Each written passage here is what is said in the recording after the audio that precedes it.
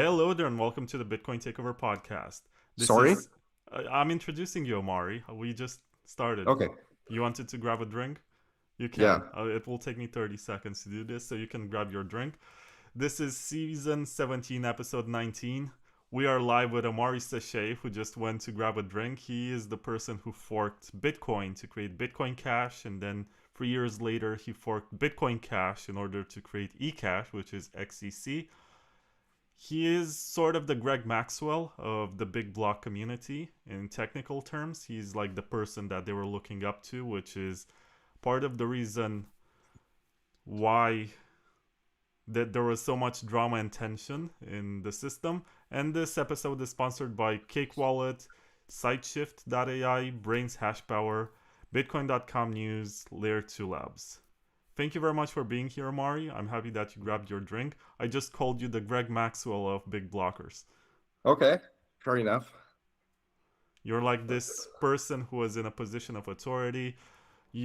So in the way that Corbin, the CEO of Bitcoin.com, said, you went French in the summer of 2017. You got sick of all the conversations about how we should improve or scale Bitcoin, and you just forked off. You created your own hard fork. You called it Bitcoin Cash, and you said, basically, join me. Forget about Yeah. SegWit 2x. Forget about all of your nonsense that you're talking about. This is it. Let's build here. Yeah. Pretty much. I don't know. There is very much to add here, but yeah, that's what happened. Yeah.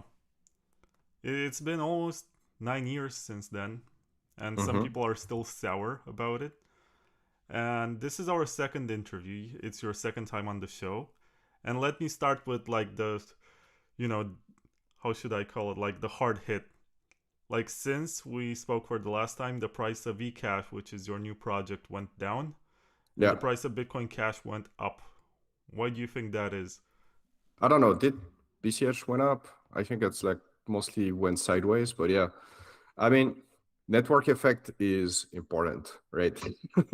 That's um that's one thing. Bitcoin Cash has like Bitcoin Cash is in a very favorable position in the market. Like it has Bitcoin Cash, it has integration into everything. Um, it's in the, I mean, yeah, it's like it's one of the coins that was big enough very early on that it's essentially everywhere it matters, and it has all the pairs like the trading pairs. It has a lot of liquidity and stuff like that, and to a point, I'm actually kind of disappointed that it's not doing better. Ecash is in a more difficult position because we need to create all that stuff that BCH has, right? And at the time BCH came out, it was easier to create than it is now. Now the market is more crowded, and people have, in the time of BCH, like the whole idea of digital cash was very present in the mind of people. Now, much less, like the past few years, it was all about meme coins and bullshit like that. It seems like it's been dying on, but the focus on fundamentals is not what it used to be.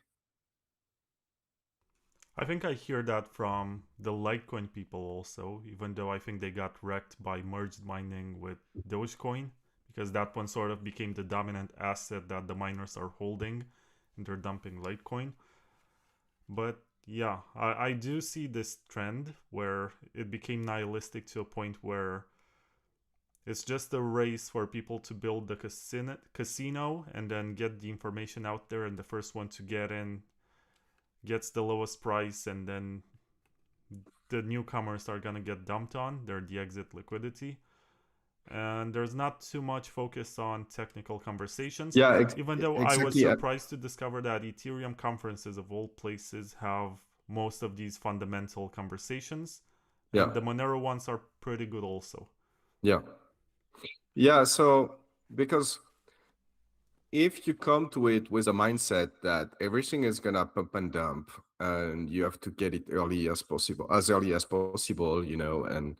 and exit as soon as the price pumps, making a good project is actually a liability.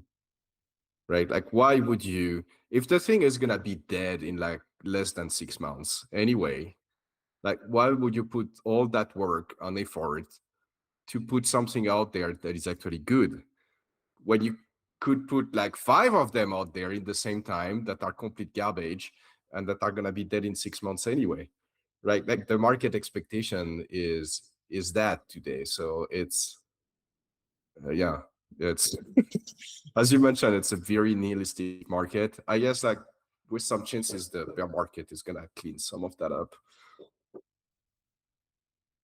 Yeah, so let's backtrack a bit. We can talk about the status quo. Also, want you to comment on what's happening in Bitcoin right now with the conversation. First of all, there was the covenant discussion, then we sort of paused that so we can talk about filters and whatnot, and spam and whatever that is. And now it seems like everyone is very focused on quantum resistance. And Mm-hmm. I think today we saw the launch of BIP 361, which is a response to BIP 360, which is supposed to be a soft fork that purposely is gonna freeze Satoshi Nakamoto's coins so he cannot move them after this upgrade. So I've seen the one that was proposing to block coins that are not quantum resistant, but I've not seen the response yet. Yeah, it's crazy to be honest. Like, I think over the last couple of years, we went from questioning the censorship resistance and the permissionless character of Bitcoin, which was this whole backlash to ordinal inscriptions and people calling them scam, not just scams but also spam. And then we went to filtering, which is a matter of, well, are we still trying to encourage people to use Bitcoin in the way that they want?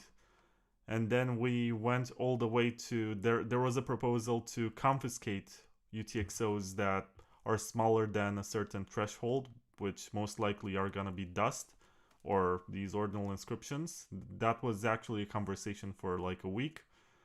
And now I think there are two proposals for alternative clients to Bitcoin Core. And we're also talking about quantum resistance in a way that's not even healthy. Like, to be honest, and you're the king of hard forks, I think, but to be honest, the fastest way to fix this is to just move to a different network and just leave the old one behind to get captured by whoever builds the most powerful quantum computer and just build from there so everyone claims their UTXO is one-to-one as opposed to, well, if you move it within this time frame, then you're gonna have your coins, otherwise they're gonna get stolen by whoever invents the first powerful quantum computer. I don't know. It seems like a lot of the tenets of Bitcoin, like unconfiscatable and permissionless and open to all, universal, are being questioned. So the first thing, so let's go into the quantum and then we can go into like the spam and filtering and all those debates that happened recently. When it comes to quantum, like I have several things that come to mind. The first one is that we're not actually sure that we are ever going to be able to build the quantum computer big enough to break something like Bitcoin. And the way people working on that, the way they are communicating about it, lead me to think that they are themselves not so confident. And the reason is like, one of the things that, kicked that into gears is like there was a recent announcement by Google that, they essentially like gave the crypto industry up to, was it like 2029, if I remember correctly, or, like a date in a few years, not so far away, to, release quantum resistant technology or, all bets are off essentially. And here is the deal, like a whole cryptographic universe is broken by quantum computer, right? That means HTTPS, for instance, or all the SSH. So people are not familiar, but SSH is a secure shell, is a way to connect to servers to deploy software and whatnot. So maybe like end user, like random people are not gonna use it, but anyone working in the industry uses SSH all the time. And like you break that, you break the security of any major platform out there, right? Like Google, Facebook, Amazon, whatever you name it, they are broken if SSH is broken.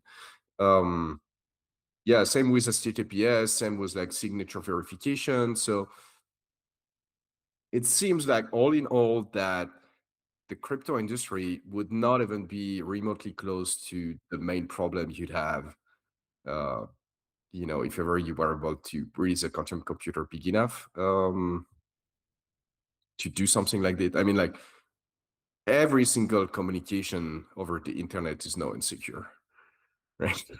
I mean, it's probably way bigger than crypto, and the fact that they focus on crypto in their announcement makes me believe that they are not so serious about it, that they are aiming at crypto specifically because it's money. It's a universe that likes to be very controversial and make a lot of noise about stuff. So that's a very good way to get people to talk about the quantum effort at Google.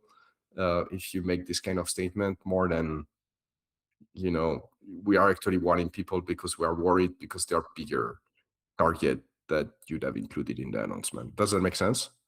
I think there's more to it than this, because if you think about it, the cryptography used by banks or institutions or governments for communication, if they're gonna threaten to break that, they're going to jail, right?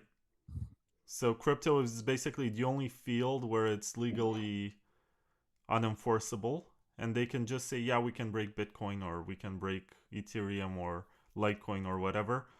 Yeah, but the thing is, like, if you can't break Bitcoin, it would probably still, lead you into legal trouble if you were to steal the Bitcoin, say, of Coinbase or some major US exchange, right? Oh yeah, but that's why Satoshi's coins are such a bounty, right? Because technically there is no entity to claim them, so well, you don't know, right? Like, we don't know. it's gonna be funny if Satoshi comes out and he's like, just leave me alone. What the fuck, man? Like, leave my coin alone. And then he moves his coins to a consolidated UTXO and he's like, yeah, try to steal them now. Yeah, so that's one thing. I'm not saying it's impossible, right? It's definitely possible that one day we have quantum computers that are powerful enough to break this kind of cryptography, but right now it's an open question. And it's an open question even at the physical level, right? Because quantum computer rely on like some quantum mechanic property that, when you, like essentially in quantum mechanics, you work with what we call the wave function. And when you observe a quantum system, the wave function collapses. This mechanism of collapsing the wave function is not something that is very well defined. It's actually kind of like wishy-washy. We say like when you observe, but like what does that mean, like very concretely in a physical sense to observe the thing? We don't have a very good definition of that. And depending on that exact definition of that, it may or may not even be possible to make a quantum computer big enough to break this kind of cryptography. Like, we just don't know. So I'm not saying like it's not possible. I'm not saying it's possible. Like we really don't know if even at the physical level it's possible or not to do. Like, we just know that right now we have not bumped into the limit. Actually, I have a friend that worked in the quantum computer industry for a while, and he's like a physics PhD. And once he told me like, I hope that what we're doing is not gonna work, so that we can learn more about the wave function collapse and the condition in which it collapsed, because that would be like new physics, and he was more interested by like the kind of discovery that would lead to that actually making the quantum computer work, which I found was like a funny way to look at it. But anyway, like even today, it was more than 10 years ago that I had that conversation, and even today we don't quite know. Like we don't know the exact mechanism of the wave function collapse. And this is where, like, you probably see like all those discussion about like many word interpretation and whatever, right, around quantum mechanics. All of that is people making speculation on how the wave function collapse works in practice. Yeah. The thing On about that one, quantum we don't know, computers is but that we don't yeah. know when they're gonna happen, and we know that basically Satoshi's coins are gonna be the first target. So whenever they move, we're not gonna know exactly why they moved. It could be Yeah. Satoshi coming back. It could Yeah, be maybe it's Satoshi coming back. Maybe someone who was broken. And there is also another thing is like, no, we're using hashed public key. We don't put the public key on the blockchain. We put a hash of the public key on the blockchain, right? And if you want to, it's like pay to public key hash type of address. This did not exist at the time of Satoshi. So all those very old coins, they pay directly to a public address. They don't pay to a public address. That makes them much more susceptible to a quantum computer attack. So this would be like another reason to target those coins specifically. But anyway, I find it, so yeah, that's the first thing. Like, we don't know if it's gonna happen. So maybe it will, maybe it won't. But the second thing is, like, for years we were like, we don't want to change anything. Like, even changing the block size is like tantamount to heresy, right? Which is like a relatively simple change that is well understood. That was well needed at the time, probably not now for bad reasons. But anyway, and we went from like, not even that is possible. Like, this stuff is like sacred code, to, well, we're gonna freeze Satoshi's coin, right? And you've got to it, which I find to be, I mean, like a staggering change in the position of Bitcoiners. You would have, I mean, 10 years ago, you would have suggested that, you need to freeze the coin of Satoshi or whoever else. People would like laugh at your face, like, you just don't do that. It's not, it's not ever like in the realm of conceivable options. But no, apparently it is. And that scared me much more than quantum computer at this point. oh yeah, we're just normalizing confiscation. I think it was also Mark Harpelis who was on the show a few episodes ago, and he was proposing for the purpose of seizing some coins for which there's like a court order and the proof that they were stolen, and he was asking basically the Bitcoin community to fork and unfreeze that UTXO so that he can give it back to the Mt. Gox creditors, I think. And I told him, I think you're gonna have much better chances with this in BSV because they brag about it. They're like, if there is ever a court order, we actually have a feature. They had the fork specifically for making confiscation possible. Yeah, but what if like some dodgy country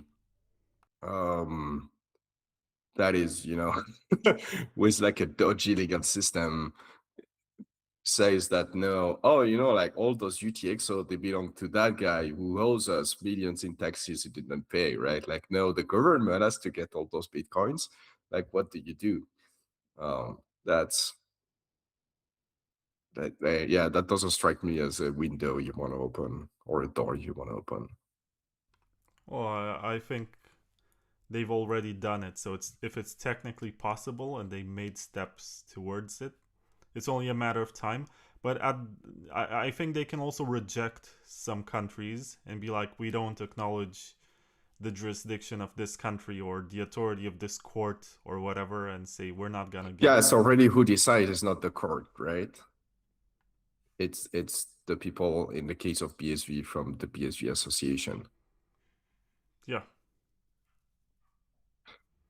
But yeah, back to something like Bitcoin or even BCH or Ecash or whatever, that would be a very tough sell because it's not because it's technically not possible. You could write like a modified client that say, like, let's take the example of the Mt. Gox coin. You could write a modified client that allow the Mt. Gox coin to be sent to, like whatever address for the trustee to handle. It's not difficult code to write, but then you will have to have everybody to run that modified version of the code. And that seems to me a tough sell at best.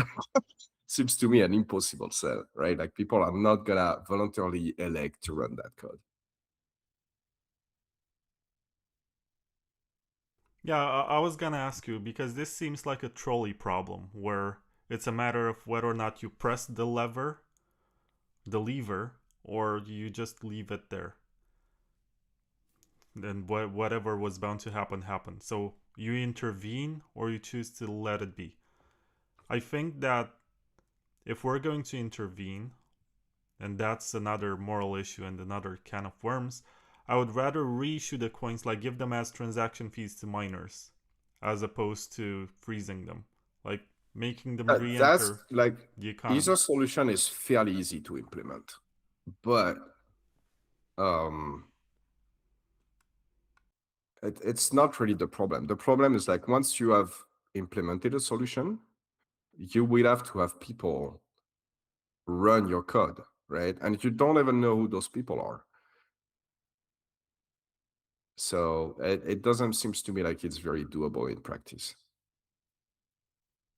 Now, well, we have this very vague word in Bitcoin. It's like the god or something, and we appeal to this god every time we don't know about anything, and we're like, oh, this doesn't have consensus. That's the word. It's like nobody knows exactly what consensus is. We even have like Well, the because rough consensus term, which means consensus, approximately there might be some yeah, consensus.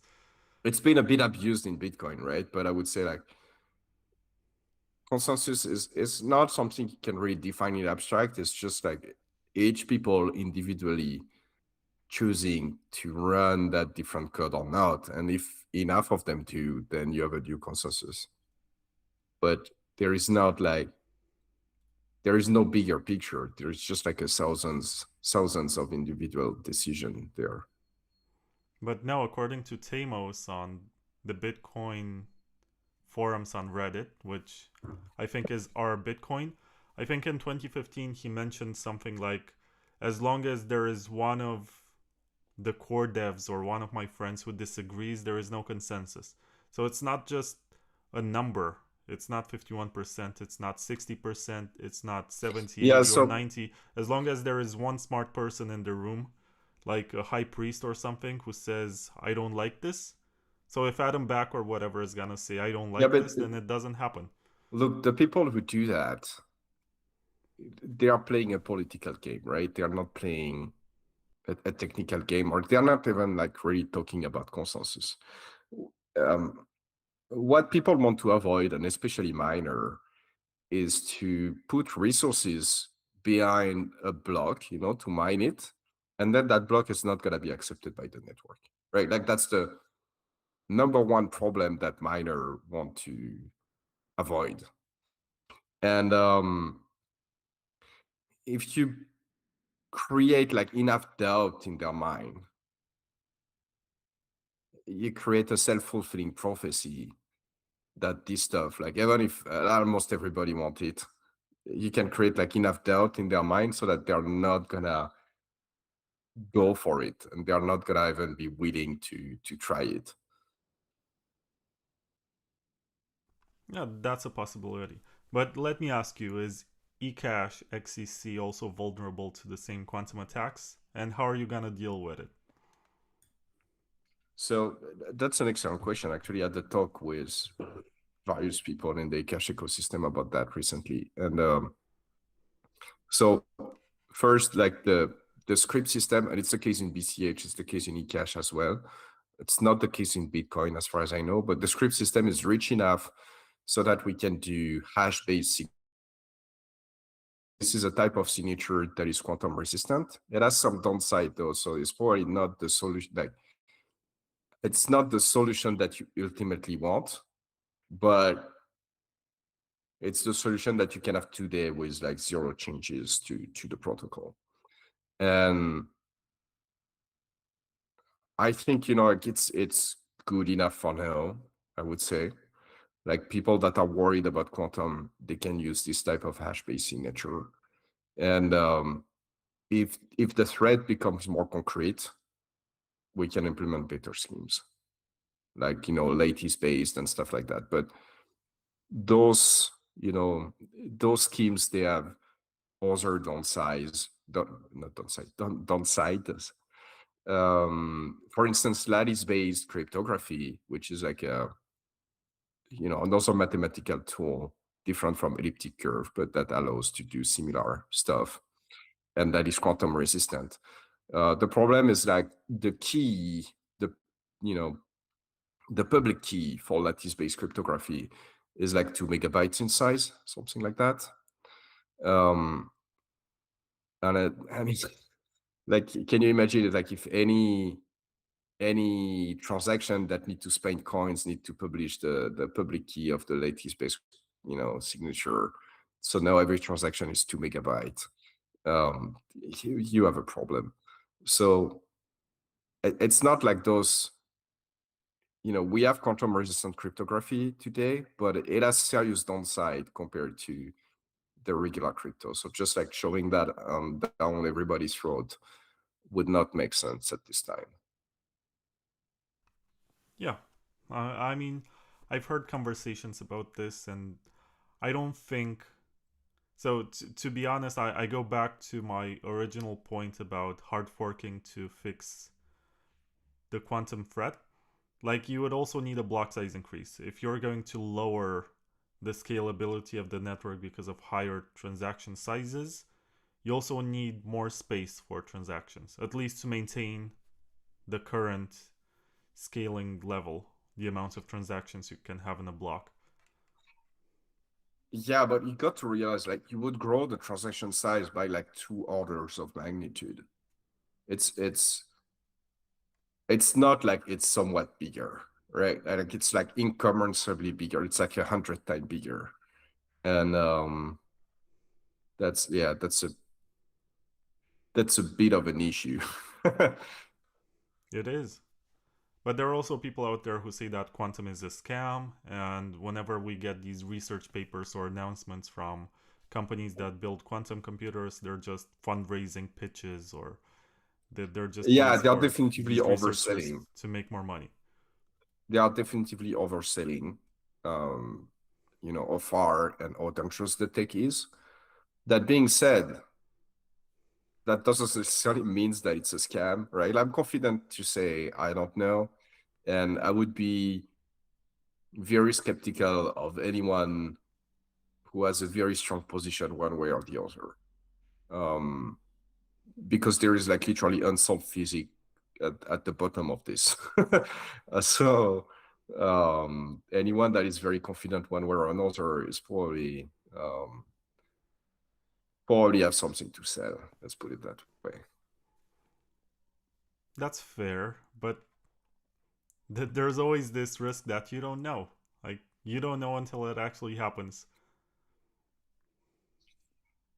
You can have two situations. You can either feel like an idiot when it happens and be like, oh, we actually got warnings, but we didn't do anything, and now it's happening, and people are losing their coins, and the price is going to zero, and we should hard fork with the previous UTXO set to fix it.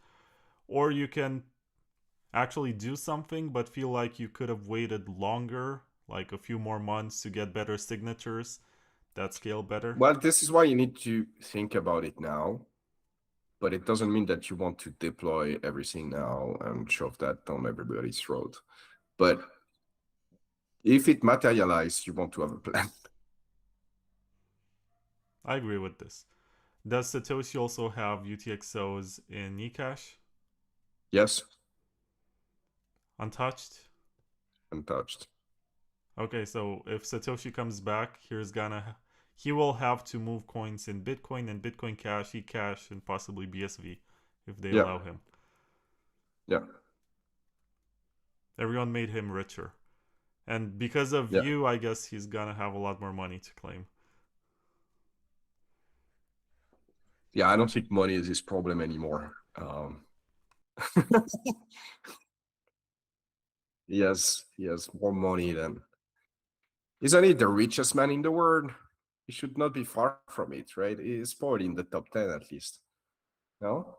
Should be. But I don't know if it was a single person or a group or. No, sure, yeah. Assuming that it's a single person. He has like 1 billion Bitcoin, roughly, give or take. So that the price of Bitcoin time 1 million, what it is today, I guess 70K, 75K, something like that. So no, it's not the richest man in the world. He's as, 75 billion or so. But it's pretty up there, right? Like maybe he's in the top 10 now. I don't know. Should be. Like, I don't know anyone who has that much money. I mean, there are not that many people who have that much money, right? Like even if you're a billionaire, you're poor in comparison. That's like completely insane amount of money. Yeah, I agree.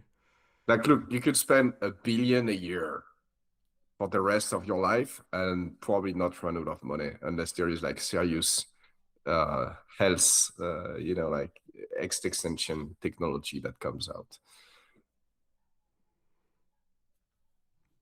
Maybe with this emergence of AI and whatever, in 20 years we're gonna be able to upload our consciousness and be immortal or whatever on the internet.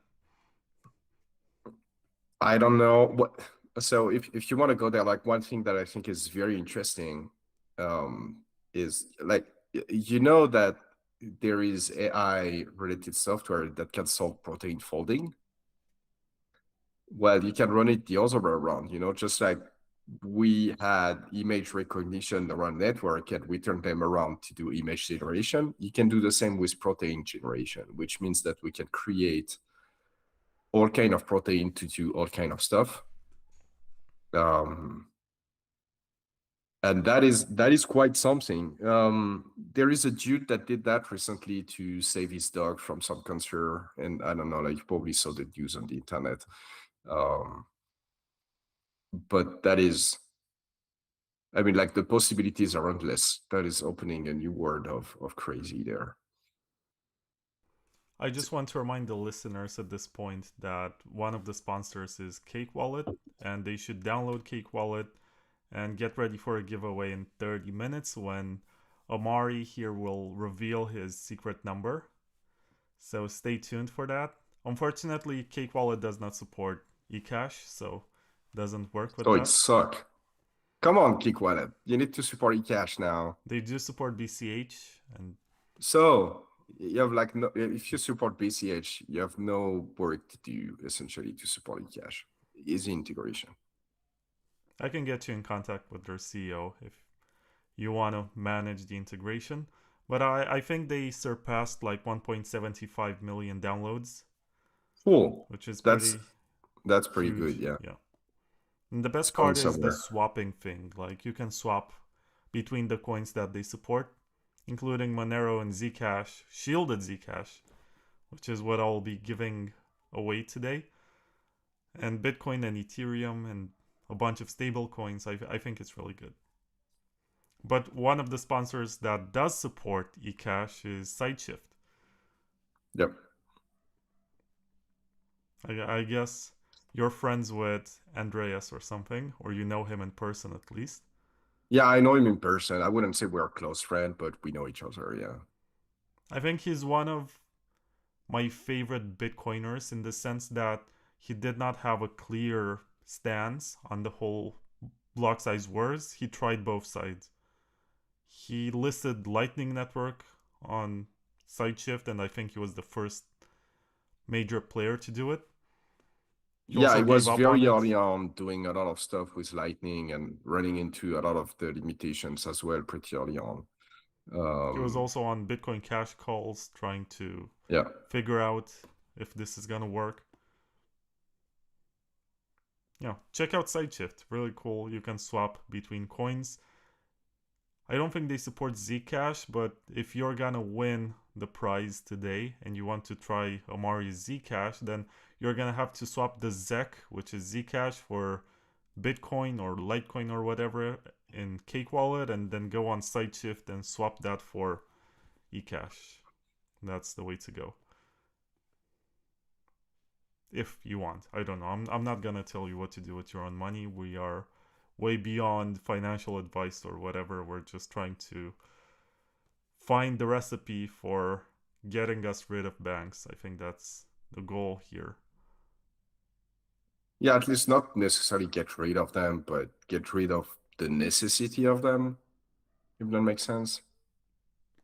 It does, but I'm pretty it sure, seems you like know, it's only become worse over the yeah, last 10 years. yeah.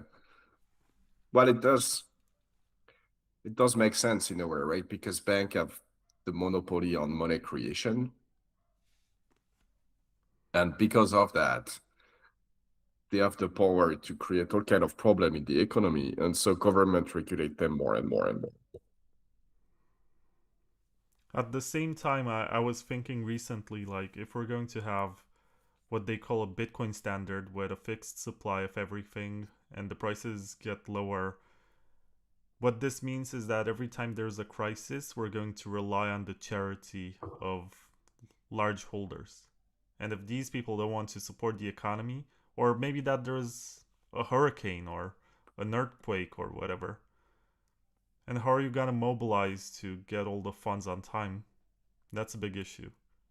When you can print money and I then mean, the problem, like, the problem is like if you get any kind of scale usage in Bitcoin, you cannot do anything on chain, right? And so oh, of course, you're yeah. gonna be back to banks. But presuming that we're gonna scale and I these mean, but problems don't exist, it's just a fixed supply. Like I've been trying to imagine lots of scenarios. but you can't. Like you need either more throughput at the base layer or you need to go fractional. Like there is no other way.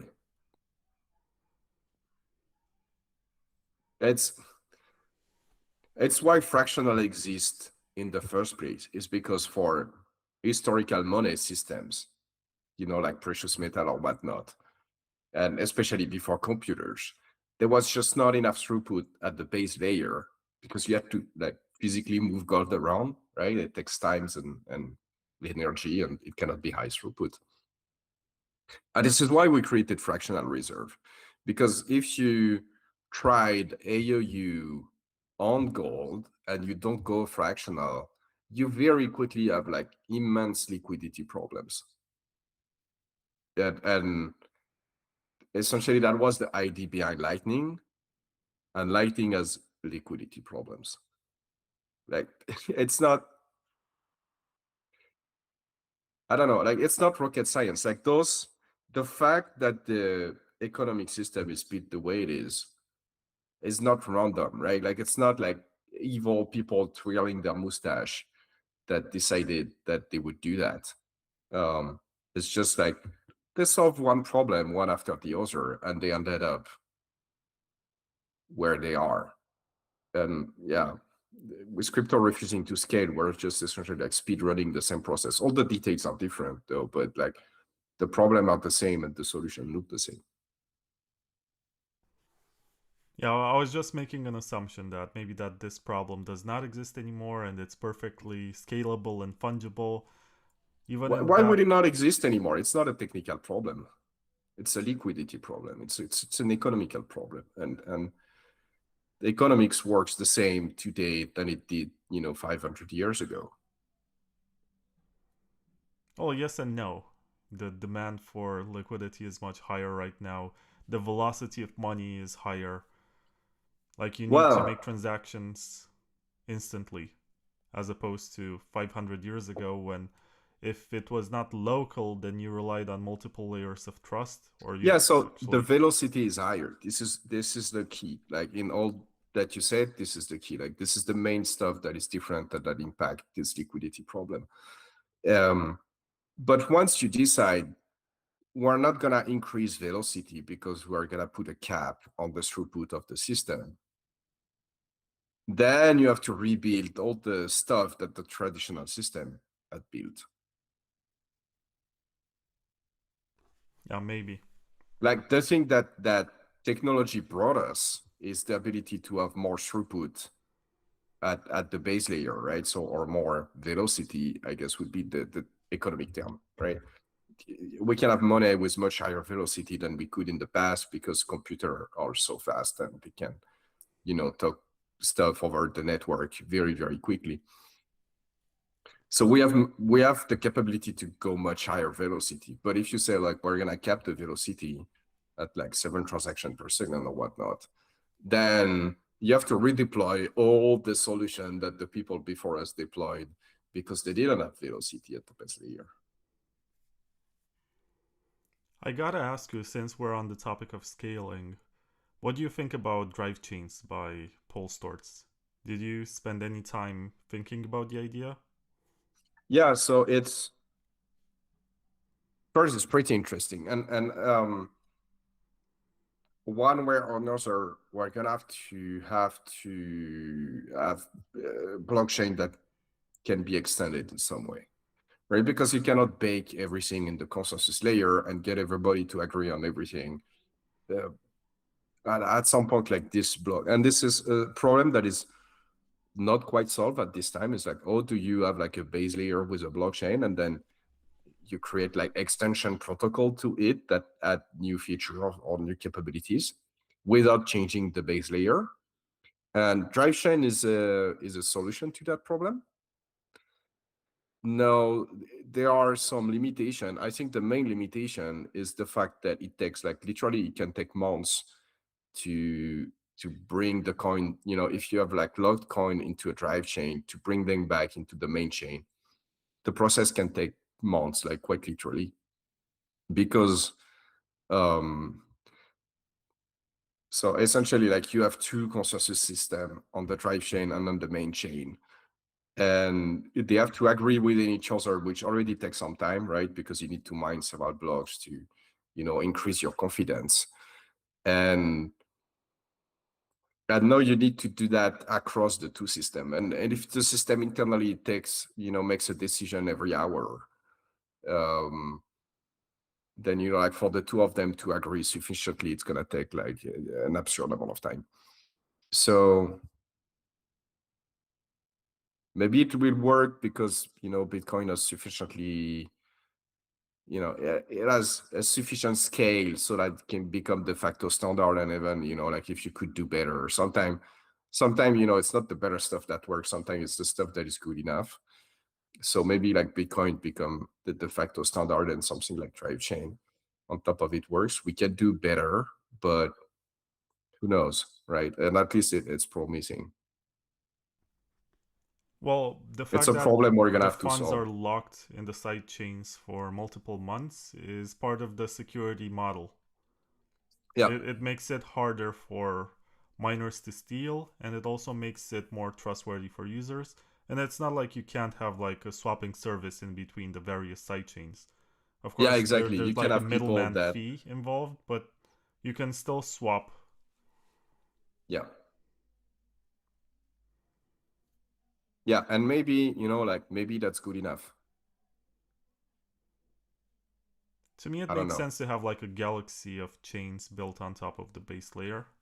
I just don't know why this idea was not explored and why so many resources were Oh, put into those Lightning. ideas were explored quite a lot. Like in recent years, not that much, but in the early days of Bitcoin, very, very much so. You had like drive chain and side chains and like all kind of proposal to do that, because I guess like people have more or less given up outside of drive chain. Most people have given up on that because it's really, really hard. That's the problem. It's really, really hard to do. But it's not because it's hard to do that, you know, the problem is solved or whatever. The problem is very much not solved. And in my opinion, that's one of the key problems that we need to solve. And I actually, in Ecash, we have a plan to address that. It's fairly, you know, it's fairly similar to Drivechain and other sidechain IDs, except because we have another consensus layer that is much faster on top of the Nakamoto consensus. We can do the back, you know, like bring the coin back operation much faster. There is a lot of implementation work that need to go into this, right? Like in theory, we can do it, but in practice, there is not really a good stack of software that is able to do it today. Okay, I do want to get into more details about what you made different with XEC compared to BCH. But before that, let me plug a couple of sponsors and remind people that they should be picking a number from 1 to 100 in the chat. And the giveaway is gonna happen in 15 minutes from now. So get ready for that. I've already mentioned SideShift, which supports XEC. I've mentioned Cake Wallet, which is doing the giveaway. I gotta mention also Brain's Hash Power, which runs a service right now where you can rent hash power for whatever reason you might find. Is XEC also running SHA-256? Amaury? Excuse me? Is Ecash also running on SHA-256? Oh yeah. So it's a fork of BCH and Bitcoin by extension. So all the base protocol is very similar. There are like details that change here and there, but for the most part, it's the same. On top of it, we've added another consensus layer that works with another algorithm that is called Avalanche. It's another consensus algorithm that has different property from Nakamoto consensus. The good property is that it goes much faster. It can make decision in seconds, right? Like typically less than 2 seconds.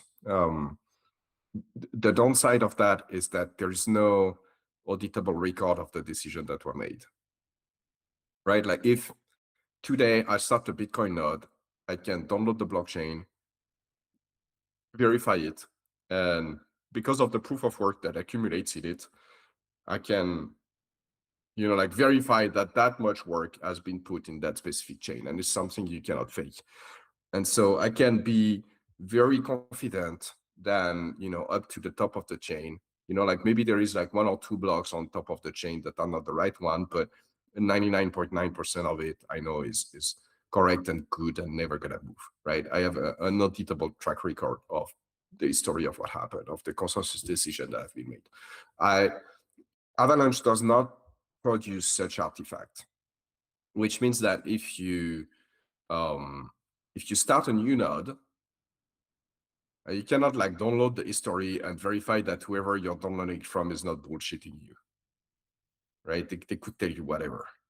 They could make up like an alternative history and tell you, yeah, everybody agrees on that. Like, trust me, bro. And your node would have no way to know that it's not the case. Which is why like we don't want to remove the Nakamoto consensus. This is absolutely key to have a properly decentralized system. But we can use this fast decision mechanism to speed up some operation or to increase the security in certain cases, right? So for instance, deep reorg type of attack are essentially impossible because when a miner finds a block, it propagates on the network, and then the different network participants are gonna use the Avalanche consensus to talk with each other to know that they all see the same tip of the chain. And once they do, you know that if there's some other block that is a reorg of that come up later, that everybody saw the first one, so you know that the second one is some kind of attack and you can reject it right away.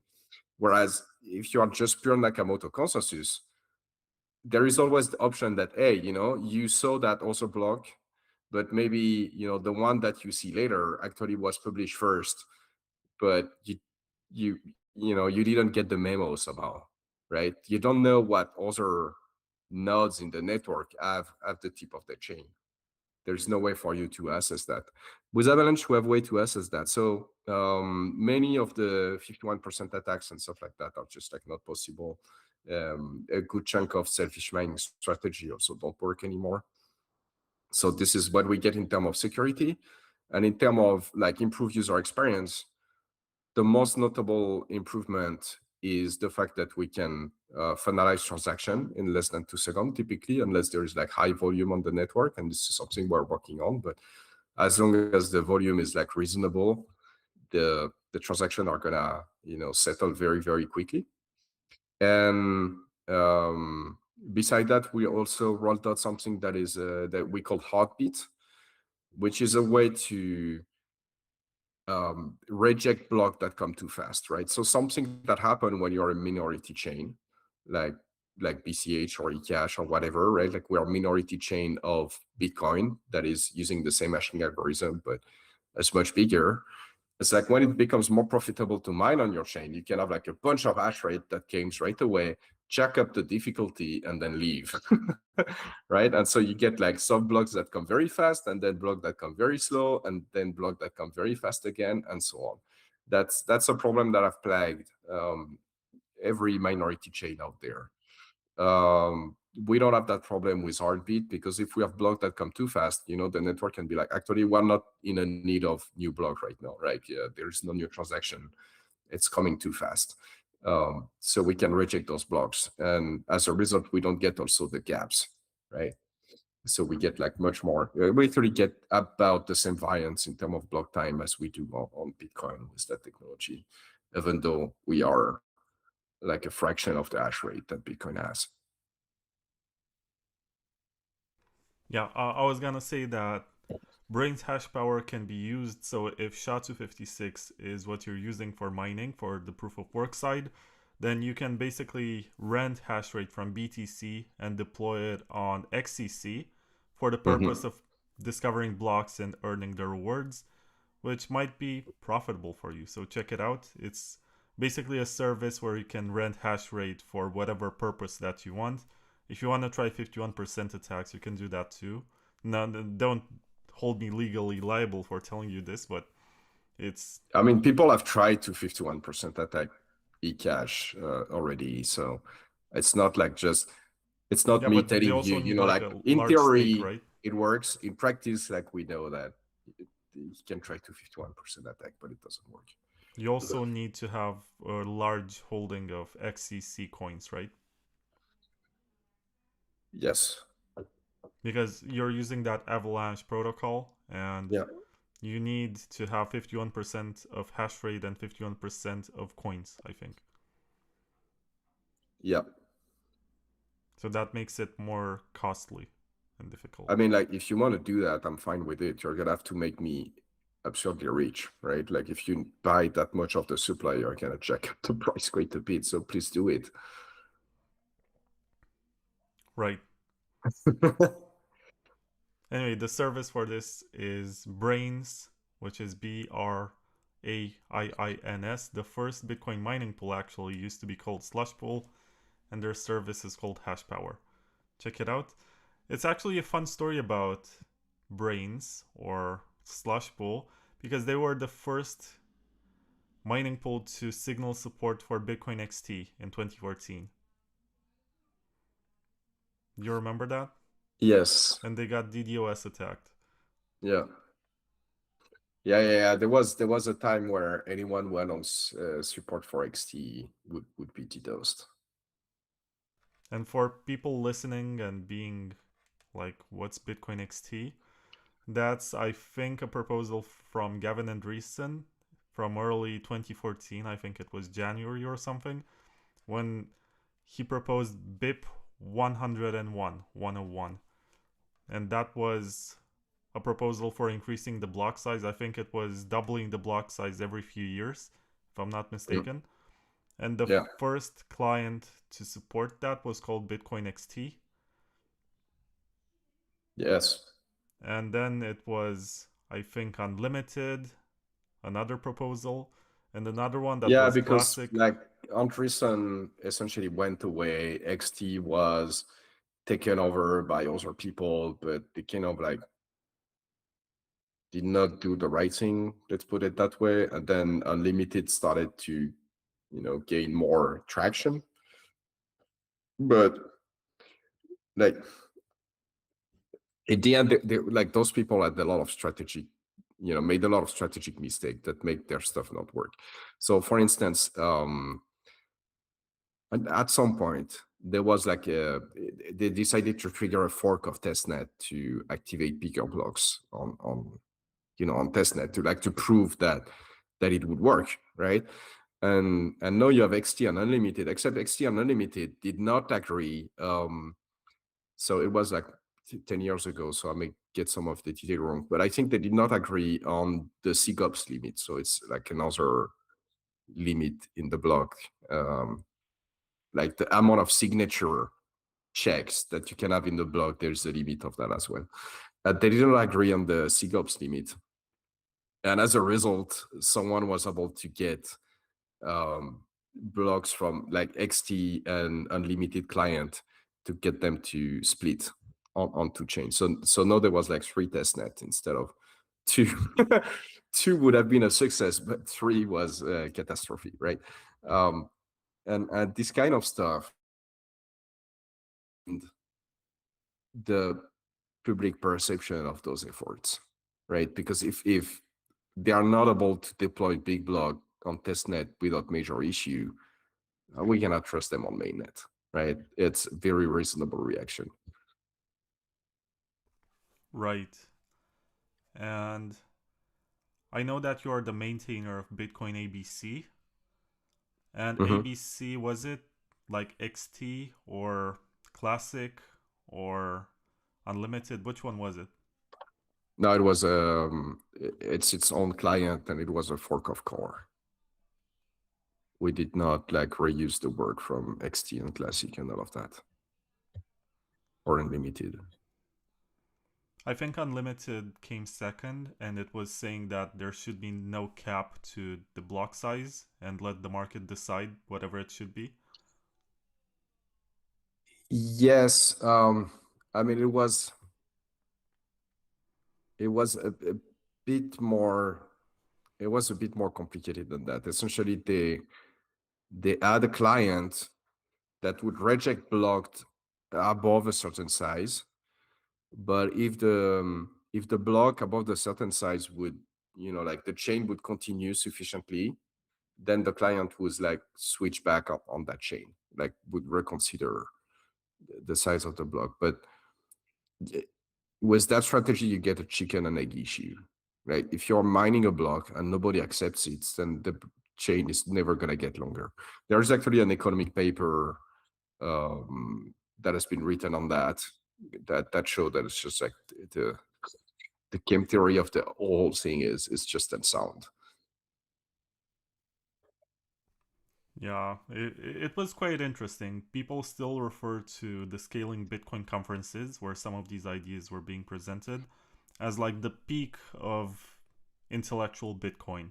Like when conferences actually mattered and there were some real talks, even if there was no outcome coming out of them.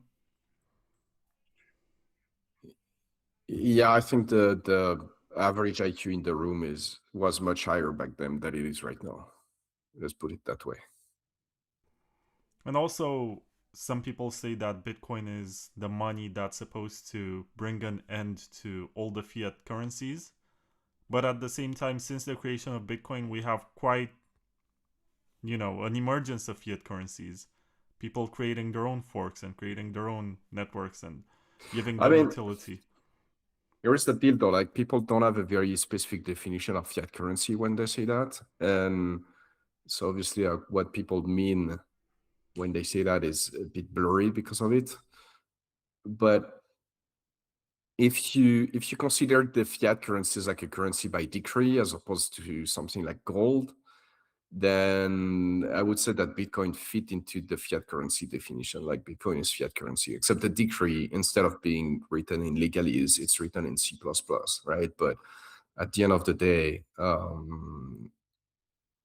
depending on how you define fiat currency exactly, it probably does qualify as a fiat currency. I'm not gonna fight that. Like, of course, you can argue that it's fairly produced with proof of work, and there's a cost to it, but that's like the Marxist labor theory. Yeah, it's so bizarre, right? Like, the Marxist theory of value is so prevalent in Bitcoin circles. Oh yeah. It was popularized. Like even Saylor is gonna go, well, but there's this. He's gonna mention the amount of millions of dollars securing the network in electricity and ASIC miners and whatever. That's like, how is that relevant for the price? Like, it's only valuable because someone agrees to pay that price for it. It's supply and demand, right? Like it's the fact that it costs this much to mine or not is completely irrelevant. But we did No, it's true that in establish like a practice we norm. never. Excuse me.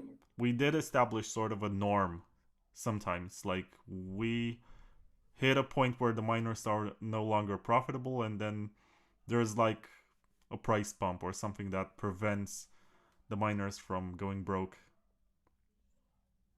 Yeah, but it's not because something has often happened in the past that there's necessarily a law of nature that forces that to happen.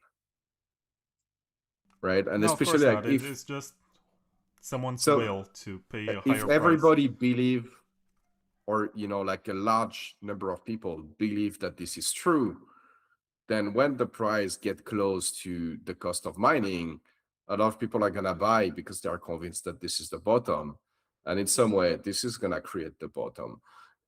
So in some way it's like a self-fulfilling prophecy, but if there is no real fundamental behind that self-fulfilling prophecy, the day it breaks, it's absolutely catastrophic, right? Because all the people would have expected the price to not go lower. So many of them are probably going to get liquidated or whatnot.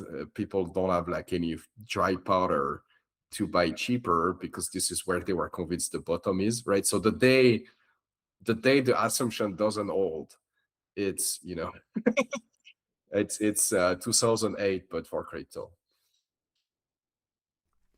Yeah. Anyway, the time has come for the giveaway to happen. First of Okay. all, Amaury, you're gonna be the first one to receive the giveaway from Cake Wallet. You get 1 Zcash. You have to download the wallet and show a Okay. QR. Do I need to do that now? Yeah. Okay, let me. Okay, like maybe we can talk and we can do that like in a few minutes.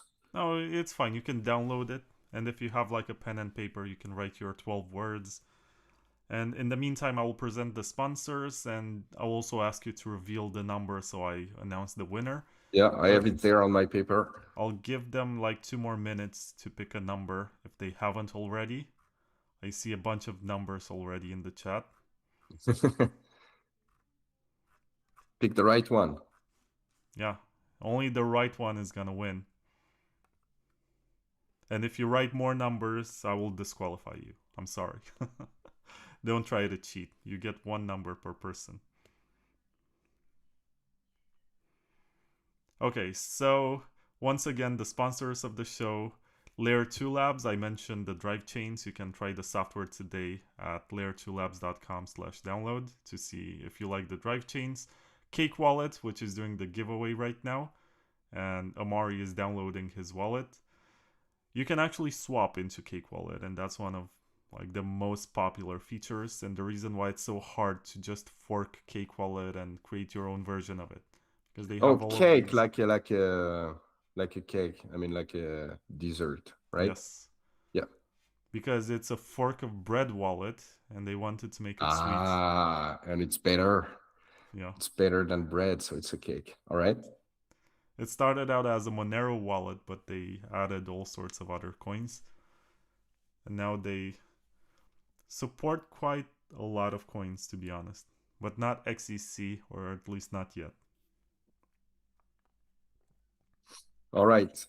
Do you want me to show the paper or? Do you want to do that, or did you install Cake yet? It's installing. Okay. It's gonna take like a minute or two, not that long, but Okay, drum roll. Go. 34. Let's see if there's a 34 in the chat. Someone just said I'm 69. sure no there is. You know there is? No, but I mean like once you show it, probably people Oh, have there's a 32 from a minute ago, so that's the closest. I'm scrolling. 32 is the winner so far. People, there's another 32. So if this one wins, you're gonna have to share it. I'm gonna split the reward. Scrolling. There's a 39, but that's farther from 34. Scrolling. I think. Oh, there's a 33. So this is the new winner. Previously, we had 32. Let me keep scrolling. Maybe there's someone who got it right. I don't see any 34, but for the sake of it, I will go all the way to the top. Okay, 11. Not winner, not winner, not winner. I think 33 might be the winner of today's contest. And I'm also gonna mention the name once I'm done scrolling. There are more than 100 messages in the chat. I want to thank you guys for participating in this. So the name of the winner is Silveia. Let me mention this. Congratulations, you won. So it's Silveira Alvino. Congratulations, you won. And I want to thank everyone who participated. Yeah, someone mentioned that there is a 33 at the top. There is. CryptFam says that he's always unlucky. I'm sorry. It's just, I've asked Amaury to write a number before we started. I had no idea what it is. He finally revealed it. And we have a 33 who won. Did you also download Cake Wallet, Amaury? Yeah, just did the setup.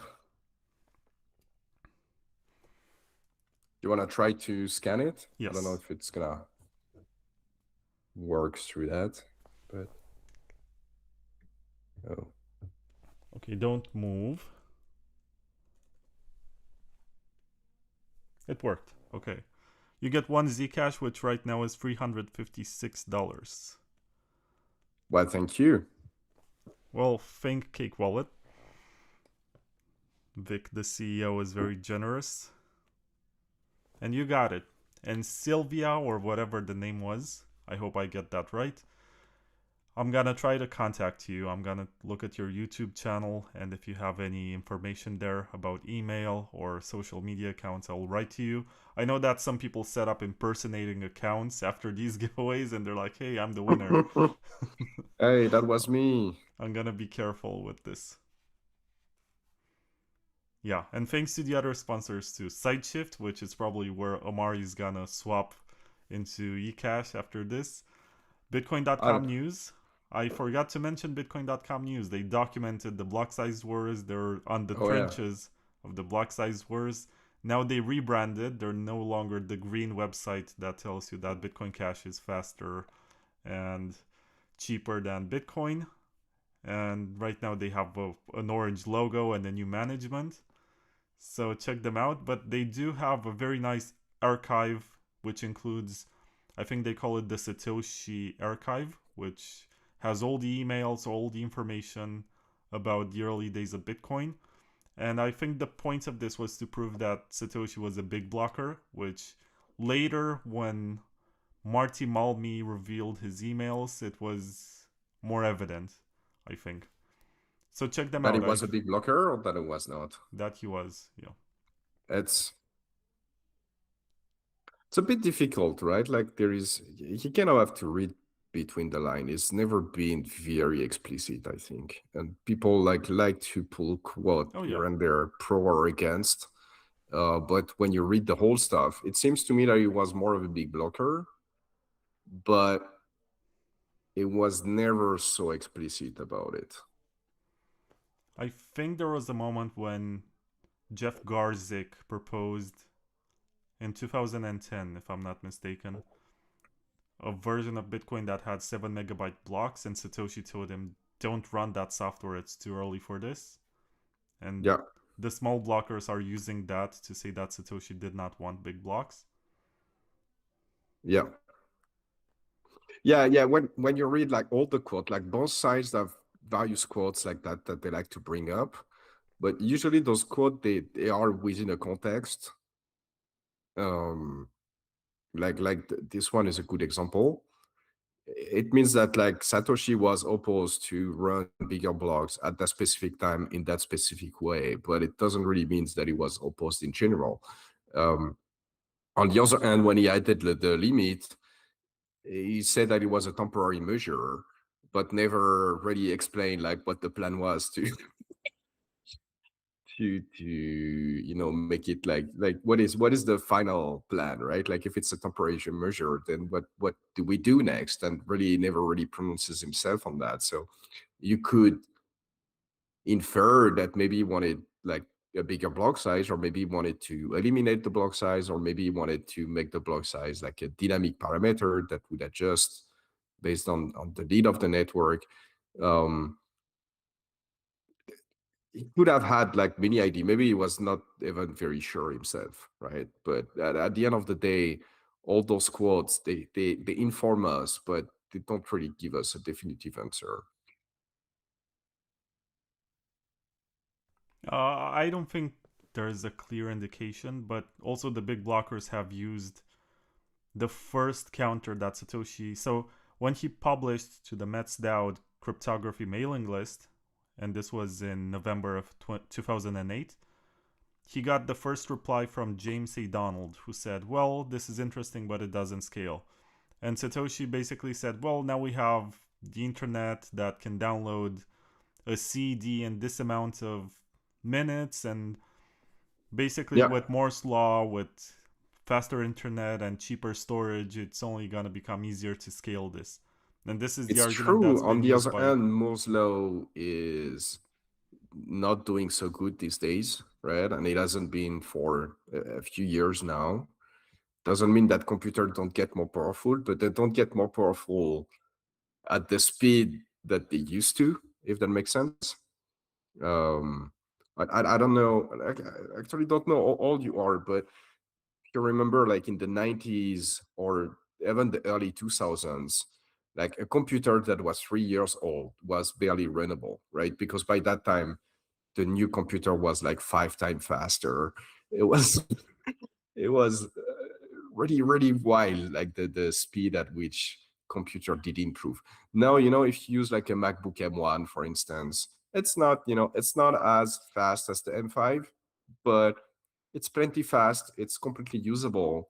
It's maybe like twice as fast, and the M5, I mean, and in how many years? Like in I don't know, like when was the M1? Like it's been like at least 5 years, maybe 7 years, something like that. So we get like a 2x in 5 or 7 years or something.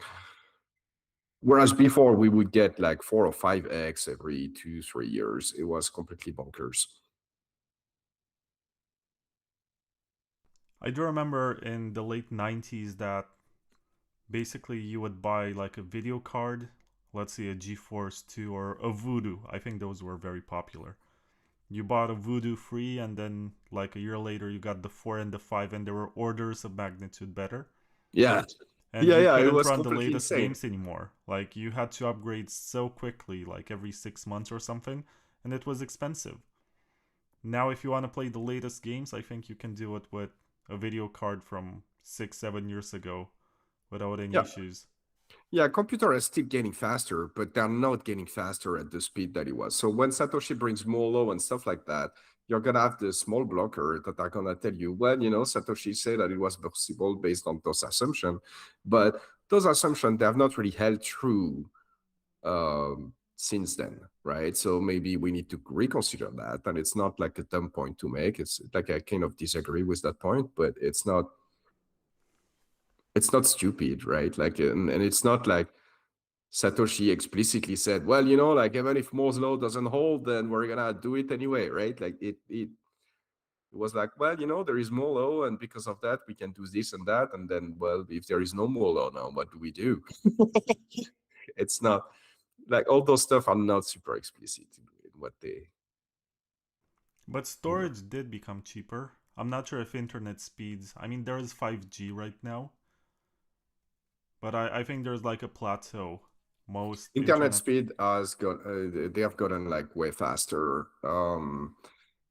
Storage is a bit of a strange it's a bit in a strange place. Like storage capacity has grown quite a bit, but storage speed has actually like almost not improved. Right, so the speed at which we're able to store and retrieve information has not improved very much. Oh, it did. if you think about NVMe SSDs and this Yeah, but technology. NVMe SSD they existed 10 years ago. I'm not sure if I heard about it in 2009 when Bitcoin launched and No, no, Satoshi was active.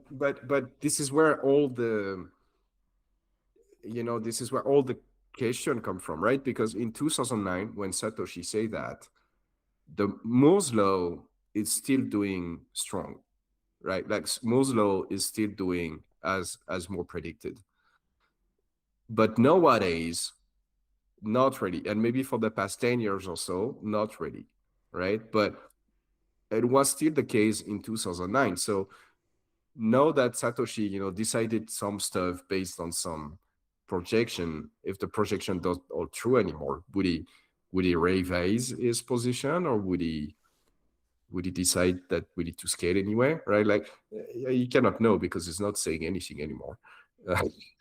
But I think both sides are a bit too quick to put opinion in the mouth of Satoshi that you cannot really infer for sure from what he wrote. I agree with that. I also think that Hal Finney was used as a poster boy for not scaling Bitcoin on the base layer, especially with that comment about Bitcoin backed banks. Mm-hmm. But Yeah. people miss the point. Like he was referring to something. He clearly says that these currencies issued by the banks would be redeemable for Bitcoin. So, if anything, you can argue that they're altcoins, but they're not specifically the paper Bitcoin that we have today. I don't know. Same thing. Like we're not gonna be able to ask Alfine to clarify on that. No, but the statement is already clear. You don't need to clarify. I don't know. Like this one, I remember this one as well, and I don't know that it's so clear. Let me look it up just for the sake of it.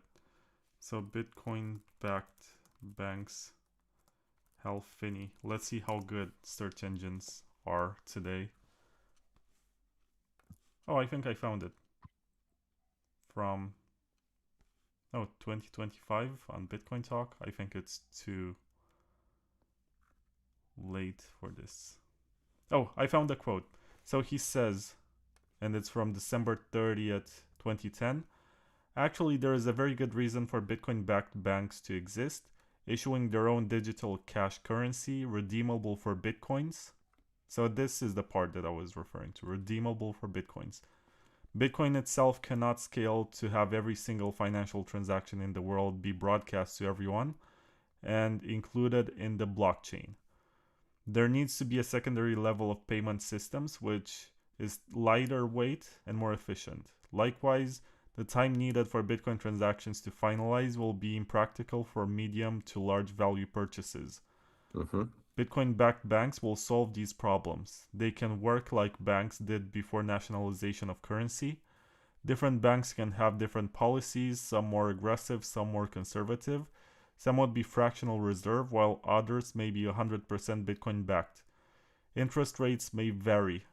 Cash from some banks may trade at a discount to that from others.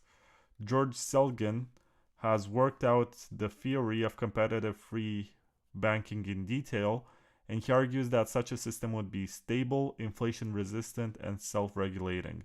I believe this will be the ultimate fate of Bitcoin to be high powered money that serves as reserve currency for banks that issue their own digital cash. Most Bitcoin transactions will occur between banks to settle net transfers. Bitcoin transactions by private individuals will be as rare as well as Bitcoin based purchases are today. I mean, there is nothing in there that I would disagree with. And this comes from the guy who forked Bitcoin to create Bitcoin Cash. Yeah, and yeah, it's not clear. It might be a small blocker when you say that, but it's not something you can infer for sure from that post, right? Like it's not conclusive in that way. It's also interesting that the term small blocker actually means conservative blocker or something, or not wanting to increase the block size blocker. Yeah. Because small blocks, like you can say that 8 megabytes is still small. Yeah. Arguably, I think most people Yeah, around the 8 world, megabyte. I would argue it's fairly small. Yeah. most people around the world would have enough time in 10 minutes to download 8 megabytes. Yeah. I think small blocker can also mean something like, so there's this research by Nick Szabo and Elaine O, or U, I'm not sure how you pronounce her last name, which describes Bitcoin transmitted with short radio waves. And for that, you would need like 300 kilobyte blocks or something to successfully be able to pull it off. Like, I mean, that would be a no for me. That's going to be a no for me. I think at some point Luke Dash Jr. was in favor of it. No, I know. Like I've heard people being in favor of that over the years, but no. Right, that would be a no for me. I see the appeal, like, okay, it's gonna be super censorship resistant. You don't need internet to broadcast transactions, but still. Well, not really, right? Because are you gonna download the history of it?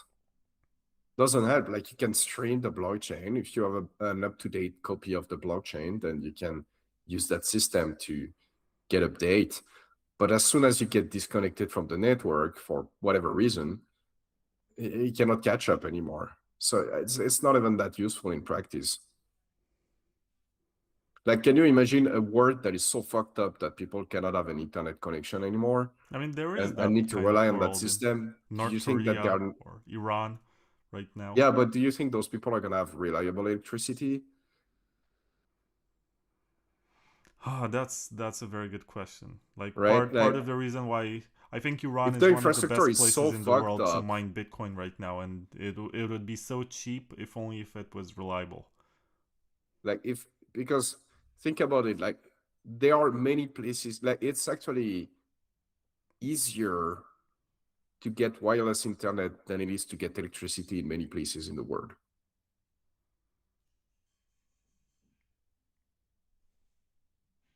Okay, but you do need electricity for wireless internet, so it's not You like... need electricity for the tower, but my phone doesn't need to be like plugged in all the time, right? Or like a mobile device that need to be plugged in all the time. And there are many places in the world where not everybody has electricity, but they have like this one dude in the village, right, that have electricity that's gonna recharge your phone. And there is like a cell tower somewhere. Okay, makes sense. But you said Wi-Fi, and what you're No, actually I said referring wireless. to... Wireless, okay. Yeah, because as soon as you need wired, then you need a lot more infrastructure, but it's actually easier to get wireless internet than to get electricity in many places in the world. I agree now. It makes sense. And so yeah, I don't think this thing really makes a lot of sense, because as soon as your node runs out of electricity or goes down for whatever reason, you literally cannot catch up. Well, you can also take the other route and be like, well, if you're running your node on a Raspberry Pi, which can definitely validate, Greg Maxwell's Raspberry Pi 2, then you can basically use a bicycle to produce the electricity to keep it running or whatever. Or use solar. I'm pretty confident that a Raspberry Pi could handle 8 megabyte blocks, though. Like, people underestimate how fast computers are, even small ones. Did you say a Raspberry Pi could or couldn't run 8 megabyte blocks? Could. But I think even the BSV people ran some stress testing and they were able to sync a node on a Raspberry Pi with a lot of storage. Possible. I would be surprised, because they have some blocks that are stupidly large and they would need a lot of RAM to process those blocks. Yeah, I don't know. It's just their claim. And also syncing can take place in lots of shapes and forms. Like you can just download the block headers, or you can. If you download the block header and a UTSO set snapshot or something like that, then you're good. You can do that in pretty much any device. Yeah. You I need to think Cake trust Wallet whoever does gives you that in the the UTXO set background. snapshot, though. Cake Wallet does this to make you less reliant on somebody else's node. You download some block filters in the background. Yeah, yeah. A lot of. I mean, it's kind of a lost art. Some wallets still do it, but in the early days, like pretty much all the wallets were doing a variation of this. Because it's much better for privacy and whatnot, but it's been disappearing, unfortunately. I think also, I'm not sure if you're friends with Colin Culianu, who is also. Oh, he loves me. He does? No, he hates me. Like, He's also working on Fulcrum, which I think is pretty good for privacy.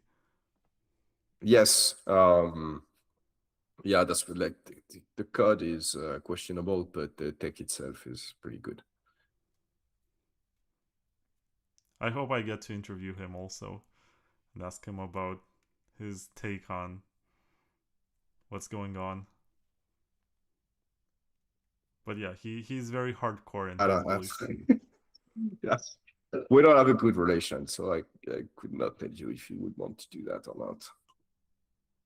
Yeah, but objectively speaking, if we remove ourselves from the conversation and our history and personal preference, like both of you are pretty good engineers, regardless of other opinions. So, but I know to do that, right? Like, because we actually have built an indexer in the Bitcoin ABC source code directly, and it's compatible with Fulcrum. So, you know, but I don't have anything against Fulcrum. It's pretty good as designed. I have no problem with that. I do Like have to ask you. people get way too egotistical about their stuff. If it's if it's good, if it works, if it makes sense, then just adopt it. What's the difference between Fulcrum and Electrum? And maybe that he is more competent to answer this question, but I do see that the most popular It wallet. absolutely can give you more details, but Electrum, yeah, so Electrum, like it's a wallet, but it's also a protocol for wallets, right? Like where you connect to some Electrum node, and the Electrum node is gonna talk to a Bitcoin node or a BCH node or an Ecash node or like whatever, right? And it's gonna provide the wallet with the information that it needs to know, like what coins do you have and send the coins and receive and whatnot, right? And the important part is like Electrum is also the protocol that goes on, beyond the wallet and the node. And that protocol is not very well designed, let's put it that way. If you want to go into all the details, there are a few people I can put you in touch with, but to put it shortly, it's not very well designed. It's clearly like it has been thrown together. The developer probably did like, whatever it took to get it to work, but did not really did a lot of design up front. And it causes a lot of issues on the road when you have reorg, when you have larger blocks and stuff like that. It has like a number of issues. And so Fulcrum is like a software, but it's also like a new protocol that you can use with Electrum wallets, or at least like updated Electrum wallet that have support for Fulcrum. That works much, much, much better. Yeah, which is why also Cake Wallet uses it. But I'm curious why the first wallet that every Bitcoin fork uses is Electrum. The first wallet that was supported for Bitcoin Cash, I think, was Electrum. The first one that is used for Ecash is also Electrum. What is it about Electrum that makes it so popular? Well, it's open source. It has a fair amount of feature to do all kind of stuff that you want, which is useful for a developer, to test the network and stuff like that. that many more user-friendly wallet would not support those advanced feature. So I guess like between the fact that it's open source, the client is open source, but the server part as well is open source, and the fact that it has all kind of advanced feature that allows you to test stuff on the network makes it like a good candidate for a first client. Okay, makes sense. Though I can think of other wallets which are open source, but they're not this popular. So there must be something there. I mean, it's also one of the oldest one, right? Like there is this as well. Yeah, and I think it's written in Python or JavaScript. It's written in Python. Python. I've met Thomas a few times, the creator. He's also French. Very nice guy.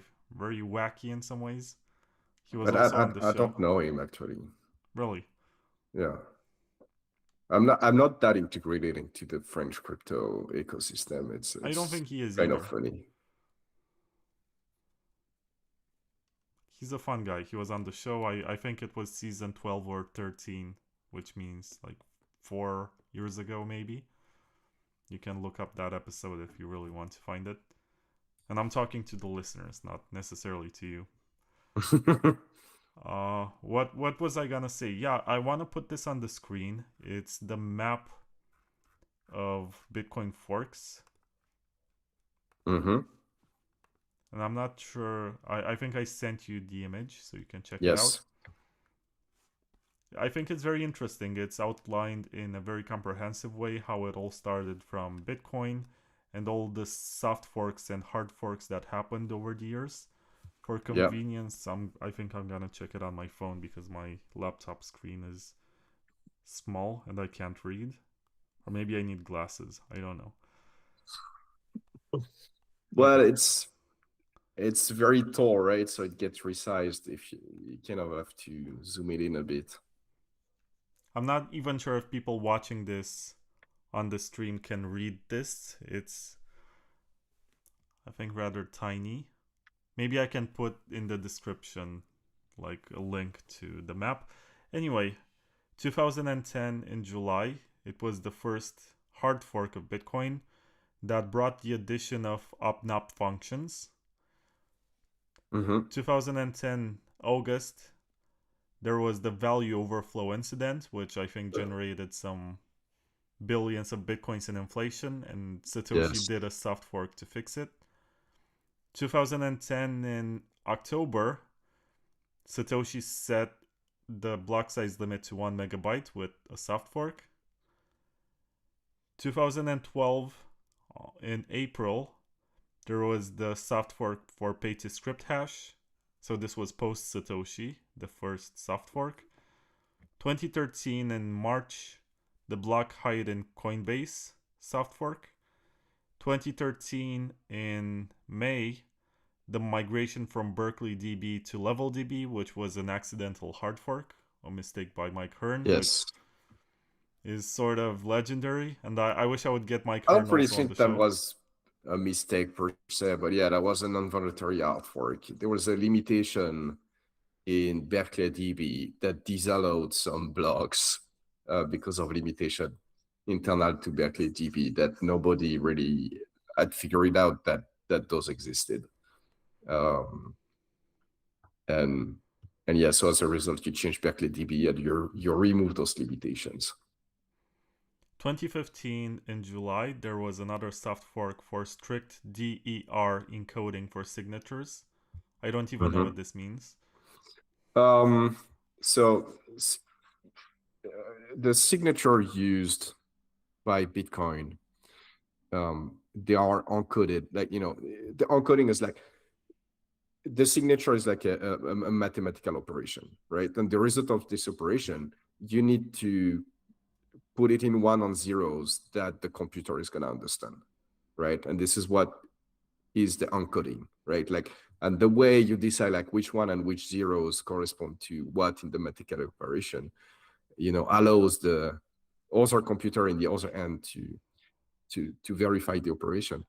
And before the strict DER encoding was enforced, there were several ways to encode the same signature, which means that you could produce different transaction, like byte for byte, like that would be the same transaction, but byte for byte, that would be a different transaction because you can modify the signature. And like this caused all kind of issue because you could not rely on transaction IDs and stuff like that, because anyone could produce like a variation of the transaction where the signature would be encoded in a slightly different way. That would be the same signature, so still valid, but it would be encoded in a like slightly different way that would change the transaction, the transaction ID. And yeah, this caused like an immense amount of complication. So you can just get rid of it. Also in 2015 in December, there was the up check lock time verify soft fork. And I think this is something that enables multi-sig, if I'm not mistaken. Check log time verify and check sequence verify, it allows you to make coins that are unspendable for some amount of time. And like this allows you to do like all kind of smart contract stuff. It's like, it seems very simple when you know specify it that way, but it's actually like it enables a ton of stuff. So for instance, you can create script that is like, well, if you have like this public key, you can spend the coin, but in like 30 days, you can also spend with that other public key. And that allows you, like, let's get an example, right? Like maybe you want to distribute, you know, papers, like, you know, Bitcoin wallet papers to people so that they can have some Bitcoins or whatever.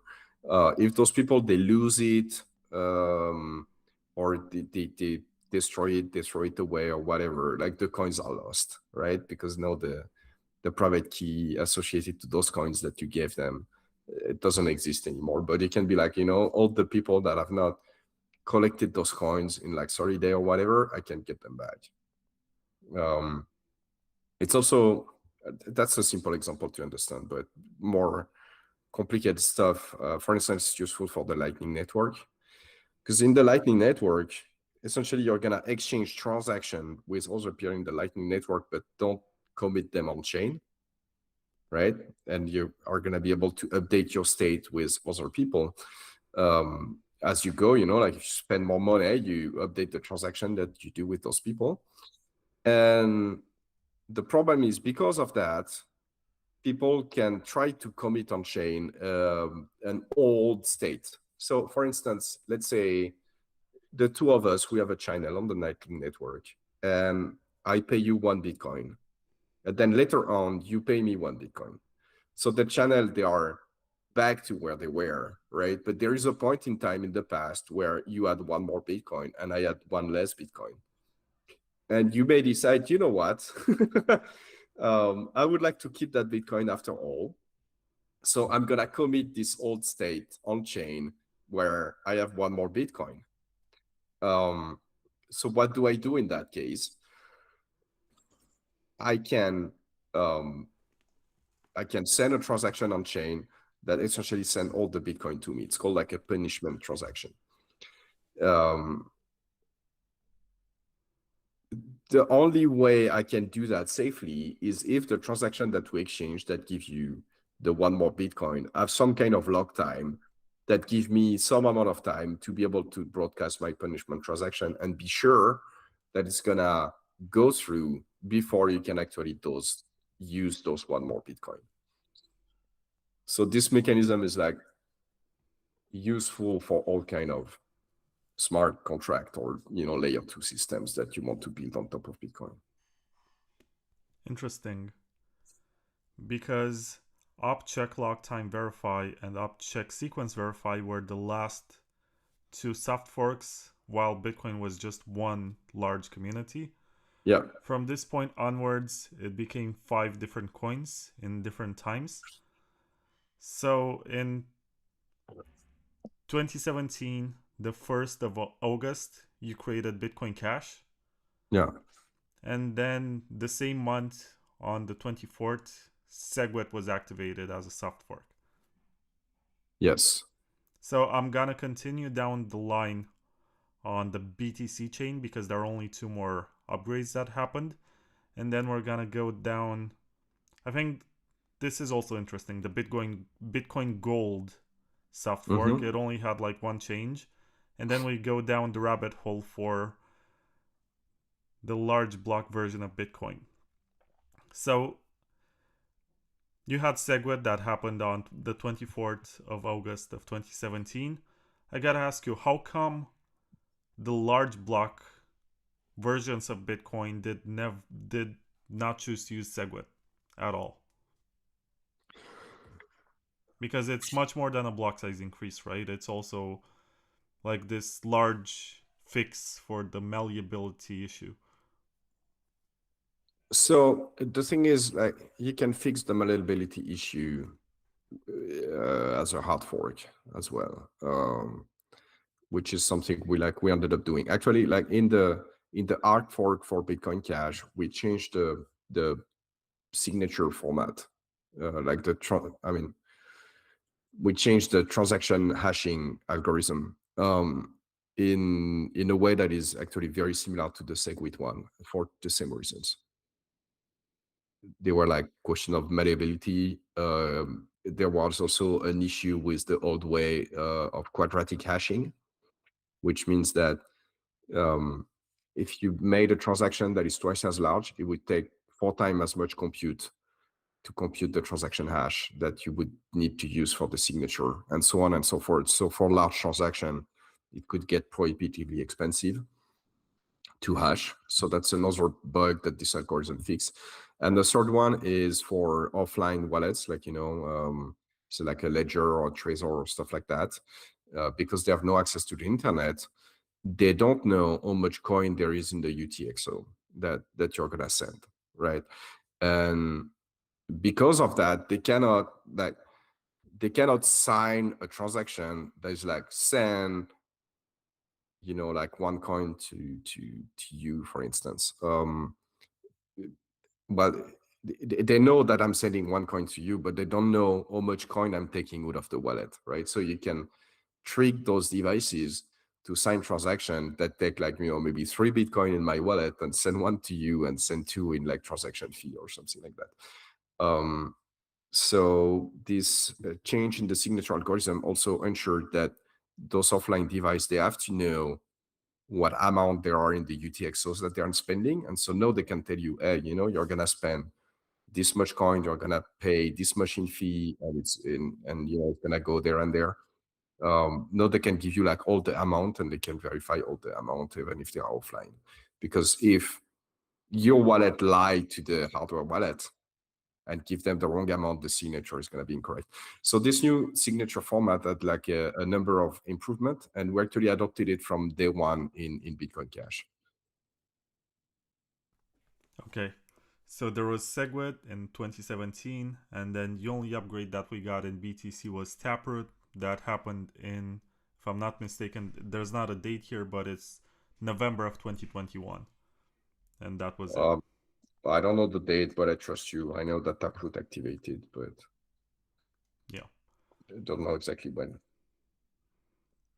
Now, there was the Bitcoin Cash fork that you created in August, Mm-hmm. but around the same time in 20, no, it wasn't around the same time. So this was 2018 in July. There was the Bitcoin Gold hard fork. No, it was in October of 2017. I'm confused here.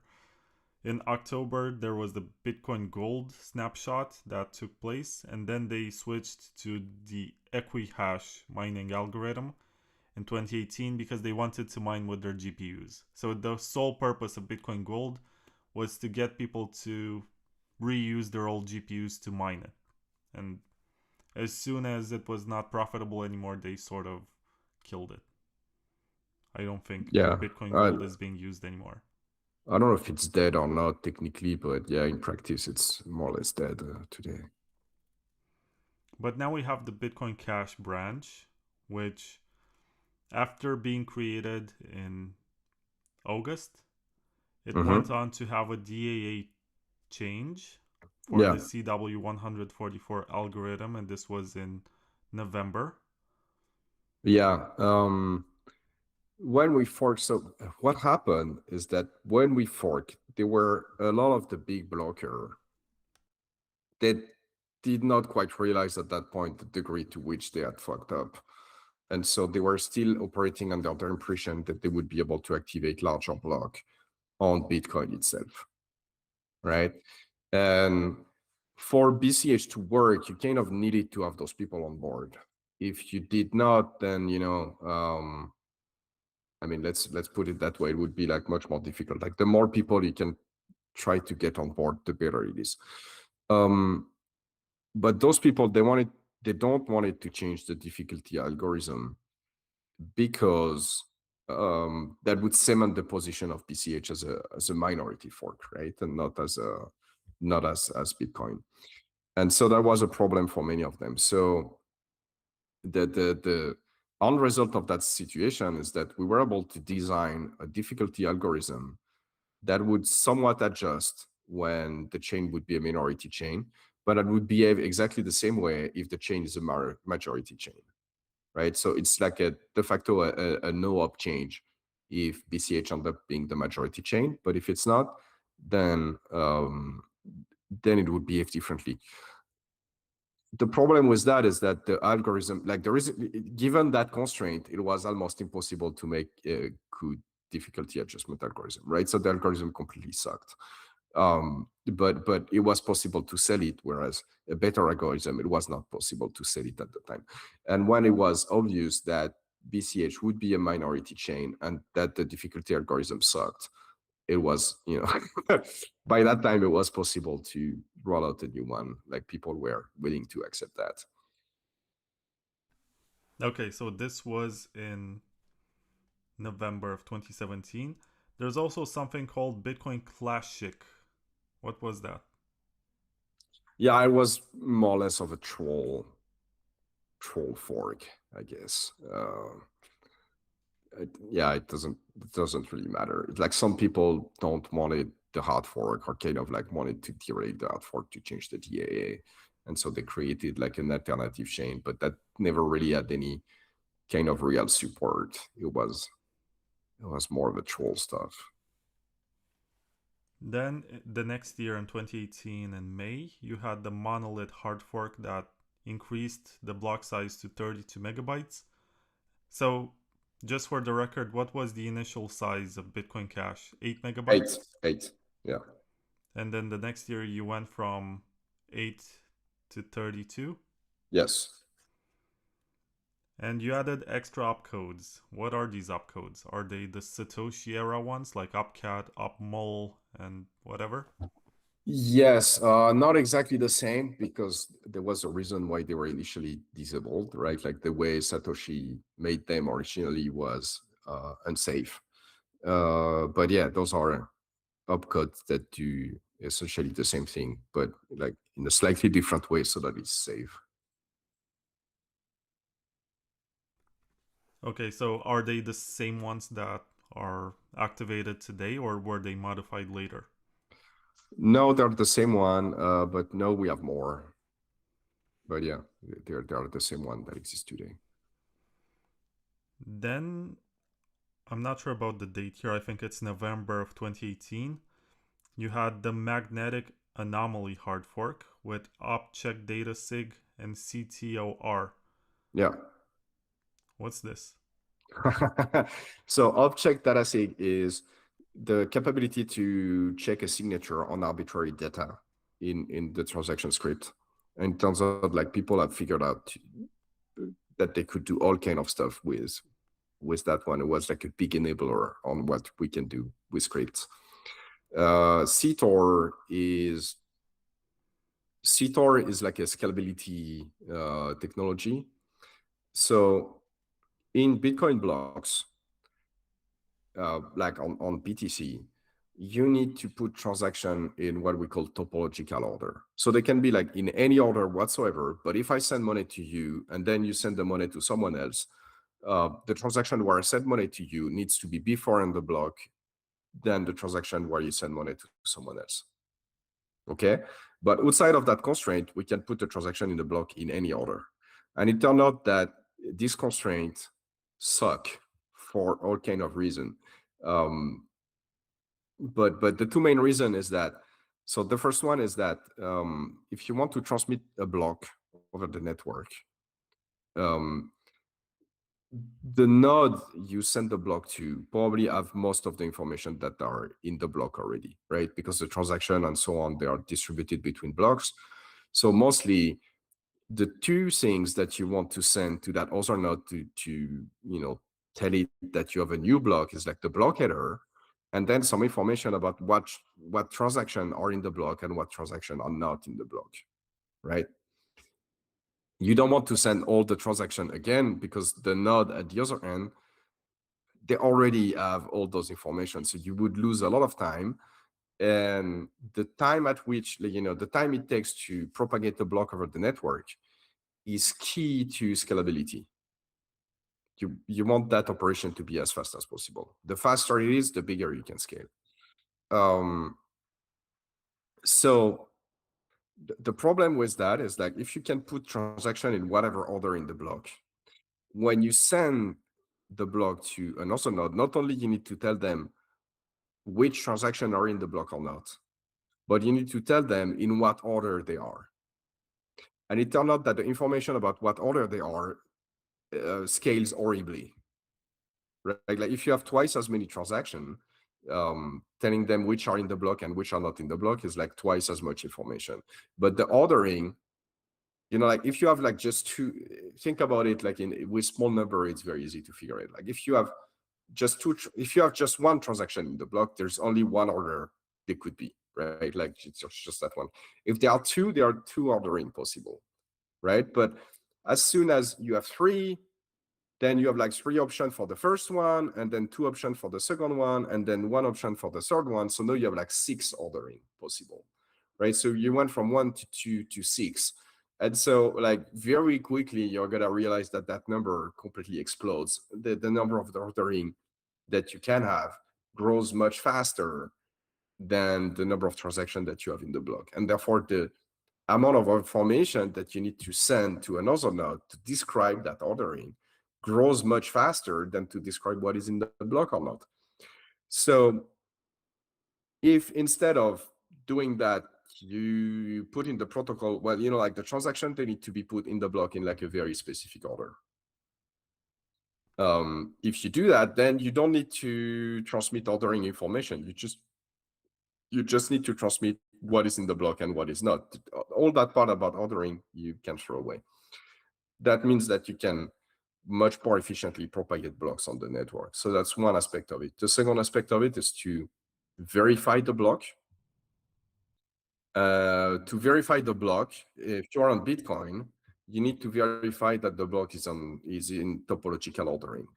And topological ordering is like a difficult constraint to verify in parallel, right? And if you want to scale, like, on modern computer, for instance, your CPU is going to have several cores, right?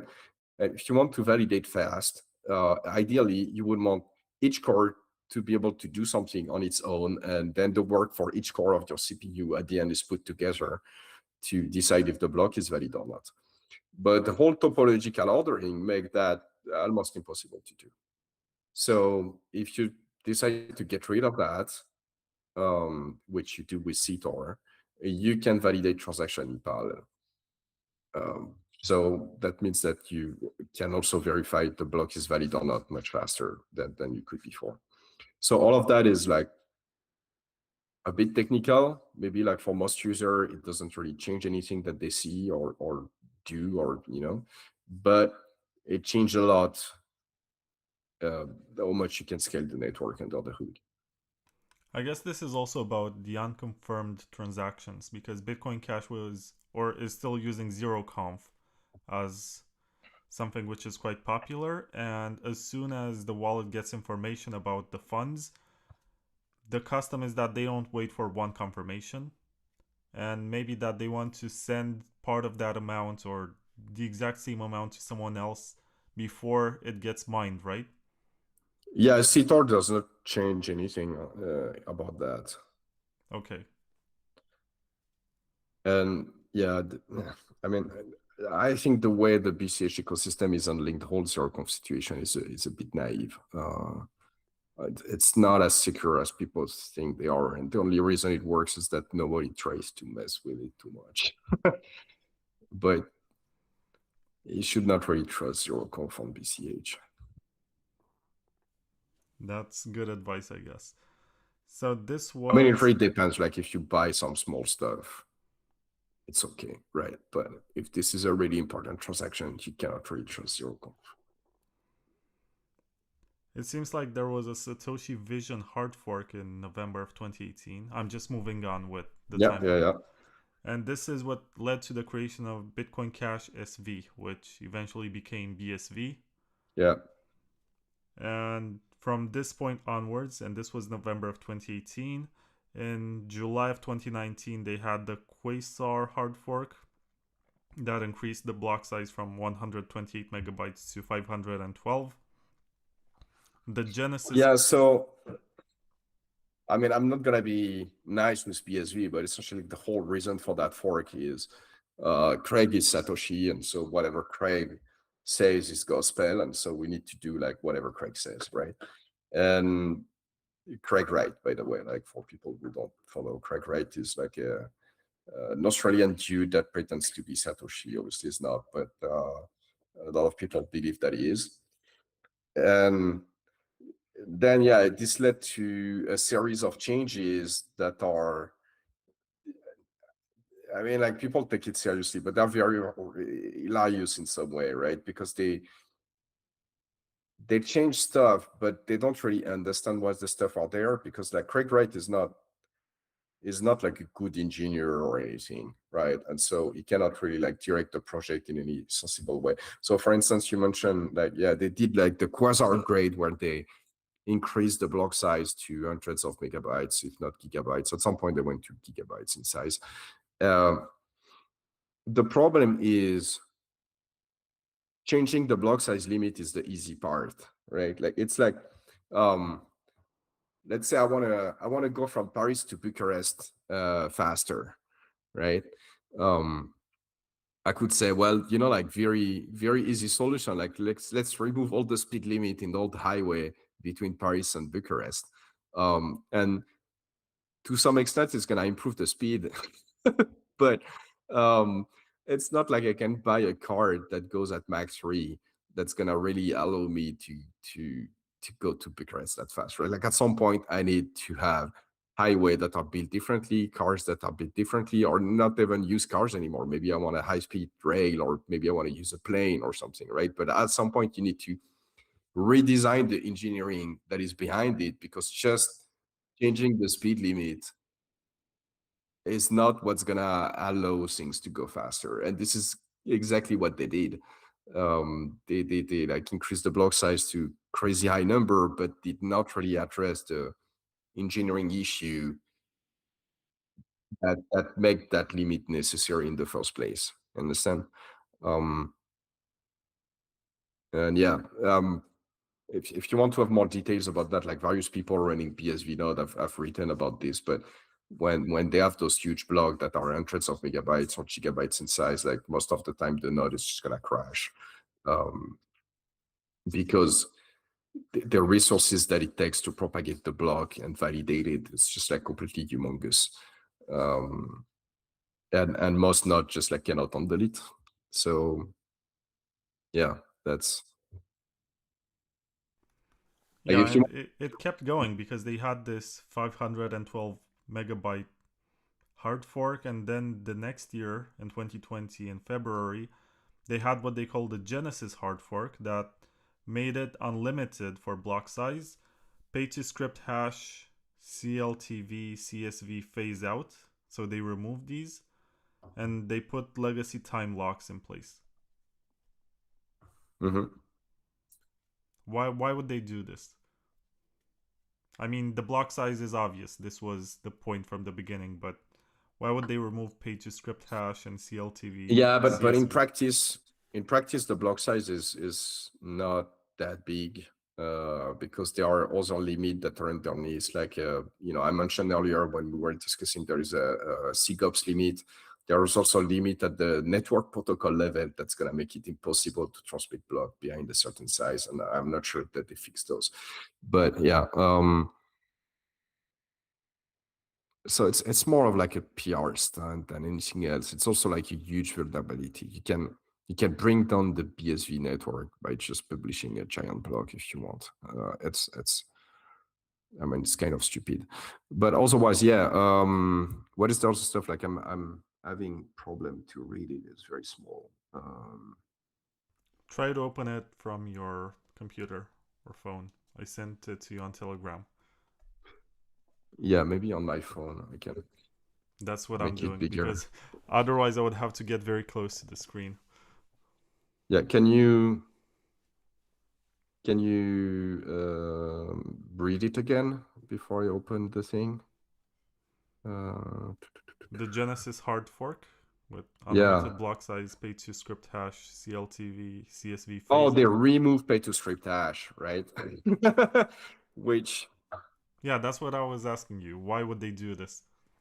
oh, because they have this old stuff like Craig is Satoshi, and Craig, like if Satoshi, meaning Craig in that case, would have wanted pay to script hash, he would have put it in the protocol already, right? And so that was unacceptable that the evil core developer introduced that technology when Craig was not okay with it, right? Like they did not ask him. Essentially, that was more or less the reason.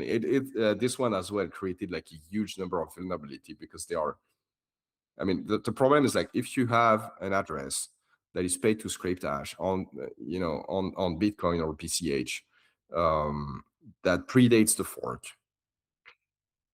Know this address, like if you spend it on BTC or BCH, if you spend it there, no, anyone can look at the transaction you used to spend it and use that transaction to construct like whatever transaction on BSV to spend your coins.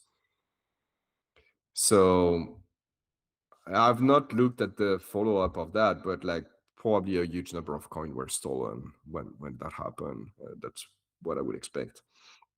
And anyway, like this created like a huge vulnerability problem.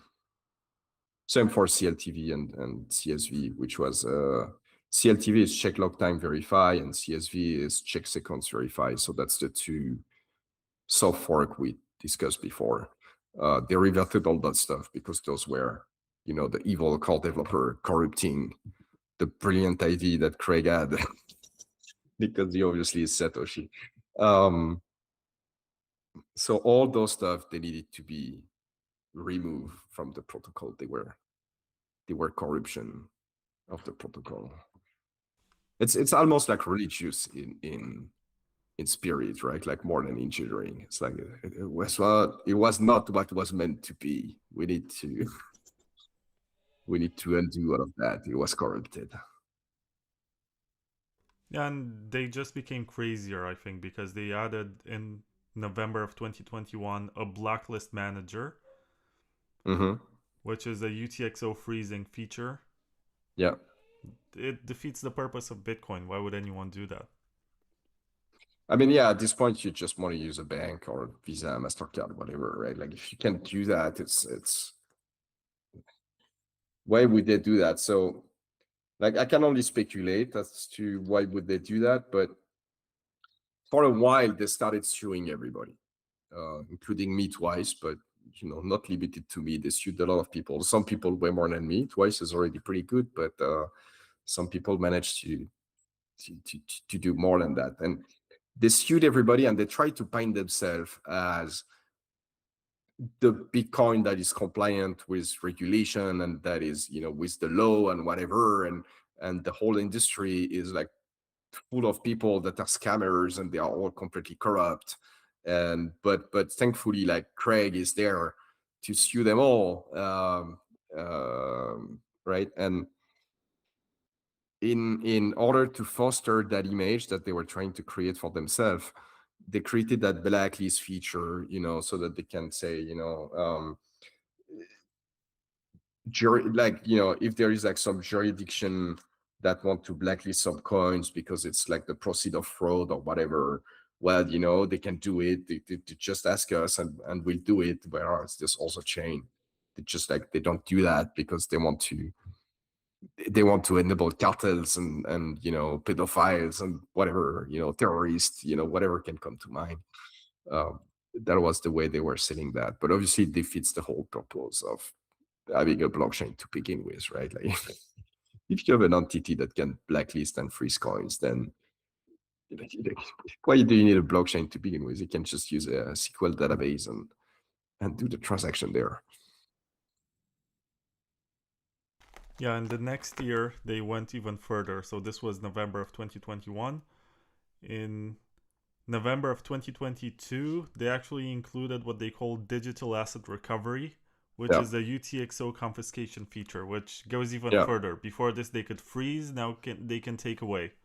Yeah, exactly. It's crazy.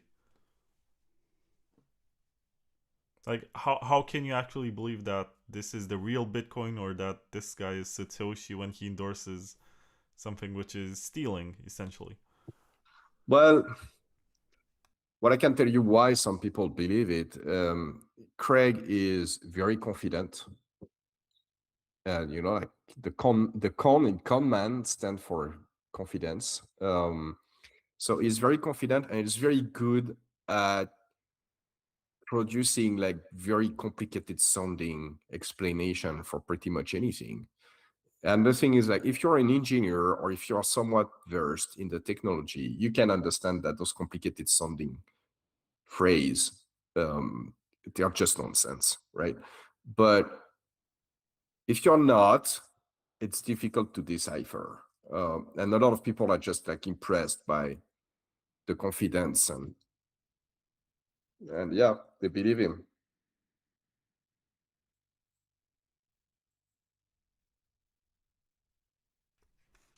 But I don't know like any serious engineer that is convinced at this point. Like in the early days, some of them like were like, oh, maybe, like let's be open to the opportunity. But as time went by and the amount of evidence about Craig Wright started to pile on, it was obvious to anyone that has some technical knowledge that he had no idea what he was talking about. Yeah. Well, I'm happy that we ended with this chapter of Bitcoin forks, which is BSV. I'm not sure if they added anything recently since 2022, but if they did, I don't think it's that interesting anyway. The point is just to prove that they went. So at first they said they're gonna have gigamegs, which is Calvin's term, his way of saying gigabyte blocks, which I think is interesting as an experiment. Like, why not? This has been a conversation. No, but I think gigabyte blocks is actually a very interesting challenge, right? But like you need to actually do it, right? If you go in the software and you change the limit, being like the limit is 1 megabyte now or 1 gigabyte now, like you have not done the work. It's like, well, I went on the road and I changed the speed limit to 1,000 kilometer per hour. No, people can drive 1,000 kilometer per hour. No, they cannot. Like the car cannot do that. The road is absolutely not safe at that speed. It's just like it just doesn't work. It doesn't work that way. There was this presentation by Dan Kaminsky from 2011 or 2012 when he went to a hackers conference. And at the time, Bitcoin was still new. And he sort of said in the slides of his presentation that in order for Bitcoin to have the same throughput as Visa at the time, then it would need to have like 1 gigabyte blocks and a lot of storage and a lot of CPU power. I think he mentioned something like a 20 core CPU or whatever. Yeah, which amazingly is not that much. And 1 gigabyte block is, I mean, it's a lot, but to process the same volume of transaction as Visa, it's actually not that much as well, right? Like that's a fairly small amount of compute and bandwidth and all of that for a system that can do what Visa can. I think my cat is compromising the live stream right now. He wants something, but I don't know what. Would it be fine if we take 2 or 3 minutes so I can feed him? So Yeah, I sure. can come back. I'm just gonna put something on the screen and then give him food and then come back. I Okay. apologize for this. It's something I did not expect. Okay. Let's So go. I'll be back 2 or 3 minutes. You can grab a drink. Then we talk about BCH stuff.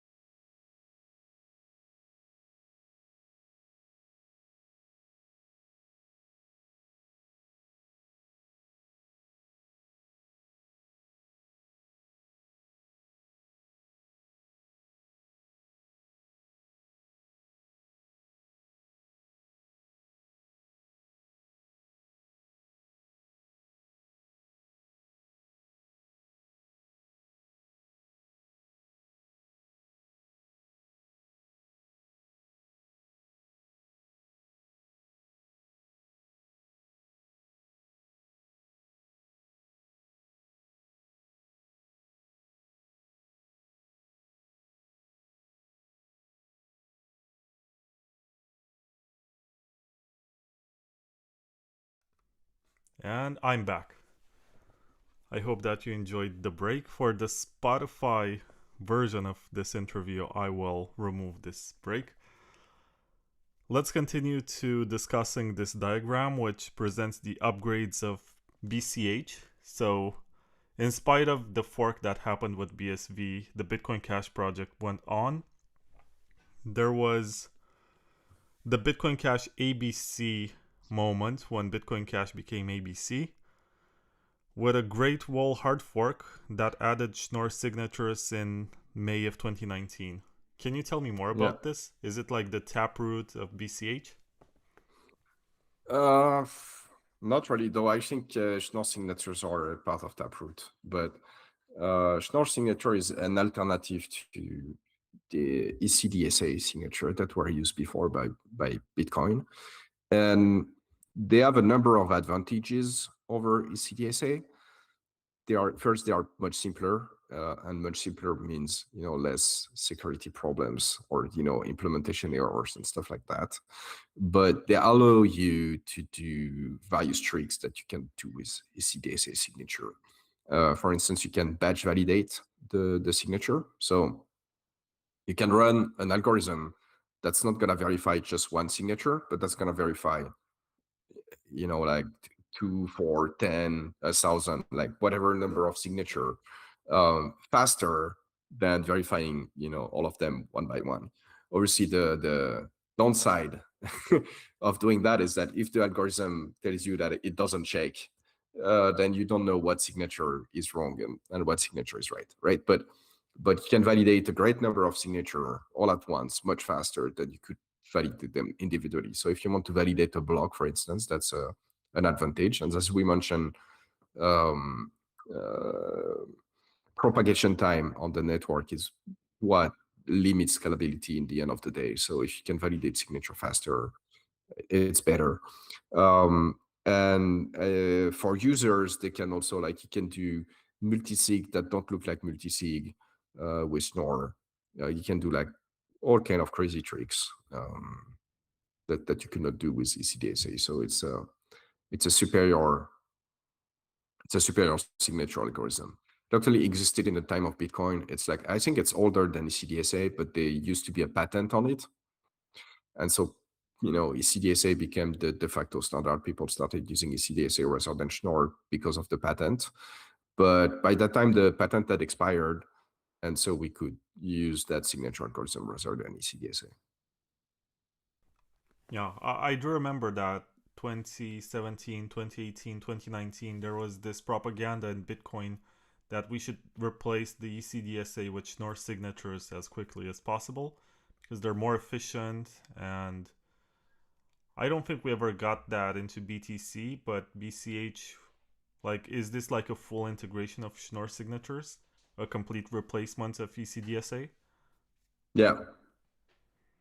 Is there a difference in quantum resistance for Schnorr as opposed to ECDSA? No, for quantum resistance is the same. Okay. If one is broken, the other is broken. Also in 2019, so we spoke about the Great Wall hard fork in 2019 in May. You had the Graviton hard fork that did Schnorr for multisig in November of the same year. I'm not quite sure what people mean by that. Because you can do multisig, you can do Schnorr multisig, like it doesn't depend on the protocol. So I'm not sure. I'm not sure. I don't remember what was in the hard fork, but the description here is not correct. Yeah, anyway, it was the second hard fork of 2019. Yeah. And then the next year in May, there was the Phonon hard fork that added sig checks and op reverse bytes. What are op reverse bytes? It's in the name. It reverses the bytes of some buffer. But it can do that. Essentially, like, those are tools to build various smart contracts. Okay. It seems like this is where the hard fork happened in 2020 in November. Yeah. There's something about November and May that seems to always be eventful. It was in November. But November is typically when the hard fork happened for BCH and no Ecash. So if something is gonna explode, it's typically gonna be in November. In 2018 in November, there was the BSV fork, and in 2020 in November, there was the XEC, the Ecash fork. Yeah. I gotta ask you, why did you choose the name Ecash? I don't know. I think it's a fantastic name, no? Like, it's electronic cash, so it carries like a historic weight because David Chaum designed Ecash and then he created the company. Yeah. So that was a question, but at the same time, that project has been dead for like more than 20 years. So we cannot lock up that name in the dead project for generations. But it's also the fact that the first version of the white paper that Satoshi was circulating was called ecash.pdf. Yeah. Is this why you called it Ecash? Because it's like the name that Satoshi was using before Bitcoin? I mean, it's a confluence of stuff. The fact that it's a great name, the fact that, it was mentioned in the past by Satoshi, There was also the opportunity to get the e.cash domain, which like matters as well. There was just like a confluence of stuff that made it so that we could use that name, and it's just a great name. I wonder who owns Ecash.com. Not sure at this time. We got in touch back then, but they wanted an absurd amount of money for it, so we passed on that. Yeah, maybe it's David Chom. I don't know. So there was this hard fork. Should we continue with the Bitcoin Cash fork? Sure, like you want. Yeah. And then sure. we can end this analysis with Ecash, which is what you're working on right now. So Yep. there was the Axion hard fork, which added a 33 to the DAA. So it's like a different difficulty adjustment algorithm. Oh, okay. How is this different from the previous one? I mean, so the whole question of difficulty adjustment is you want to estimate the amount of hash rate you have on the chain, right? And then you want to make the difficulty of finding the net block such as it takes on average 10 minutes to find the next block. And the thing is, like, you cannot know how much hash rate there is on the chain, right? Because the miner are not gonna tell you, and so you can only guess it based on how many blocks were found in the past and what difficulty they had. And based on that, there is different way to estimate how much hash rate you have on the chain. And the previous algorithm weighted equally. So was it 144 blocks, I think? So it weighted like the past 144 block equally to estimate how much hash rate there is on the chain. Whereas the new one weighed the more recent block, like heavier than the older ones. And at the end of the day, that gives you like a more correct result of the difficulty that you need to use.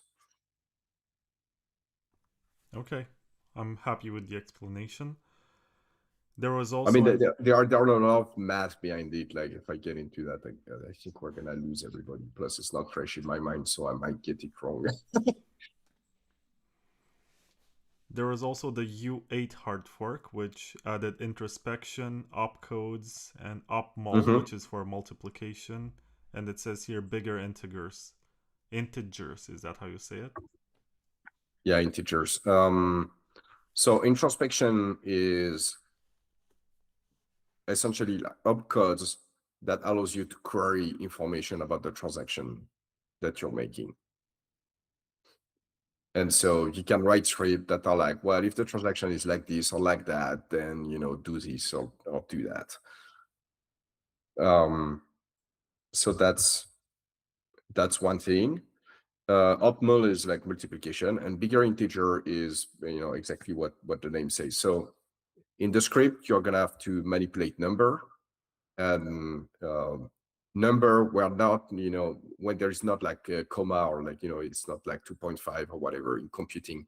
If it's like a round number, we call that an integer in computing. So 1, 2, 3, 25, I don't know, 34, I guess. All of those are integer numbers, right? And when you manipulate information in the computer, there is like always a limit on how big the information, how big that information can get. So for the integer, there is like a biggest integer that the script can manipulate. And so they, like, when they say they support bigger integer, this is exactly what the name says. No, they can support numbers that are way, way bigger than the script could support before. And that allows you to do some tricks that you could not do before. There's someone in the chat named Toby. Mm-hmm. Tobias Rock. And Yeah. he said that he's the one who wrote op reverse bytes. and that BTC has Schnorr signatures in Taproot scripts. I guess this was a conversation that we had like 20 minutes ago. Yeah. And he also says we are so back. Hi, Tobias. Yeah, it's good to have smart people in the chat. Thank you for joining. The last hard fork, at least in this chart, because there might be more that happened in the meantime. I think this one is from 2023, but I love it because it's so comprehensive, has so much information. Cash tokens, it enabled native tokens, pay to script hash 32, and this was in May of 2023. Yeah, so well, the cash token stuff is what the name says. It's like a tool to do like various tokens on chain that are validated by the consensus. So I don't know that there's much to add there, but the pay to script hash 32, this one is interesting because when pay to script hash was introduced on chain, it used a hash that is not very big.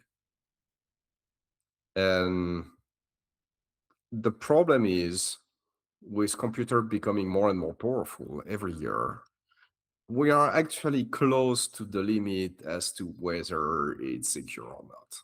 Right? It would still be considered secure today, but there's not a lot of margin, right?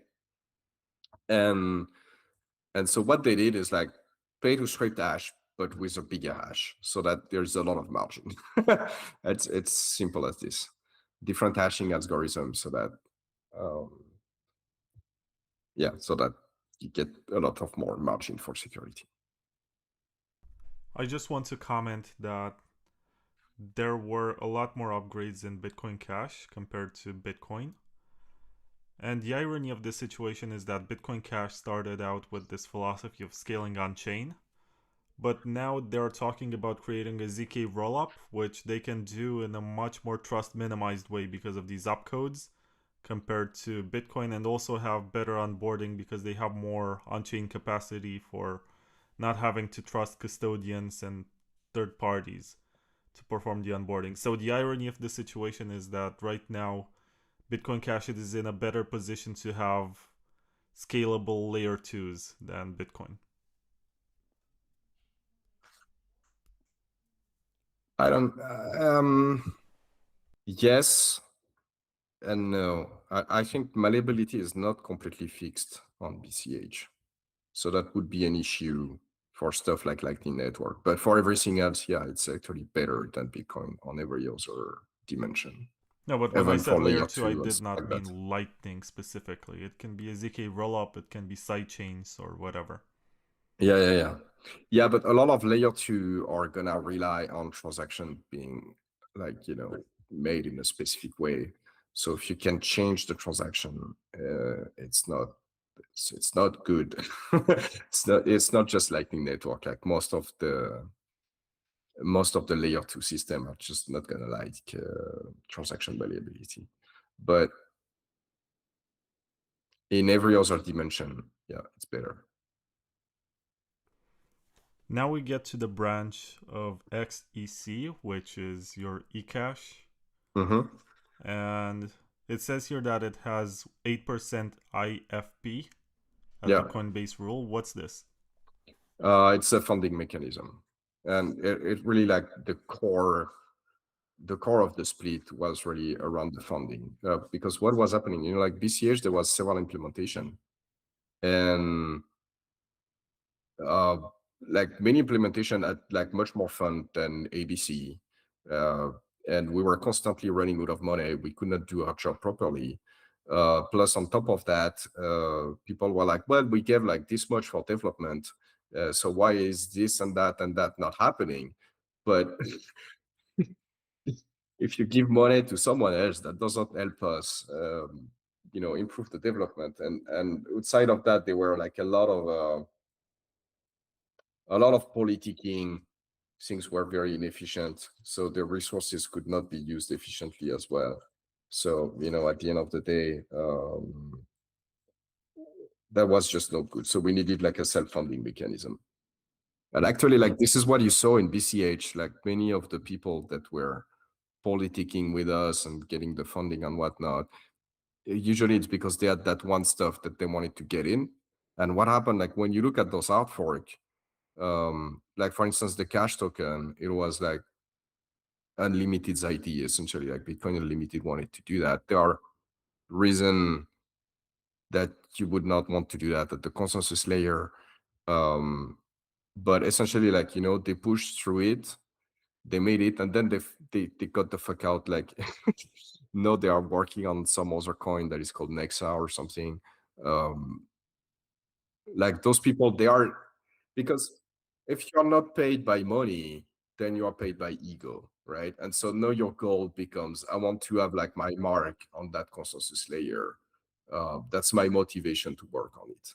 And that's a very bad motivation, because no, like everybody wants to tag something on the protocol in some way.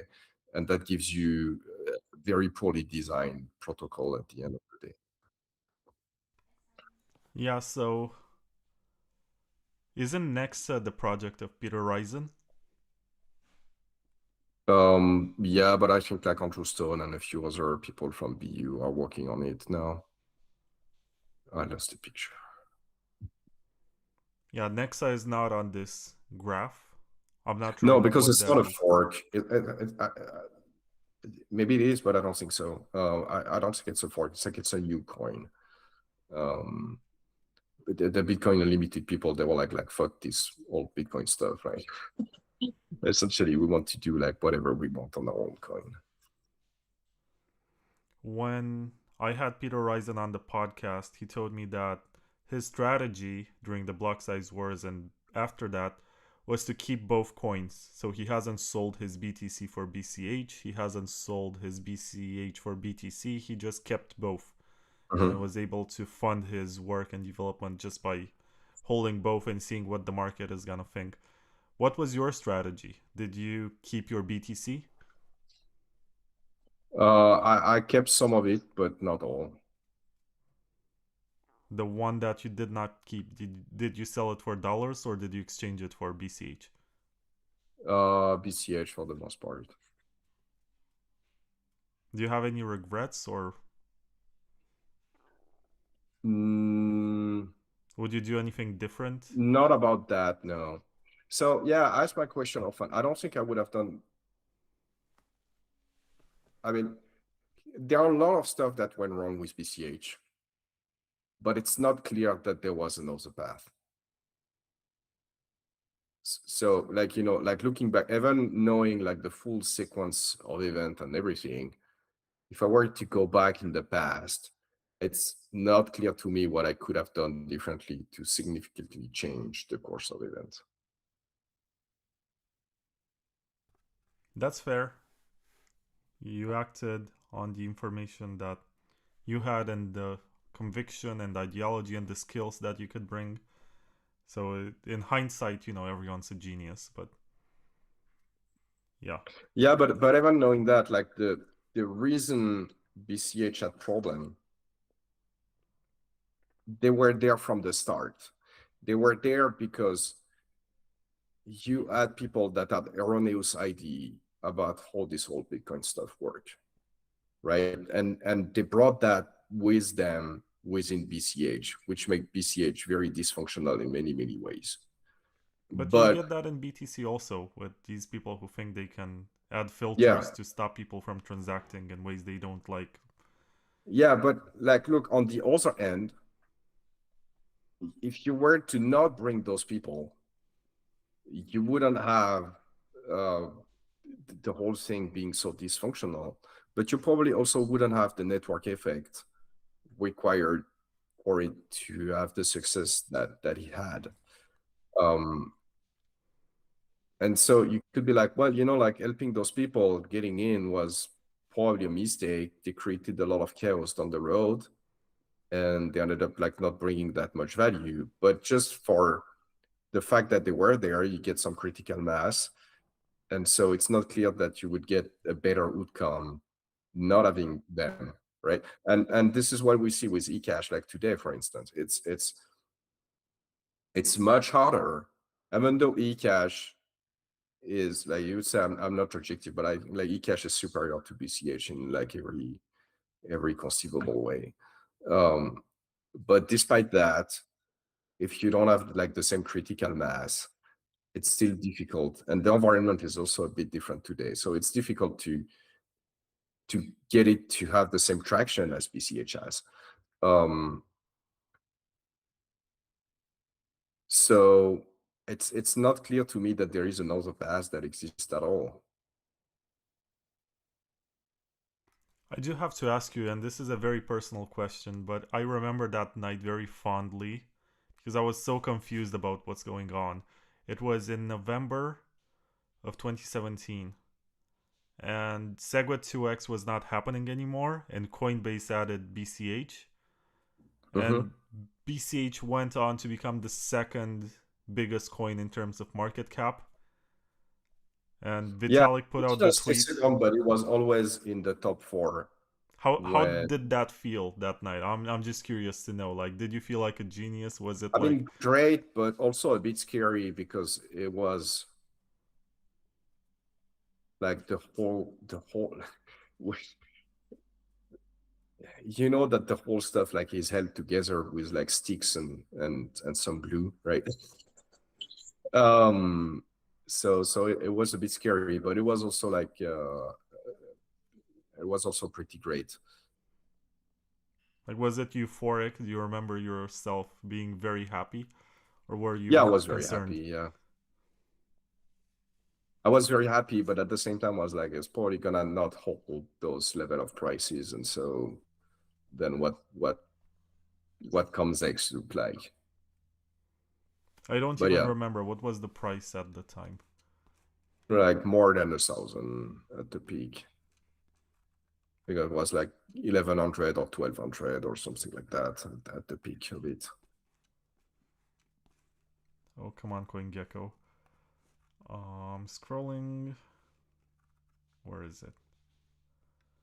The all-time high was $3,785 in December. Oh wow, this much? Yeah. Crazy. Close to Christmas. I don't remember it being close to Christmas. I was remembering being November or something. But it coincided I guess November is not too far away from Christmas. But yeah, I'm pretty bad with dates, so I don't know if it was Christmas or November or whatnot. 3,000, man, it's like way higher than I remember.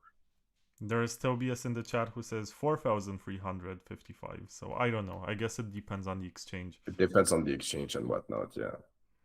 Those days were still very wild. Like everything. Yeah, what I remember is that there were wide discrepancy of price between exchanges, and I did a fair amount of arbitrage during that time. Like, you know, selling on exchanges where the price was higher and buying on the one where the price was lower. I also remember around the time that Kraken just shut down for like a week or whatever because of high demand, and they needed to improve their infrastructure. And Coinbase basically, I think it was also Binance, that people were selling accounts to be able to access these exchanges because they were so overwhelmed with demand, with people creating new accounts to trade, that it was hard to get in. You had to wait for days until you could. And if you wanted to cut the line, you could buy an account from someone. It was really wild. Yeah. I don't think we've seen anything like this since then. No, things are much more streamlined nowadays. Maybe that the exchanges became better, and that's why. Yes. Oh yeah, for sure. They are way better today than they were back then. That's for sure. They're not ready to handle that much demand. But no, man, it was very chaotic time. What about SegWit 2x? Because I remember very clearly that this was the big talk, and all the institutions and the exchanges were gonna support it. Yeah. And then it just didn't happen. And the people who wanted to have SegWit 2x, they joined Bitcoin Cash. Yeah, it was a strategic mistake. You cannot be like, okay, you know, like I'm gonna give you this and then you're gonna give me that maybe later, you know. That just doesn't work. If you know, if there is not enough trust that are built between the parties. Especially since one part was a soft fork and one part was a hard fork. And the hard fork is much more risky to activate. So if you don't want it to activate both at the same time, you wouldn't want to do the hard fork first. Like the way it was built, it was doomed for failure. It was doomed to turn into a bait and switch. Yeah, I think the metaphor that you used when you were on the previous interview was that the soft fork side accelerated towards the other car and removed the steering wheel and signaled that it's going full speed ahead. Exactly, yes. And then the other part just that to either accept a fork or cave. And so if a fork is gonna happen, then you might as well do it. In this chart, so we discussed that XEC was created in November of 2020, but in 2022 you also had this Avalanche post-consensus hard fork. Yeah, and we have a few upgrades that are not on the graph. Let me find the graph again. I lost it for some. Okay, I have it there. So yeah, so we enabled Avalanche post-consensus. Avalanche post-consensus is not a hard fork. I don't know why it's written as a hard fork. Post-consensus, essentially, you use so Avalanche is a consensus algorithm where nodes can talk to each other and agree on like yes or no question. And so the question that they're going to agree on with post-consensus is like, is this block part of your chain that you consider as valid? Right? And once all the nodes agree, then one block is part of the chain that they consider valid, you mark that block as finalized. And when you do that, you are not going to reorg that block. So that protects you against 51% attacks and yeah, all kind of trickery. That was always the fear in BCH, right? Well, honestly, I think the BCH ecosystem is like a bit too confident about their level of security because like BCH is what $400 versus 75K. So it's not just that, it's also the hash rate. Like, yeah, if the price is like small mining pool from BTC can attack BCH if they want. Yeah, exactly. But like the price ratio is important for that, right? Because people are gonna mine the chain in proportion of the hash ratio, of the price ratio. Right now it's like below 1% of BTC. And so because of that, like even if you have like 1% of the hash from BTC that decide to mine on BCH, they can do like whatever the fuck they want on BCH.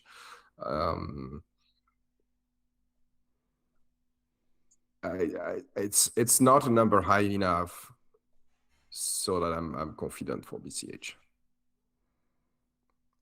Okay, but I gotta ask you, a bit scary.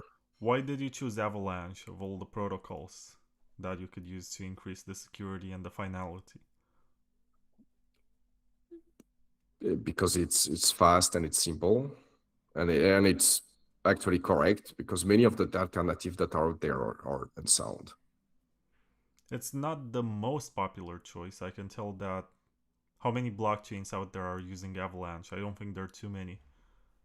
I think there is Ecash and Avax, and that's pretty much it. Avalanche is also much more recent, right? So people that try to do instant finality and stuff like that, like Dash, for instance, when Dash did instant finality, Avalanche did not exist, so they could not use that. The flip side of that is that they need to rely on a system of masternode that is baked into the consensus layer. So it's much harder to change, much harder to upgrade than anything with Avalanche. You also mention on the website of Ecash, which is e.cash, that you don't require forks anymore for upgrades. Yeah, because of Avalanche. How does Well, I that mean, work? it depends on the upgrade, but for most upgrade, like anything that we do with Avalanche, we don't require a fork anymore. Because Avalanche, the node can access themselves. So let's take a concrete example. I want to change the block size, for instance. Yeah. I can have. So, okay. Here is the deal. No, you can have nodes that make subjective decision about things, right? So for instance, I consider that 2 megabyte block is the biggest block that I want to accept, right? So if I receive a block that is more than 2 megabyte, I'm gonna park it. It's not invalid, right? It's just like I don't want that block for whatever reason on my node, right? Now I can run Avalanche with the other node. And if the majority of the node are going to be like, well, I don't want that block either, then you just don't take that block. But if the majority of the also Avalanche peer, they're like, actually, I consider that block to be a valid block that is part of my chain, then you can revisit that decision and unpark the block and connect it to your chain. And so if you want to change some parameter, like not all the nodes now have to agree on every single parameter like you would do at the consensus level. Which make it much easier for us to change various parameters in ways that we want, or like for someone else as well. Actually, like if someone disagree with us and want to fork our client and change the parameters of the consensus layer, they could do that. And if enough people run their node rather than ours, then those are going to be the parameters of the consensus now. Okay, it's definitely interesting because it's not, as I said, a popular choice. But you cannot do better by doing the same thing as everybody else, can you?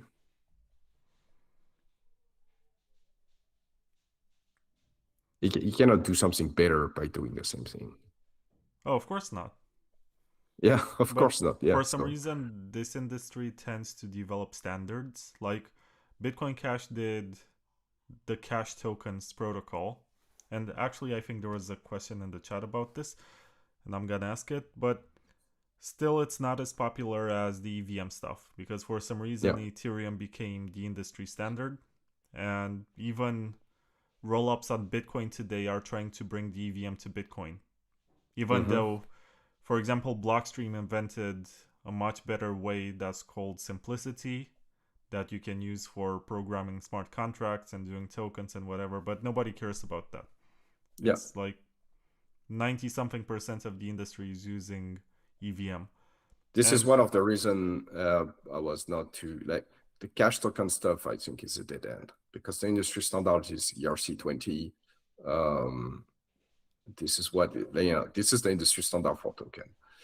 If you bake something in the protocol layer that is not ERC20, you're just adding garbage in your protocol layer, in your consensus layer. That is not, it's not the industry standard, so it's not, it's not gonna get the traction that you think it's gonna get. And maybe it sounds silly, but there are so many contracts and applications that were written for Ethereum that it's just easier to take that and modify it as opposed to rewriting everything from scratch. Yeah, exactly. Yes. It's also the reason why all of these Ethereum killers did not really succeed, like EOS or whatever. They had some good ideas, or they started with some good principles, like let's allow people to write in better scripting languages or whatever. But unless they have a lot of applications and a lot of developers, it's not gonna happen. Exactly. And yeah, cash tokens, not very successful. It's also one of the reasons, like we, as a fork of Bitcoin, we have not changed the base layer. Like pretty much, like we have added Avalanche on top of it, but everything else, that is underneath is still there and the same. So any tool and services and whatnot that support Bitcoin or BCH is going to be able to support Ecash with like little to no modification. The the thing is, like, they're not gonna see the instant finality, right? Like, if your wallet is a wallet that was made for Bitcoin and you want to use it on Ecash, very easy. People can do it very easily. At least the people that develop the wallet. But they're not gonna get like information about instant finality and stuff like that. They're gonna have to add some code to make that work, or to make that visible to the user. But outside of that, it's just like you get like the basic level of service that a Bitcoin-like blockchain would provide you. You get that. Yeah, there's a question about this in the chat from Tobias Rock, who, by the way, clarified that the price of $4,355 for BCH was taken from Gemini. But he wants me to ask you, what do you think about cash tokens? And he put like a crying emoji. I mean, so first, as we mentioned, there is ERC20 that is kind of the standard. If you want to replace the standard, you need to have studied the ERC20 standard like very deeply and release something that is better. Like, for instance, for the NFT, there is a new, I don't remember the ERC number, but it's not ERC20. 721, I think. I don't remember the number possible. But it's another one. Why? Because there was a limitation in ERC20. They needed something else. Here you go. But Cash token is not able to do something that ERC20 cannot do. And actually, it's quite the opposite. There are a lot of stuff that ERC20 can do that Cash token cannot do. And so now you have a problem, because you have something baked into the protocol layer. There is not really a good reason for anyone to develop on that. And if tomorrow you have an ID to do something, that ERC20 could not do, well, now it's in the consensus layer, so you cannot change it very easily. It's going to be a hard fork or something to change it. And so it's going to be very, very difficult to change. And so in terms of like speed, velocity of development and whatnot, you're probably not going to be able to beat the alternative, right? Because now it's much harder for you to modify your system than for some Ethereum blockchain, for instance, to do another ERC whatever, for this new feature that everybody is excited about. They don't need to change the protocol. They don't need to change the consensus layer to do that, but you do. So you will be late to releasing your new feature of your system. So there is not really any success condition for that feature. Yeah, makes sense. We also have a bunch of other questions in the chat, but first let's and I'm going to be a bit harsh, but when I left BCH, it was a top 4 coin, and they focused on all this bullshit instead of like, making it the best cash in the world. And now it's like 20 or whatever. I mean, it's still pretty good, right? But it clearly showed that the focus was not in the right place. Okay, but there's also the cash fusion element of Bitcoin Cash that I think you also ported. We have cash fusion as well. Yeah, Ecash. You ported to Ecash. And this is like a coin join that's baked into the protocol level, if I'm not mistaken. It's not baked in the consensus layer. That's what is good about it. And that's, that should have been a lesson for the cash token, right? Because before there was something else. I don't remember, like the name doesn't come back, but there was already like a mixing protocol, and Cash Fusion is like a new protocol that is much better than the previous one. And because none of those protocols are baked into the consensus layer, it's easy to make a new one and deploy it, right? Because you don't need to change the consensus layer. So that's a great example of what you can do when you make sure that you have the small bit and pieces, like the right hooks, let's say, in the consensus layer, so that you can build stuff on top of it. But you don't build stuff in the consensus layer because it's way too slow. Like, you can do one deployment every 6 months. Everything that you do in there, it needs to be supported forever. So any mistake that you make is eternal now, right? You cannot do like consensus layer 2.0 that fix the problem of the 1.0. You can do like 2.0 plus 1.0, but the 1.0, it's always going to be there. It can never go away. So that's not where you want to be developing feature. Cache fusion is like a brilliant example of that. But yeah, so cache fusion works on BCH, works on Ecash as well, and allows you to have privacy feature via rounds and rounds of mixing. So how does it work more exactly? Like, do you need participants to also enable cache fusion, and you're gonna have Yeah, so it's a coinzoids? protocol. So technically you can have it in like any wallet, but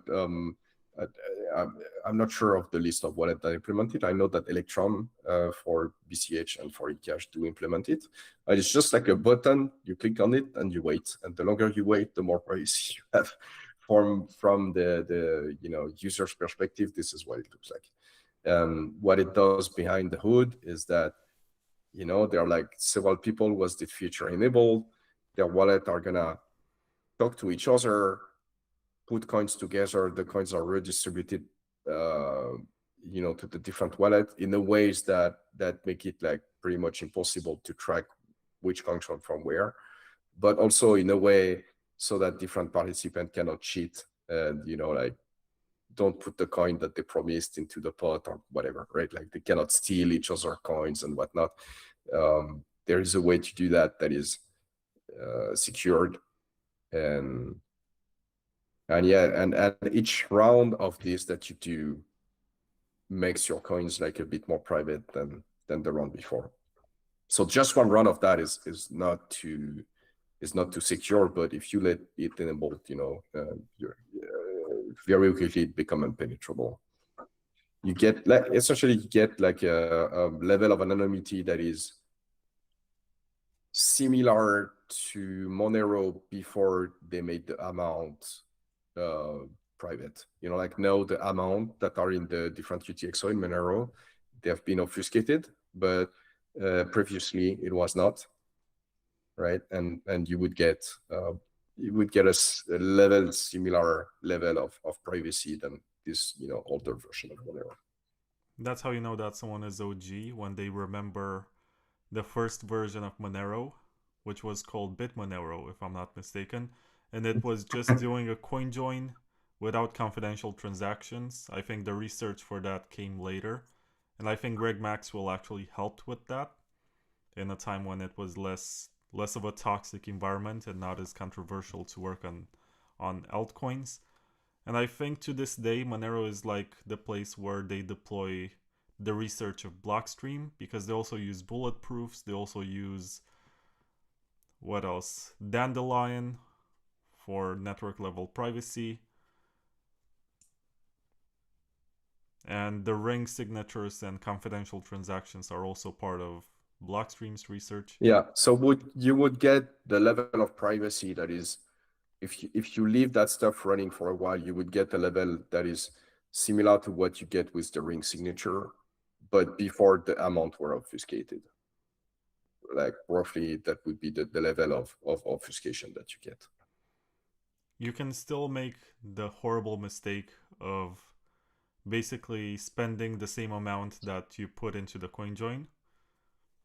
Yeah, this is why cache fusion is better about that, because it's gonna give you like several outputs that are like difficult to link with the input, right? Because there is like a combinatorial explosion, and this is what Monero used to do. This is why I'm mentioning that level. This is what Monero used to do before the amount were obfuscated. Before the amount were obfuscated, each time you paid, you would do like several UTXO with standardized amount. And because the amount were standardized, you had like so many UTXO that had the same amount that you could not like figure out what the fuck was going on. Now it's not necessary anymore because they obfuscate the amount, but before that, this is what they were doing. And cache fusion gives you a similar level of privacy. Yeah, I think the right term for this, in the absence of being able to hide the amounts, you can still consolidate all of your UTXOs into the one that you had before starting the cache Yeah, fusion. if you do that, then Yeah, I know, you're hopeless. It's like the worst mistake ever, but it's more like deniability because it's hard to prove that it was actually in fact you who joined this No, round of yeah, mixing. sure. But if you don't if you don't do this kind of mistake, it's gonna be like pretty much impossible. We actually had a company that did chain analysis to look at the result of cash fusion, and they could not see through it. I think it's worth testing again in the era of AI. I think now it's easier than ever to track using this software. And part of the justification for the renaissance of privacy in the last few months of last year, and I think the effects are still being felt, is that AI has become so advanced that you can actually track transactions without being sophisticated, without being a blockchain analysis firm. I don't think AI will really it will help like an individual to get closer to the level of a professional in terms of like the obfuscating transaction or chain analysis. But I don't think it's gonna be able to crack transaction that professional cannot crack today, because it's not professional, it's already algorithm, right? So it's a bit of a different kind of artificial intelligence at the end of the day. Are you considering adding any privacy improvements to the already existing cache fusion to be able to hide the amounts or something? Or do you think it's bad for exchange listing? So yeah, if it would make exchange listing harder than it is already, but outside of that, you give up auditability when you do that. So it's actually something that I would want, but we need a good way to isolate the part of the system that is auditable from the part of the system that is obfuscated, kind of like Zcash is doing. Because look, like Monero, and I may or may not have some Monero, so is great, but maybe it's been a while since the cryptography has been broken, and someone is just like printing money every day since then, and we don't know about it, right? And we have no way to know about it, right? Which, like, in some way is a testament of the quality of the system, but you would understand that for someone that is more concerned about sound money than about privacy, it's a negative trade-off. And so I think there is a need for a way to isolate the two. Also, like outside of fusion and stuff like that, there is a lot of stuff that could be done to improve the privacy of existing blockchain that are not being done. It's bonkers, and it's at the level of the payment protocol. So right now, like, the payment protocol is completely retarded, right? If I want to do, like, if I want to send money to you in Bitcoin, in BCH, in Ecash, in Litecoin, whatever, right? Like, or even like any blockchain, essentially. Like, the way it happens is that you give me an address, right? And it's like me writing a check, like with your address and the amount and stuff like that, and throwing that into a giant bucket where everybody throws their check as well. And then you, not literally you, your computer, but you, or a server that you're connected to, has to troll through this huge amount of everybody throwing their check in the same box to find the one that is for you, and telling you, hey, like the payment is good. This is an incredibly stupid way to do things. First, because like it's not very scalable, right? Like you have to scan, like you have to look at all the payment that everybody is doing to find your own. Like intuitively, you would understand that it's probably easier for me to give you a check directly and you have it and it's good. But we don't have like, we would need like a payment protocol, like a protocol that most wallet and most payment processor accept to do that. And once you have that, I don't need to make one check, right? And it can do like we do for coins on bill. I can have like amount that are more or less standardized. And I give you like, if I pay you like, I don't know, like $12, I can give you like a bill of 10 and two bill of 1. And here you go, like you have $12, but there is no link between this 10 and this 1. Right. And what is leaking so much privacy is that it's like right now we put like the 10 and the 2 ones into some kind of shredder, and it somehow comes out at the other end with like a $12 bill that I'm giving you. Right. And this creates like a bunch of connection between the coins that exist that don't need to exist. And it leaks like a tremendous amount of information about what everybody is doing on there that don't need to be linked. The only reason we are leaking it is because we have not agreed on a protocol for me to give you the coins directly, right? Like we are going through this stupid system where I have to write a check and dump it into the giant box, and then you have to troll the box to find the check.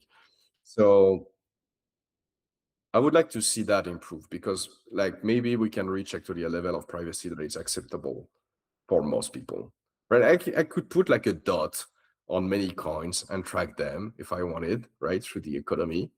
But in practice, I couldn't get like very much out of it because it's just like completely untrackable in practice, right? Like there are way too many coins, way too many people, they circulate around way too much.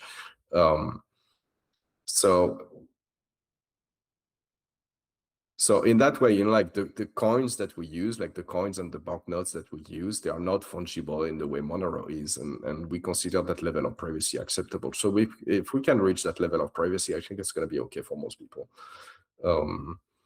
And it's not even something where we need a protocol change, right? Like we need a payment protocol, but like the blockchain that we have, they could do that. So it's a bit unfortunate the way we're doing things here. Yeah, I think the other challenge for privacy is that in the case of Monero, it bloats very much over time. It doesn't scale very well. Transactions are large. Yes. They're gonna get much larger once they implement their full chain membership proofs. And the community sort of takes that trade off for granted because they understand that in order to have that degree of privacy, they do need to have some sort of trade off. And they accepted that they have dynamic block size, which means it's just gonna be as big as there's demand for it. And syncing a node is much slower than syncing a Bitcoin node right now in Monero. And Yeah, you have a fundamental problem that you don't know which coin are spent or not. Right? Yeah, Because that too. privacy. Yeah. And because you don't know what coins are spent or not, your UTXO set is effectively a TXO set. Like all the UTXO that ever existed are potentially live. You don't know which one are spent or which one are not spent. And so your UTXO set grows. First, it grows all the time, right? Because you cannot spend the coin. But also, yeah, it gets much bigger and bigger and bigger. Yeah.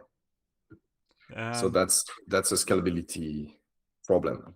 And it's essentially untractable. Like Zcash has the same problem, for instance. Well, the details of it are a bit different because the system is different, but they also have this ever-growing data structure because you don't know what has been spent and what has not been spent.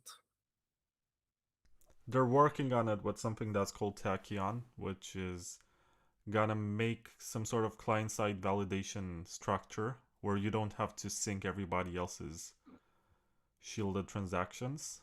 And I think it's very smart math. They're gonna ship it hopefully later this year. But that's basically one of the first moments when privacy becomes scalable. There's also the Mimblewimble stuff, which Litecoin has done with the extension block. I'm not sure if it's as good as the Zcash and the Monero in terms of No, privacy. so yeah, Mimblewimble is good about hiding the amount, but I don't think it's that good with privacy. So what Mimblewimble is doing is like you can essentially aggregate transaction together, right? And so at the end of the day, each block is like one giant transaction, right? And it's also able to hide the amounts. It's pretty smart, but if I'm monitoring the network live, I can see the transaction before they've been aggregated. And so I cannot like ex post facto, like, no, I cannot go like to the transaction that were made a year ago on Mimblewimble and be able to unglue them, right? But the transactions that are made right now, I could monitor the network and see them unglued and remember that, right? So there are probably people that have been monitoring the network for a while that keep that data, and they can de-anonymize essentially everything. So Mimblewimble is not that private. I think they did add some more stuff to it, so it's not pure Mimblewimble. It's like a modification of Grin. But the industry at large is not too focused on it. I think Mimblewimble has sort of fallen out of grace for a while. It was very popular in the beginning. So here's the deal. Mimblewimble is very attractive to an engineer because the design is both simple and clever, and like it's very interesting. But it's not clear to me that it solves an important problem that user need to be solved. You know, it's like car enthusiasts. They're gonna like some type of car that are clearly not the best car to go from A to B that most people are gonna want, right? Like most people, they want, I don't know, like a Toyota Corolla or something like that, right? Like they want like a simple car that is reliable, that is gonna be cheap to maintain, and you know that's gonna bring them from A to B. But the car enthusiast is gonna want, you know, like it depends. There are many kind of car enthusiasts, right? But some like sports cars, some like I don't know, like Jeeps and stuff like that, you know. But there are many different kind of car enthusiasts. But at the end of the day, they're gonna want something very specific because this is what they like. And Mimblewimble is a bit of that for like software engineer and cryptographers. I have to appreciate, you know. There's something else about Ecash that I want to mention, and I should have done this earlier, but I suppose that the people listening to this up to this point are enthusiasts and want to learn more from you about Ecash. There's a writing contest that is organized by one of the community members from XEC, and he has a bounty of, I think, 1 million XEC tokens for the best article. I'm searching through my messages because I have a lot of them. But yeah, I'm gonna find it. it's Kane.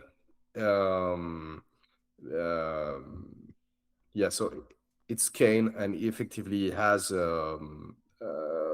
like a bounty.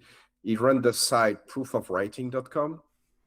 Oh yeah, it's 100 million XEC, so I'm not even sure how much that is. Well, I mean, it depends on the exchange rate, but yeah, he has a price of 100 million XCC. You can like submit articles. What he wants is people crypto genesis story, essentially like, oh, they got into crypto, what got them interested, and so on. And he wants people to write about that, and it's gonna, you know, afford the price to the best story, I guess, according to his standard of what is a good story. But yeah, like go proofofwriting.com. Also, what is his Twitter? Let me. It's CAIN for Kane, like the Bible character, and Yeah, it's it's Kane Kane currency. currency. Yeah, Kane currency. So you can go to Kane currency on Twitter or proofofwriting.com. Submit your Genesis story, your crypto. Or did you get into crypto story? And the best one is gonna get a prize. Oh, it seems like he's writing a book about this. So that's the Yeah, purpose. he's been writing a lot of article, and I think he's writing a book now. And I'm not sure what the book is gonna be about. I don't have more than you do on that front, but I know that he's writing a book. Okay. On the topic of XEC, so we mentioned the fact that you upgrade without forks, cache fusion. Yeah, so we have, in my opinion, two important upgrades that are not on the graph that you shared that happened since then. It's like, you know, there's the post-consensus stuff for block, but we have pre-consensus now.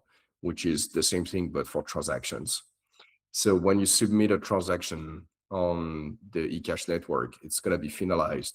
Like it's very, very quick. It's very uncommon that it takes more than 2 seconds to validate, and very often it takes like 1 second or something. Like it's very quick. So there is that. So instant transaction is like something real on. It's quite funny because it's all on Avalanche, so it's a layer on top. Actually, any Bitcoin style blockchain could implement it, but somehow only Ecash is doing it. No fork required, no hard fork or anything required. So there is that. And the second thing is Heartbeat. Heartbeat is, I mentioned it quickly earlier. It's a way for node to reject block that comes too quickly, right? So when you have hash rate variation, especially on minority chains, sometimes you have like very fast block and then very slow block, and it creates poor user experience because, you know, when is my transaction going to be mined? Heartbeat, as its name indicates, you know, try to have like more regular heartbeat on the network. Heartbeat is like a block, right? And so it's gonna penalize block that comes too quick.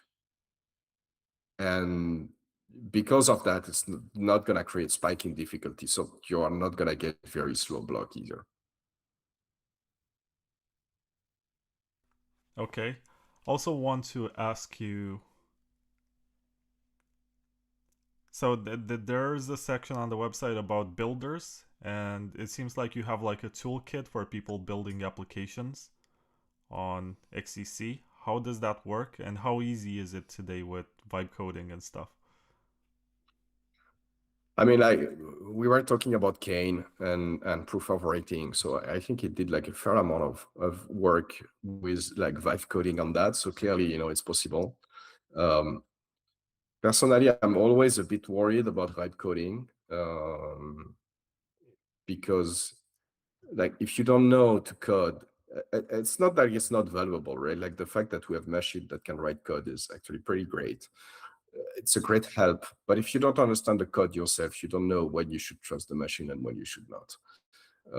So I'm always a bit, you know, worried about that, but yeah, it's just like a set of libraries that allows you to interact with the basic feature of the network. I think most blockchain are gonna have something similar, so there's nothing very special there. It's always made in such a way that it's as similar as possible to what BTC and BCH are doing, so that if you have an application that works from one of them, you use like the Ecash equivalent of the library, and you're gonna get, you know, you're gonna get something that works very quickly. What's the block size? Because I still don't understand. Did you modify the block size or the block times for XEC? We did not modify neither the block size nor the block time. The block size right now is 32 meg. Ideally, what we want to do is like an additive block size. BCH has done that, so that's good for them. We probably want the same thing, but because we're nowhere close to 32 meg, it's not really an issue that have been prioritized. In terms of block time, it's 10 minutes, but we're much more regular than also blockchain. You're gonna find like much fewer very fast block compared to other blockchain, and much fewer very long block as well. The block are gonna be more regular. But other than that, it doesn't really matter that much that the block are 10 minutes because you're gonna get, you know, 1 or 2 second finality with Avalanche anyway. If you get someone porting the ordinal protocol onto XEC and then inscribing a 32 megabyte JPEG, or putting music videos or whatever, encoding them into the blockchain, how are you gonna react? Is that a legitimate use case, or is that spam that you need to stop? So first, you cannot do a transaction that's gonna be 32 meg, right? Like the transaction size is smaller than 32 meg. I don't have the number in my mind, but I think it's 200 kilobytes or something like that per transaction, if I remember correctly. I might be wrong, like don't quote me on that, but but there is like a size limit for the transaction themselves. So you're not going to be able to do a giant transaction. Now, what is good with the whole Avalanche stuff is that we can implement rule in Avalanche about what we want and what we don't want. And I don't have to be involved in that. Like anyone, you can decide, well, I don't like ordinals, so my node is not going to accept ordinals. And you're going to Avalanche with the other guys. And if the other guys accept the ordinals, your node is going to be like, well, you know what, actually, those other guys, they consider that transaction valid, so I'm going to consider it valid as well. But if enough of you decide that, no, you don't want to accept ordinals, then the one that do accept them, they're going to be like, you know what, those guys, they don't want that transaction, so we're not going to include it. And I don't need to make an authoritative decision on that or anyone else. Something else that I've been meaning to ask you is, why do you think that since you forked Bitcoin, nobody else forked Bitcoin? Or at least not in the same way with the same degree of success? Because there was Bitcoin Diamond, there was a SegWit 2x in the end that was different from the original project. So there were minority forks, but this was the last big one.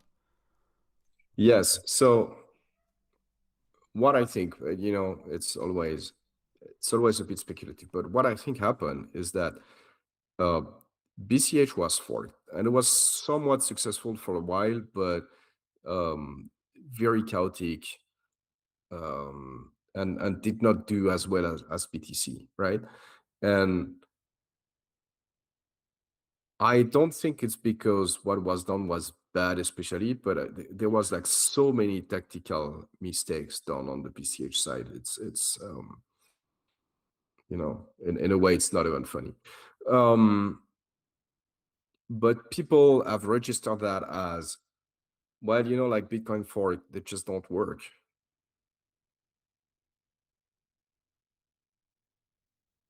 Like if you talk to most people in the industry, this is the impression that you have. Like people have tried that, it doesn't work. Okay. I mean, a lot of these ETFs that enable Bitcoin, institutional Bitcoin, whatever, they do have clauses about what's going to happen in the event that there's a fork. Mm-hmm. And there was but usually the clause is like super vague, and essentially they do what the fuck they want. Of course, but there was speculation that BlackRock might be interested in creating their own hard fork for institutional Bitcoin, and then if they do that and they have so much capital that's flowing into their ETF, they're gonna force the rest of us to follow, unless we want to be. Yes, but why would they do that? Bitcoin, as it is right now, is perfect for BlackRock. Why would you say it's perfect for BlackRock? Because it doesn't scale. And because it doesn't scale, you have to use it through custodial, or at least like the vast majority of users do have to use it through custodial. And who's the custodial? It's BlackRock. Okay, fair. I mean, it's also good for other custodials, right? But it's generally good for BlackRock is not gonna fork a Bitcoin that is more scalable, for instance. It just makes no sense for them whatsoever. Yeah, same for MicroStrategy and all the others. Like their business model is being the Uncle Jim, right? For others. Their business model is amassing all those coins, and then because you cannot do the stuff with the coin themselves, you're gonna do the stuff through the financial product that they offer you. But before BlackRock, actually, I made, so it's a bit unfortunate because it's in French, so people have not, it's not that well known. But I did a conference about that in like, I don't know, 2016, 2017, explaining that if Bitcoin did not scale, this is exactly what would happen. So it was like more than 10 years ago now, and it's exactly what I said would happen. Now, I was looking at the chat. There are people still writing numbers in there. I guess they are very much behind with the stream because we announced maybe the they are winner like backlogged 2 hours ago. It was number 34, right? Yep, I still have the paper. It's there. It's there. 34. So if you missed it, come back next time. There's gonna be another giveaway in the next episode. Yeah. There was also a comment from your friend, just a second, Tobias. He said that for blocks, it's 1 megabyte consensus, 100 kilobytes consensus. Policy. Oh, transactions. For transactions, yeah. He said, quote me Well, on I that. was kind of in between with my 200 kilobyte, but yeah, I got it wrong. But I told dude I was not sure about the number, so. And there's also something to be said about the proof of stake side of Ecash, because the users can actually earn rewards. And I was going to ask you, how did you balance the rewards for the miners with the rewards for the node staking?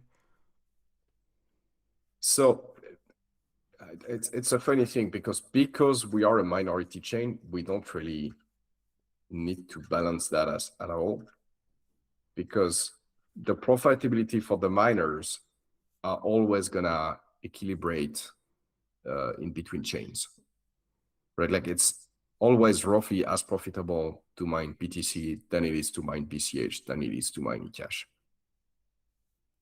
because of the difficulty adjustment, right? Like if it's more profitable to mine BTC, for instance, well, people are gonna remove hash from BCH and Ecash and mine BTC instead, which is gonna make BCH and Ecash easier to mine. And so, like very quickly, the difficulty adjusts in such a way so that the profitability is the same. So you could say tomorrow, 99% of the block reward goes to staking and 1% goes to miner. Well, now the difficulty adjustment would get 100% easier, and the miner would make the same. Okay. Yeah, I get the appeal.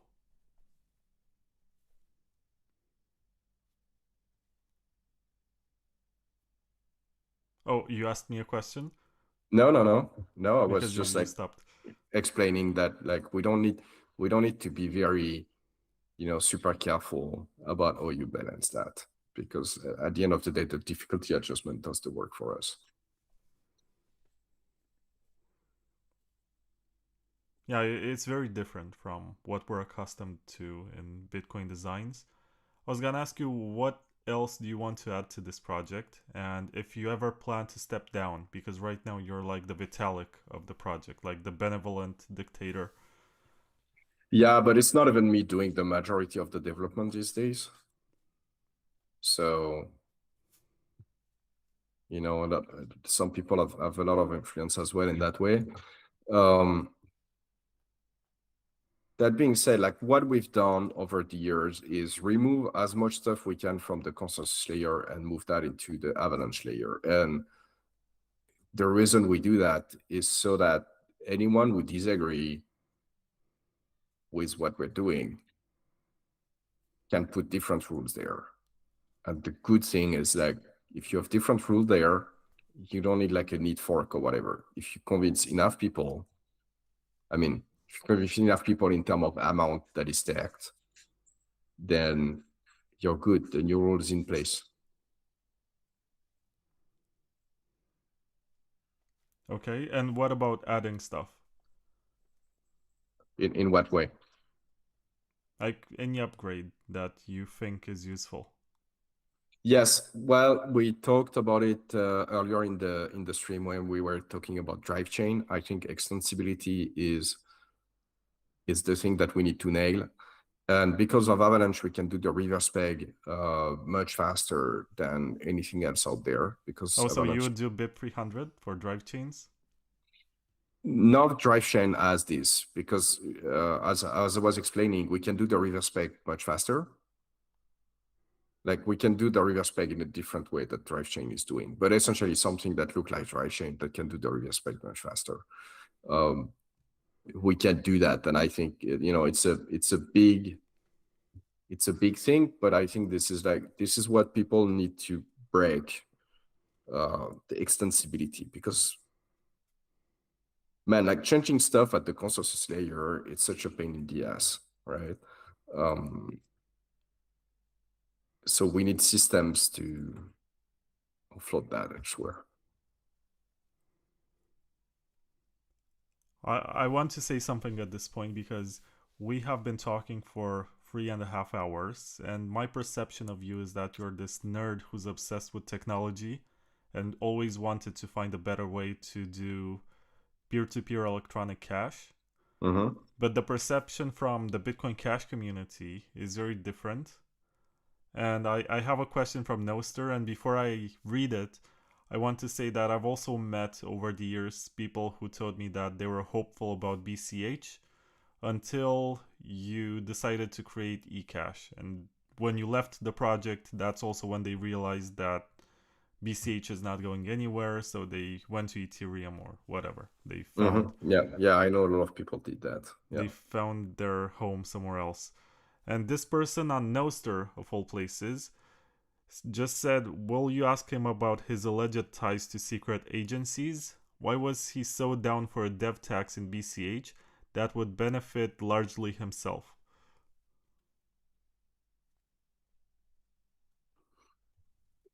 I mean, like, I have no tie to secret agency. That being said, like, if I had some tie with secret agency, I would probably answer the same thing. So I don't know. I don't know what you can say. Like, but I'm not even aware of those rumors. I have not seen those rumors about me that I'm somehow a secret agent or something. This is cool though. Like, being a secret agent is pretty cool. So I'm happy that some people believe that. Also, why I was so adamant on the developer fund. First, like, you know, that person is a bit retarded because they call it a tax. If they don't, you know, like, they don't have to pay it because they don't have to use the system. It's not like, you know, it's not like some weaponized people are gonna come to their home and force them to pay if they don't pay. So, I mean, that shows like some difficulty to conceptualize things. But why I was so adamant on the funding is because, you know, developing and maintaining software, it requires resources, and we were in an environment where we was the one of the least funded team, and we were putting all the development work, and the other team that were in there, they had more funding than us, and they used most of that to try to push for bullshit that made no sense whatsoever. And that was not only, you know, not only that did not help us developing what was required, but it would force us to deal with all the bullshit that they were pushing our way, in a way that would get us to squander a lot of our resources because we had to deal with, you know, the endless stream of bullshit to deal with rather than actually develop what we needed to do, right? And look at what came out of it. Like, when we went away, we were able to develop technology to secure again 51% attack, to make instant transaction, to make the block more regular, and to make the whole blockchain less dependent on us, which are the supposed stated goal of BCH, right? Like, this is what BCH was created for, to be digital cash, which meant like fast transaction, scalability, all of that. And we were able to do 10x more than BCH in the time before on those specific front, right? Like, BCH did also stuff, but on the specific front, we were able to do, you know, 10 times more, with a fraction of the ecosystem and resources. So, you know, it's like a good demonstration, you know, by the example. It's a good practical demonstration that it was actually a better model. And, you know, I actually believe that BCH would still be a top 4 coin if we were able to move on that roadmap on BCH. Like, the fact that it decided to do, like, you know, fuck all stuff that have nothing to do with digital cash, kind of lost this way, you know, like, there is no roadmap, there is no guideline, so people, they don't know what to expect next. Most of the developer, they went away, you know, like, especially Kalin and Jason by now. Like, BU is not there, Classic is not there anymore, XT is not there. Like, the most brain power went away, because they had no resources to do the stuff. Like, some of them had a lot of resources, but many did not have resources, and so they wanted to brand the protocol with their pet ID. And so they branded the protocol with their pet ID, and then they went away. I think of all the big block developers, Peter Risen is still active, and But it's there. not really a developer. Like there's no code from Peter Risen in those stuff. Oh, he designed a chip that helps you sync the blockchain much faster with big I mean, blocks. I'm not saying that he did nothing, but it's not writing the node software and the consensus algorithm and all of that. That's not what he does. I think Jeff Garzik is doing bridges nowadays. He moved on from any Yeah. conversation about scaling. Mike Hearn has famously rage quit. Gavin Yeah. Andreessen is not around anymore. He doesn't seem interested in any of this. Oh, he's actively uninterested. Like if you want to reach to Gavin, for instance, for your podcast, and you're Oh, I like, did. oh, Gavin, Trust like me, I I would did. like to have you as a host or whatever, it's gonna tell you no if he even answers. No, he never answered to any of my Yeah, emails. it's just like it doesn't want to have anything to do with Bitcoin anymore, at least not publicly. I don't know in private, but Which is a shame because he's been around for so long and he's seen so much and he knows a lot. He could like there share. is something you don't realize because I was essentially in Gavin's position with BCH, and so he was in with BTC, which is even much, even bigger. The amount of shit that you have to plow through when you're in that position is something like people don't understand. That's like if you imagine something, you have to at least multiply it by 10. It's so ridiculously bad. And when you are in a position like Vitalik and whatnot, where it's like somewhat established that you should be the boss, you can pull rank. But when you're in the position that I was or in the position that Gavin was, you cannot do that. So there is an unless amount of shit that is thrown your way, and there's nothing you can do to do anything about it. And it's like something people don't want to deal with forever because you don't even get paid. Like, if you were to be paid millions of dollars to, just have this torrent of shit thrown at you, and you're like, maybe you would do it, right? But it's not even well paid, right? So so I completely understand his position. I remember the same argument being presented by Vladimir van der Laan, who was the Yeah, I can maintainer believe that, of Bitcoin Core. He but was like, I don't get paid enough for this bullshit. I would say, Vladimir, contrary to Gavin or myself, were in a much better position to pull rank because he had support from like almost the entire dev team and industry. I did not have that, and Gavin did not have that. So take whatever Van der Laan told you and multiply it by 10, and you get like what Gavin went through. Yeah, but I was gonna tell you that we presented 5 different versions of the Bitcoin software that emerged since 2017, and you're responsible for 2 out of 5. How does it feel? What do you mean? Oh, Yeah, you mean we like have the Bitcoin, we have Bitcoin forks? Bitcoin Yeah. Gold, Bitcoin Cash, Bitcoin SV, and Yeah. Ecash. You're responsible for 2 out of 5. I don't know. Feels good, man. Like the Pepe meme. I don't know. It's what it is. I don't know. I don't know that I feel good or bad about it. It's what it is. Do you think that the big block movement, I've had this conversation with Peter Risen when he was on the podcast last year. Do you think that big blockers were sabotaged or self-sabotaged by forking and dividing the community to the point where they couldn't Big get Blocker momentum? was self-sabotaging, but constantly. They were not like many of them. They believe in those conspiracy theory, and I guess like the fact that I'm a secret agent or something is one of them. But the reality is like Big Blocker, they were right on the need for scaling, but they kept doing dumb shit that lost them the trust of the industry. Like, I explained, like, for instance, when Big Block were deployed on testnet for the first time, there was XT and Unlimited. And they managed to split between the two because they didn't implement the same rules for SIGOPS.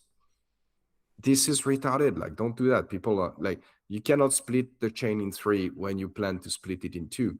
People are gonna see that and they're not gonna run your software. But I've seen even worse. And this is something that is private still to this day. I don't think there is any recording or whatever. But at some point there was a meeting with like many very important like industry people to activate larger block on Bitcoin. It was before, SegWit was activated and all of that, or BCH or whatnot. It's actually one of the events where I was like, actually, those people are beyond, beyond saving. I need to work on Plan B, which was BCH. So when was this event, and can you So give more it wasn't like I'm details? super bad with dates, but it was 2016, I guess, but I couldn't tell you the exact date. And so this is online, right? This is not an in-person meeting, but this is online. There's this chat room, and there's a ton of people in there. Many, like there is, for instance, there is more than 50% of the hash rate in there. There is like various other industry leaders in there. And there are people that work on larger block implementation of Bitcoin in there. And the goal of that chat room is to discuss, we are gonna activate large block on Bitcoin. Like everybody agrees this is the path forward. We just need to have like a specific plan on how to do it. We all agree on so that we can go through with it. It goes nice and fine, and everything is good. Okay. So this is the state. And at the beginning, BU is not there for some reason. They were invited, but they don't show up right away, right? And everybody is talking about like, the roadmap and what are the rules exactly, stuff like SIGOPS and whatnot, so that the split in 3 of the testnet doesn't happen again and so on. And it moves along nicely. And then you have like a few people from BU that join the stuff. And Andrew Stone is like, no, but like we cannot do that because this is collusion. Wait, who says that? Andrew Stone, the lead dev of BU. Okay. It's like this everybody agree on the stuff. We need to use emergent consensus or whatever the stuff for, the way BU wanted to activate the thing. Except emergent consensus is unsound from a game theory perspective. There is like even an economic paper that have been written about it. So it's like proven in like a scientific way, if you wish. But at the time, there was not that paper, but it was obvious to people who understood the economics and game theory of Bitcoin that it was a broken way to do it. And Anderson was like, well, we cannot do this. This is collusion. And at this point, it became clear to everybody that this meeting is not going to pan out because BU is not on board. And so we are fuck stuck. And what do we do next, right? And it's like the whole stuff percolated from there. And I mean, like, imagine the situation, like, imagine the degree of retardation that, I mean, you've won the game. You've won the game. You have all the people that matters at the table. For you to win the game, you just have to agree on the detail of how you win the game, right? And you're like, I don't want to win the game. Well, like if you're gonna behave in that way, you're never gonna win any game, right? Like it's guaranteed. So I don't know, man. Like I wish there was a recording of that chat room. Maybe someone has it. I don't have it. But was it just text or were you doing voice it was talk? just text. It was text. I'm pretty sure someone might have the logs. Someone probably has the log somewhere. I don't have it. So but do you know who else was in there, or is it safe to disclose? I mean, I prefer not to say. I don't know if people want to be associated with that or not. Did you also have people from Bitcoin Core in the room? We didn't have people from Bitcoin Core.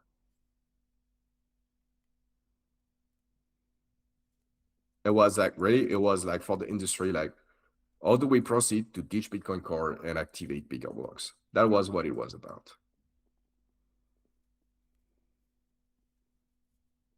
Okay. And if you negotiate properly, like if you negotiate properly, you'd have won the game. It's So are you saying that the creator of Bitcoin Unlimited sabotaged the big block movement from the beginning? I don't even think he sabotaged it. I think it was retarded. He wanted his activation mechanism to be the thing. And his activation mechanism was unsound. And so it could not be the thing.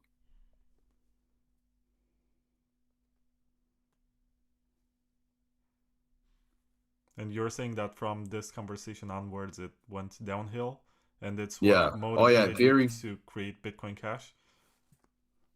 Because imagine like you're a big miner or an exchange or something. You invest millions and millions in your infrastructure to mine this currency. Are you gonna bet your millions and millions of infrastructure on some dude that tells you that agreeing on something is collusion and so you cannot agree on anything? No, you conclude that this guy is not serious. I cannot work with those guys. It's gonna be an endless stream of problem. I can predict nothing about my business.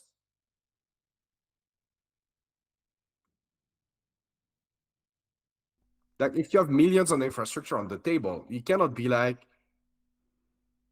you need a plan, right? Like because you probably have a loan to pay for a part of that stuff and you need to pay back the, like, you know what I mean? Like you need visibility on what your business is gonna look like over the next few months or few years.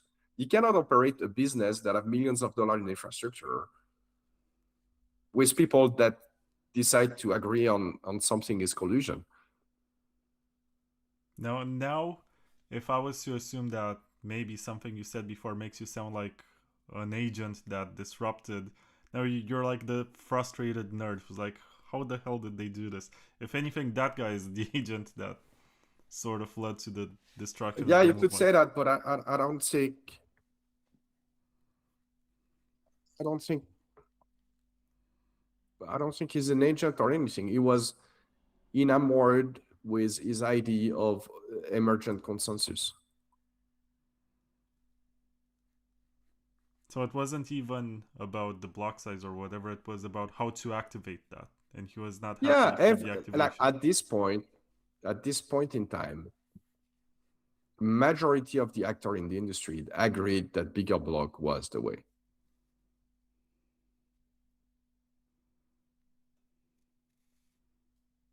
And the consequence of this not happening is that most of them went to Ethereum. That's the reality. That's the winner of the block size wars. Yeah. It's not nice or popular to say it because every camp tries to claim victory or say, well, we did this and we did that. But that's when a lot of the industry became fragmented, and Ethereum, which started out as something which was not taken very seriously in the beginning, they also had that major issue with the DAO hack and the fact that they had to roll back the blockchain to bail out their investors. It was just a bad look, but a year later they got very big, and it wasn't on their own merits, or not only that, but it was also the fact that Bitcoin could not agree about how to scale. Mm-hmm. So, Oh yeah.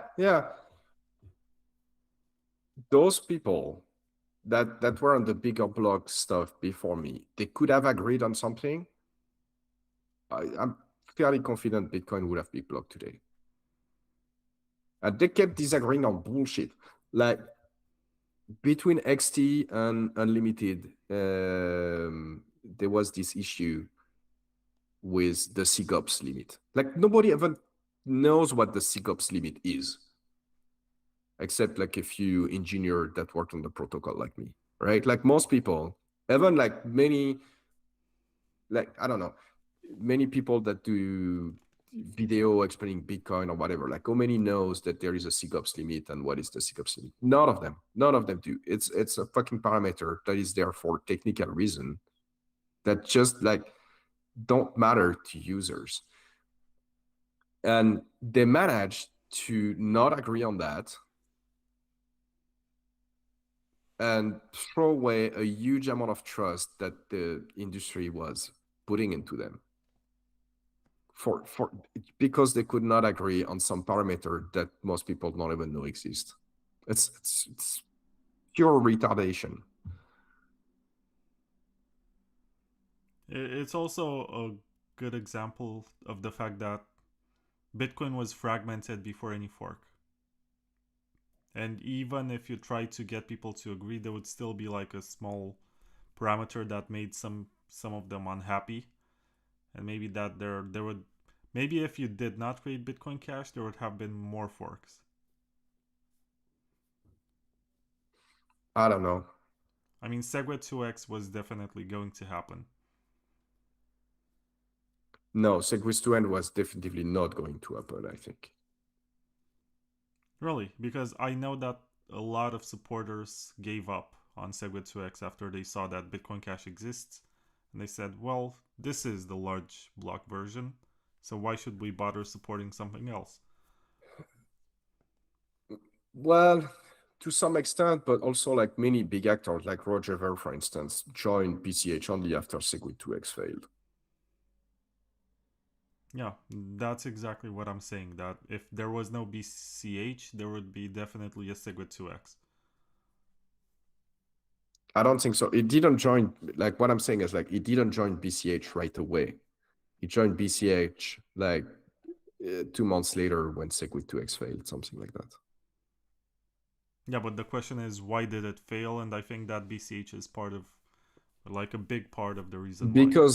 Because when comes the time to activate the larger block on SegWit 2x, you know, like, so you have two factions.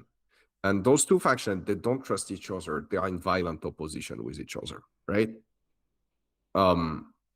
But they kind of want to stay in the same system because they understand that the more people there is in the system, the more valuable it is, right? So you have those two groups.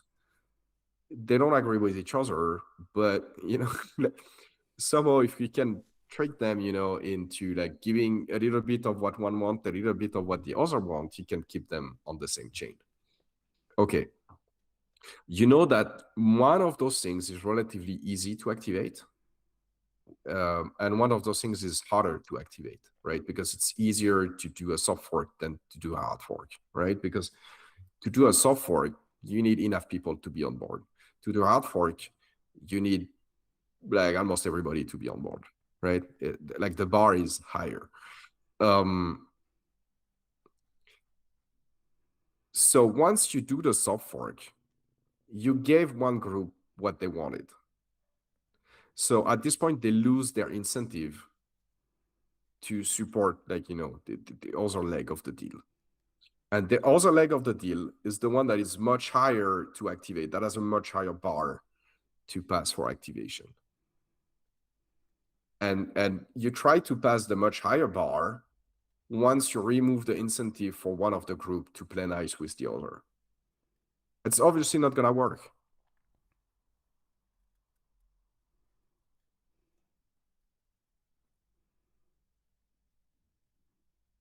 Yeah, makes sense.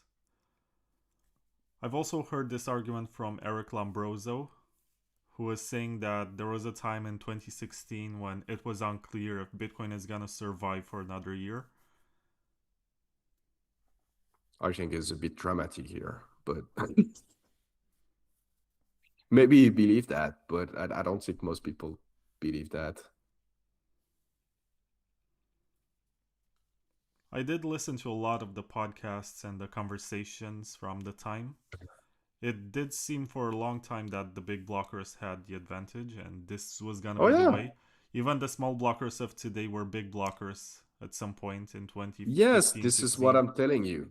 This is what I'm telling you. Like, there was a time where activating big blocks was a matter of demonstrating you have your shit together and agreeing on a plan to activate it. And for some reason, Big Blocker managed to fuck up both of those things. And this is why there is no big block on Bitcoin today.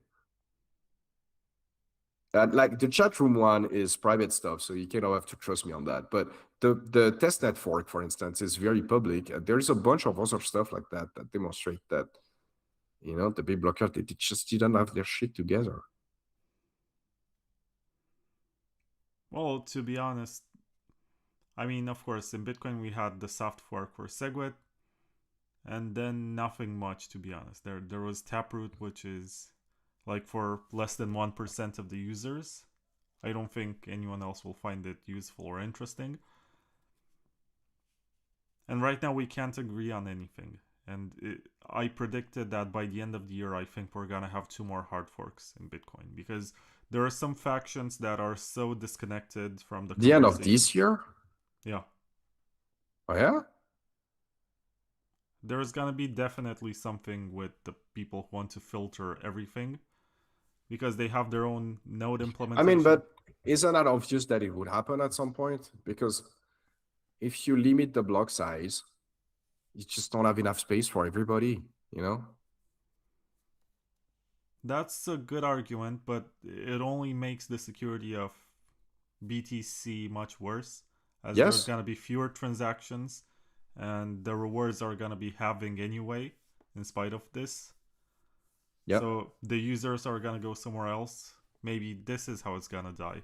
Or maybe that the price will go up indefinitely because Sailor is gonna pump it, or whatever. Probably not. But I predict that there's gonna be a fork for these guys who will want to have their own space of purity and whatever, because they seem to be very opposed to Bitcoin being permissionless. And there's gonna be maybe another fork for builders, because I see so much frustration with the CTV people, with the Upcat people, and they're like, man, I just want to prove my tech. I don't have the rest of my life to wait for this, and I think someone's just gonna... Yeah, but here is the deal, and it's exactly what went wrong with BCH. Like, Bitcoin is not the place to prove your tech. Like, it's simply not. It's just an ego stuff. You could do another blockchain or whatever to try your tech. If it's great, then maybe you can convince Bitcoin to adopt it and whatnot. But you don't need your tech into Bitcoin other than for ego reason. There is no technical reason. Maybe that you're much more experienced with this and you went through this before. But these guys would not deploy on Litecoin or BCH or whatever. They just want it on Bitcoin. And if it's not gonna happen, and some of them I think raised funding or whatever, like Starkware or whatever, I think they're gonna want to show it somewhere. So they need like a live network for it. And they said they're gonna do it on Bitcoin, so maybe, who knows, they're gonna make their own version of Bitcoin. So these are my predictions. Take them as you want. Don't bet on prediction markets or whatever that this is gonna happen based on my intuition. I might be wrong, but it seems like there are some factions inside of Bitcoin that don't get along anymore, and they just hate each other at some point, and they're even begging each other, like, just please fork away. I don't want to deal with this shit anymore. Just create an altcoin. Yeah, I've seen that. I've seen that, but like, you forced a group of people to be on this to have to share this tiny amount of space. You mean, you said tiny amount of space? Yeah, there is a teeny amount of space, right? So obviously, all this space is going to be used. Know that it's a very scarce resource. You kind of have to, you know? And then you also have the Nostr people who are their own island, and they use Lightning Network custodially mostly. I don't think this is going to end up in a good way. I mean, I think Lightning Network, it's a bit sad because it's very interesting tech, but it's mostly a failure at this point. Like, people think it's very successful because everybody uses custodial services to use it. Even, like, to be fair, the people that build those custodial services, they're pretty smart. Like, it's very transparent. You never really know if you use the custodial stuff or if you use the real Lightning Network. It's the same like what's the name? But like it's the same invoices and stuff like that system. It works transparently between the two. But what happens in practice is that the vast majority of it is custodial. I do use Lightning non-custodially. There is Mm-hmm. Phoenix Wallet and there is Electrum that has something very cool with trampoline routing and a lot of magic in the background. But most people I see using Lightning just are using something custodial. And even the Lightning white paper says that you need 133 megabyte blocks for this to work at scale. So the no, it's even more than that in the Lightning paper, if I remember properly. But yeah, the Lightning network paper, say that even with Lightning network, you need blocks that are way bigger than what the fuck we have now. I think the math is that if every Bitcoin user is gonna open and close a channel every year, and this is gonna scale at Visa level, then you're gonna need more than 100 megabyte blocks. If I remember correctly, but I haven't read it in a while, but if I remember correctly, it was 300 meg in the paper that the estimate is required. But I'm not. I don't know why the number in my mind is 133, but it's oddly specific. This is a sort of scientific kind of podcast, or at least one aiming for accuracy. So I've just opened. Yeah, I was right. So it's page 55. It says if all transactions using Bitcoin were conducted inside a network of micropayment channels, to enable 7 billion people to make 2 channels per year with unlimited transactions inside the channel, it would require 133 megabyte blocks, presuming 500 bytes per transaction and 52,560 blocks per year. You sent me a message. Do you have to go?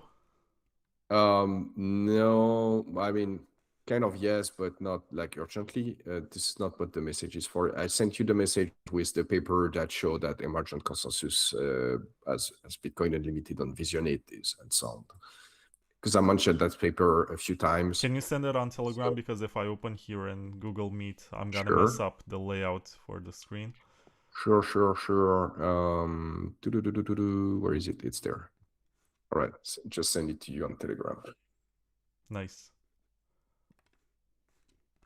But yeah, they are looking at the game theory and economics behind the emergent consensus proposal by Bitcoin Unlimited, and they show that essentially the game theory said that if you do that, it's never gonna be used because nobody has everybody gets punished to do the first step essentially. Like if you do this first step, you get punished, so nobody takes the first step. It's irrational to do. You mean for the activation? Yeah. Oh, this is quite well researched when you look at it. Lots of references, math. Yeah, it's an actual research paper. They did things very correctly. Obviously, this paper did not exist at the time of where those discussions took place, right? But we kind of, I say we kind of knew that, but clearly some people did not. But if you understood Bitcoin, you would understand what is in that paper, maybe not with the level of details with which it is described in the paper, right? But on an intuitive level, you know that it doesn't work.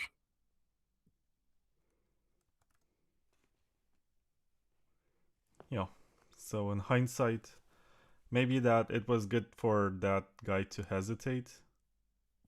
Or maybe he could just say, let's use XT instead of unlimited. I don't know. Yeah, but see, when you have XT and unlimited and classic disagree on stuff, and on stuff that don't really matter, like SIGOPS. It's not a matter of who's right or who's wrong or which group I'm going to support. It's a matter of those people don't have the level of professionalism required to steward $1 billion project. Right? Like if they were aware of the importance of that project and the kind of money that is behind it, they would have figured out this SecOps issue one way or another, right? The specific answer they give does not matter. The fact that they did not even consider that it was important to agree on the answer show that they are not trustworthy. They don't operate at the level required to make that work. Yeah, it's really interesting, this piece of history about this meeting, because also what happened post fork is that you ended up with a lot of people who only agreed that the block size should be increased, but had all sorts of different opinions, and that's why BSV emerged a year later. Mm-hmm. You had these guys who, first of all, you had a guy who was claiming he's Satoshi, and some people found it convenient. You're like, oh, we have this guy who says he's Satoshi and Yeah, he's they were on our also, side. to be more complete, there were also a lot of people that knew he wasn't Satoshi, but that found it very convenient that the fake Satoshi was, going at us. And so it was convenient, as an ally of circumstance, if you know what I mean, Yeah, I know exactly. So it's bigger than just the people who somehow, believed that he was Satoshi. And then this guy who claims to be Satoshi forked off and created his own version and took some developers with him. I'm not even sure if he took the best of developers, but he did have some developers that left to work on BSV. Mm-hmm. And I know that, for example, Electrum X or some other projects became BSV projects. Yeah, the dude that was maintaining the Electrum fork for BCH was a BSV dude. So he went with BSV. I don't know what happened out of him. There was some fragmentation, and I think that in spite of the fact that it was convenient to have this guy who claims to be Satoshi on your team, on the long term it led to a damaged reputation. Yes. It was better off to just find a way to tell him to fuck off or whatever, or not let him speak publicly for the project. I still remember a famous tweet from him where he said, I'm going to gym, call me when BCH hits 9,000 or something. And people were still joking that he got stuck in the gym and he never left. He used to be quite funny on Twitter. I don't know what happened. Maybe the lawsuits changed him.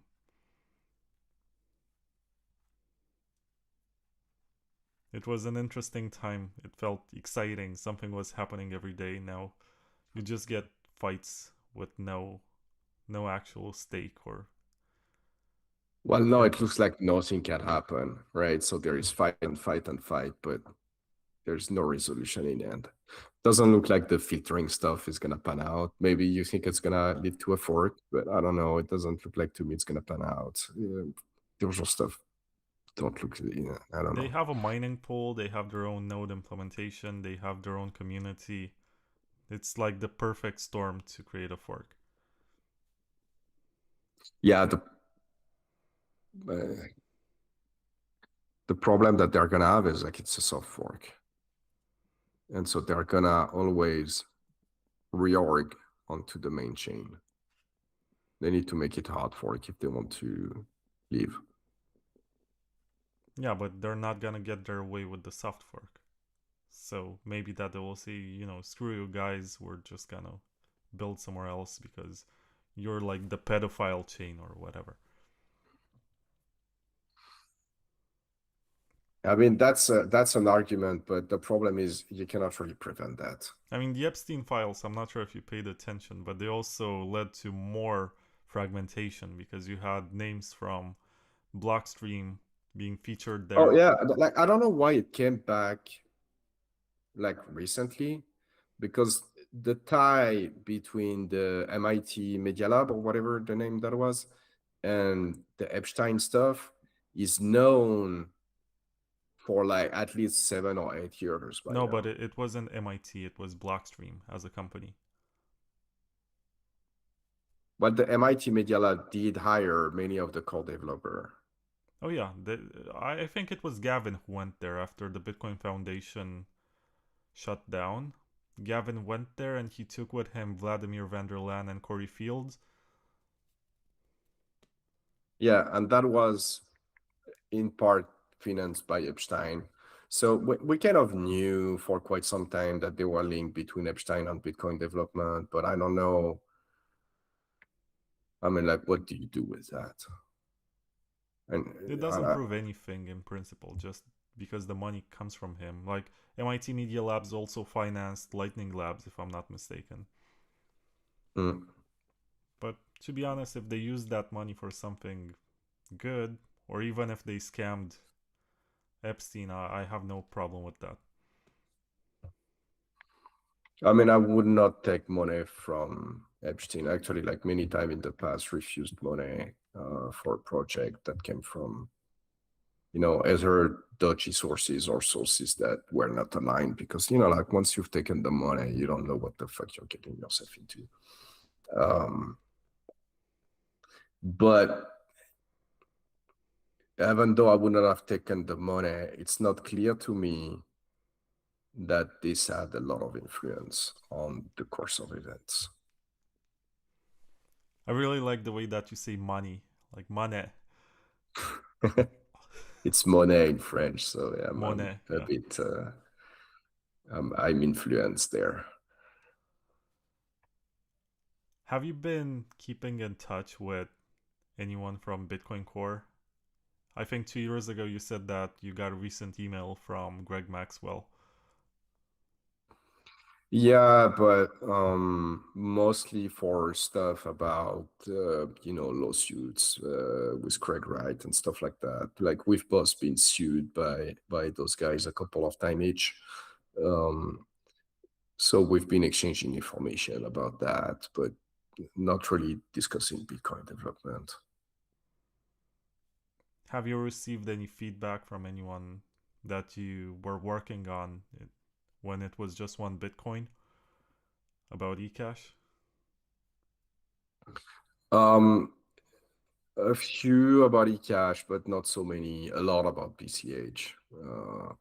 Not as many about Ecash, because I guess like a lot of, as you mentioned, like a lot of those people that were looking at the different project and whatnot, they went to Ethereum or like Solana, whatever, like other ecosystem for the most part. The Bitcoin ecosystem is too dysfunctional for those people. I'm surprised always to find out how many people actually build on Solana these days. Even Mark Karpeles, like you associate this guy with the largest Bitcoin exchange, and I interviewed him. Or the smallest, it depends. He said he's building something on Solana, and I was like, huh, interesting. But I don't, Bitcoin sort of ruined his life, so I don't blame him for trying to find some other tribe. I mean, well, yes and no. Like, Mark Karpeles, it's mostly negligence more than malice, but he's a guy that has an history of cutting corners. So it's kind of like also his way of doing things would end up leading him, that he was in Japan to begin with because he had trouble in France because he did not respect like various privacy law. He was working at what's the name? Like we would say a cloud provider today, but it's not what it was called back then, like a hosting company, right? Mm-hmm. And it did access some user data. It doesn't even look like it was malicious per se, but it didn't do stuff by the book with client data, and it ended up leading him into legal troubles. So it was not like super duper serious, but it's also why he went to Japan to begin with, left France, went to Japan after that. And so he's a dude that was not necessarily super malicious, but it was cutting corner a bit too much, right? And when you do that, you might find yourself in a very bad position. It backfired spectacularly for him, but even if it didn't do Mt. Gox, I'm pretty confident that the way it was going at things would have backfired in some other way, maybe smaller, but still. I mean, I was not aware of this, but the whole Mt. Gox story sounds like this legend of the devil at the crossroads, right? Where you sell your soul because you want something very badly. And he got the Mt. Gox website basically for free. And Yeah, or very cheap at least, yeah. He was supposed to just pay like a percentage of the business to Jed McCaleb. Mm-hmm. And he was like, okay, I'll take your website. I'll grow it. I mean, Jeb also seems to be a pretty dodgy character. He is dodgy when it comes to accepting podcast invites. Like, answer my emails, Jed. Jeff. It doesn't, like, you try to contact him and it doesn't answer. Well, I don't know if he's malicious or not per se, but I don't quite know. I don't know enough about him to know, but I know that he's, cutting quite a bit of corners as well, at least. I know that a lot of people associate the creation of Bitcoin Cash to Roger Ver for some reason, but you're actually the creator. And I was gonna ask you, have you communicated with Roger lately? Are you still in touch? Not in a long time. Roger, Roger was kind of like the best and the worst things to happen to BCH at once. On one hand, obviously, he is like a huge promoter, huge persona, huge presence, everything, right? And so on that front, it was fantastic to have him. But on the other hand, he always wanted stuff for yesterday without funding. And worse than that, he funded essentially like all of the worst people in the ecosystem. He's very noise driven, if I would say, in what he was paying attention to and providing, directing the spotlight to, created like a ton of problem internally the way he was behaving. Also, he antagonized everybody. I mean, not everybody, right? But he antagonized a lot of people. And then, you have to fix it up. It's just like unnecessary trouble. So, it's a strange person now, pro and cons, but, 10 years from now, what do you think is going to happen to Bitcoin Cash, and to Ecash? What's your prediction? Okay, to Bitcoin, probably become some kind of reserve asset. The price is probably going to go up still, but it's not going to deliver on any of the original promise, right? It's going to be more and more financialized. It's going to be completely absorbed by the existing financial system. You're going to have to KYC everything if you want to do anything with it. And it's just going to be like another assets that didn't bring any freedom. BCH, more difficult to know. I think it's in a pretty good spot not because of what is being done in terms of work on it, especially, but because of like the level of integration it has with all kind of things, in the ecosystem. So it's a pretty good spot on that front. They're probably gonna have a BCH ETF at some point. It's gonna happen. I think there might be one. There's a Litecoin one, so there's a Solana one. Yeah, exactly. Right. So there's definitely the grayscale stuff. I would say also, if you don't know Jason Dresmeyer, it may be a good person to get on your podcast. He's still in the BCH ecosystem. Is like one of the people that are doing good stuff for the BCH ecosystem.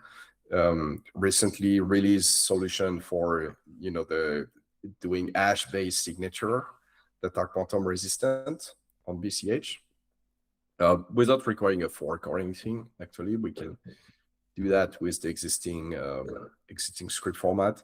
So I think actually what he did on quantum resistant there actually make quite a bit of noise, and it's probably not unrelated to the fact that BCH has been doing good lately. I think it's an actual concern that users have, regardless whether it is real or not. We can debate that, but it's clear that a lot of people care about it. and you do well when you care about users. So Jason, good guy. You think you can put me in contact with him? Yeah, sure. And I'll put you in contact with the CEO of Cake Wallet if you want to list Ecash Okay. on it. Yeah, That's sure. our trade. Sure, fair. I accept that trade. And Ecash is really gonna be dependent on how the mood evolve in the ecosystem, I guess. Like as long as it stays in that nihilistic kind of, kind of spirit. I'm not sure to explain, but like there is a mood that is pretty nihilistic in the crypto ecosystem these days. And as long as the mood is like that, it's very difficult for Ecash. But I think we're probably gonna see a renaissance. But whether we see it like next year or in 5 years or something, it's a bit difficult. But at some point, like all this nonsense crap is gonna die. Like that's pretty much a guarantee. And it's always what happened. Like the crap stuff dies, and then you go back to the fundamental and stuff, and then there is help to play for Ecash. Do you think there will be any coins that will die in 10 years or even less of the famous ones? It depends what you mean by die, right? Because those coins, they never really die. Like I'm sure like even PR coins or whatever, like some of the early stuff, they are still like there's still someone running a node somewhere, right? So I don't think those coins die per se. But let me look at the Oh yeah, let's pull look up at CoinMarketCap. let me look at CMC and see what is in the. I mean, USDT could or could not die. It's It's a story. project that have been on the verge of explosion for many years, but have never exploded. So otherwise, I don't know, like Ripple will stuff be like around in 10 years? I guess like the top 10 is probably still gonna be around, but what is below that, I don't know. Like Hyperliquid, Unus, Cardano, Bitcoin Cash probably gonna be around. Chainlink, I don't know. Monero is gonna be around, but like there's a fair amount of those that are probably not gonna be around. Like Canton CC, what is that? Like it's not gonna be around, I think. I don't Or know. is it like 17 on CMC? It makes no sense. What about World Liberty Financial? I don't know. what about Avalanche? Do you think it's gonna be around? I really don't know. It's like I your really don't sibling know. coin. Well, yes and no, because they cannot really be trustless in the way that we are, because they use only Avalanche. They don't use Nakamoto consensus, right? They use only Avalanche, which prevents. Yeah, because Avalanche doesn't leave an auditable trace of what happened in consensus. You need a trusted process to be bootstrapped on the network. Do you pay attention to any of these new altcoins? Because I've had someone in the previous episode from something that's called Quai Network, and it's this large sharded. It's sort of like what Peter Todd was describing with 3 chains, like blockchains on top of each other with sharding, and they get generated according to demand. It scales very well and has its own trade-offs. And there's also Caspa, which uses a DAG. It's very different in design. I'm not too convinced about those type of technology. So the first one you mentioned, I have not looked into detail. Caspa,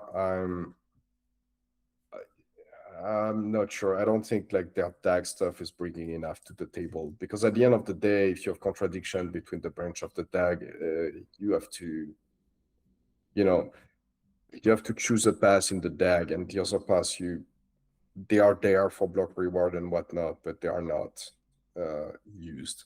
So you don't get that much more throughput through the system. It's just that this is like the avant-garde of scaling proof of work.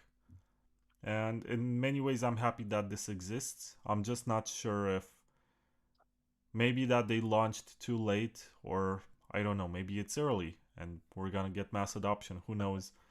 I don't know, but I think, it's a bit of the same problem that Litecoin has, right? Because Litecoin was like, we're gonna provide a better user experience than Bitcoin by having faster block time, right? Or it's not the only change, but that's one of the change, and that was one of the change that is there since the beginning. The problem with that is that, yes, 2.5 minutes it's better than 10 minutes, right? But it's not transformationally better, right? So it's not better enough to switch. What you want is confirmation in seconds, right? Like, actually, if you look at the research on payment, really the barrier that you want to break is like 3 to 5 seconds. Like, you want to be below that. It's really what it makes. It's not a qualitative difference. No, it's not a quantitative difference. It's a qualitative difference. It's a different product, right? If you go from 10 minutes to 2.5 minutes, it's the same product, slightly better. If you go from 10 minutes to 2 seconds, it's a different product. It's instant payment.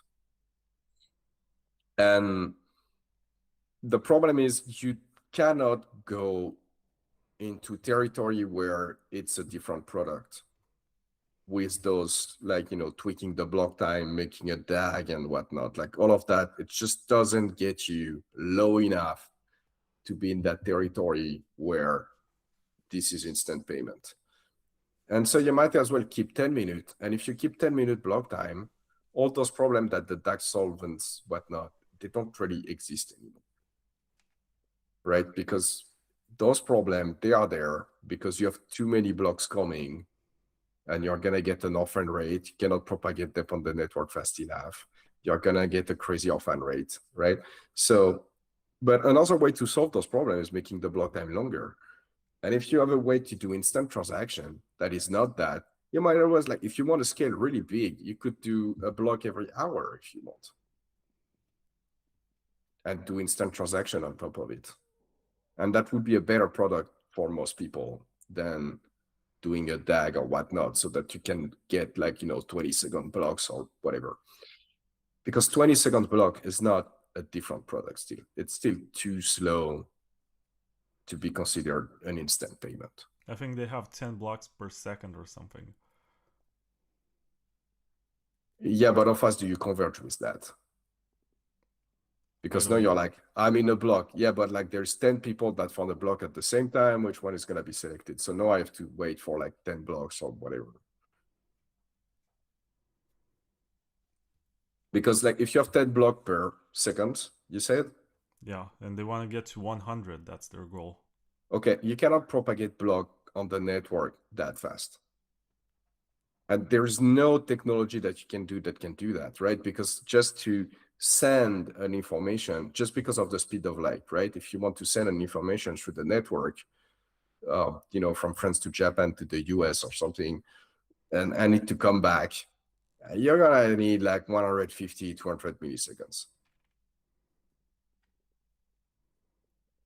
So if you do like 10 block per seconds, there's like people who find block have no idea what the 10 previous blocks are at best, if they have like magnificent connectivity. So you just create like a bunch of branch in your tag, but what value do they bring to the user? Right? Like your network is not converging any faster. Well, I don't know. I wish I had good answers for this. I'm also a bit tired and can't really debate. I was just wondering if you pay attention to these projects or if you find anything interesting. So yeah, as mentioned, Caspar, yes, the other one, no. I always keep a look on those stuff because I'm kind of hoping that something is gonna come on that front. Something that is like really brings things to the next level. But so far, I've not seen it. They all have downside that people neglect. Yeah, and it's really unfortunate that there's not much research in proof of work. There's a lot of it in proof of stake, but with proof of work projects, there hasn't been much happening. But take a look at Quai. Maybe you're gonna discover that it's interesting. Mm-hmm. It's QUAI.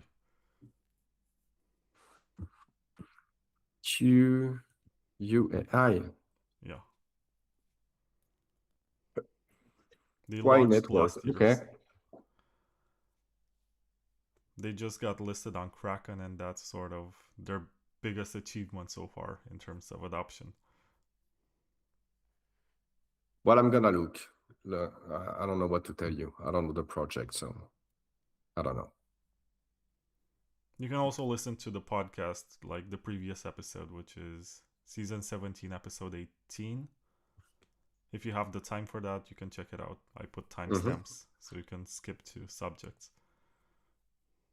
Okay, should we call it a day? We've been at it for like almost 4 hours by 4 now. hours, 31 minutes. Yeah. Oh yeah, more than 4 hours. Then yeah, I think we should call it a day. It's super late and I've not eaten yet. Yeah, it's almost midnight here. Thank you very much, Amaury. How can people follow you and learn what's new with the Ecash project?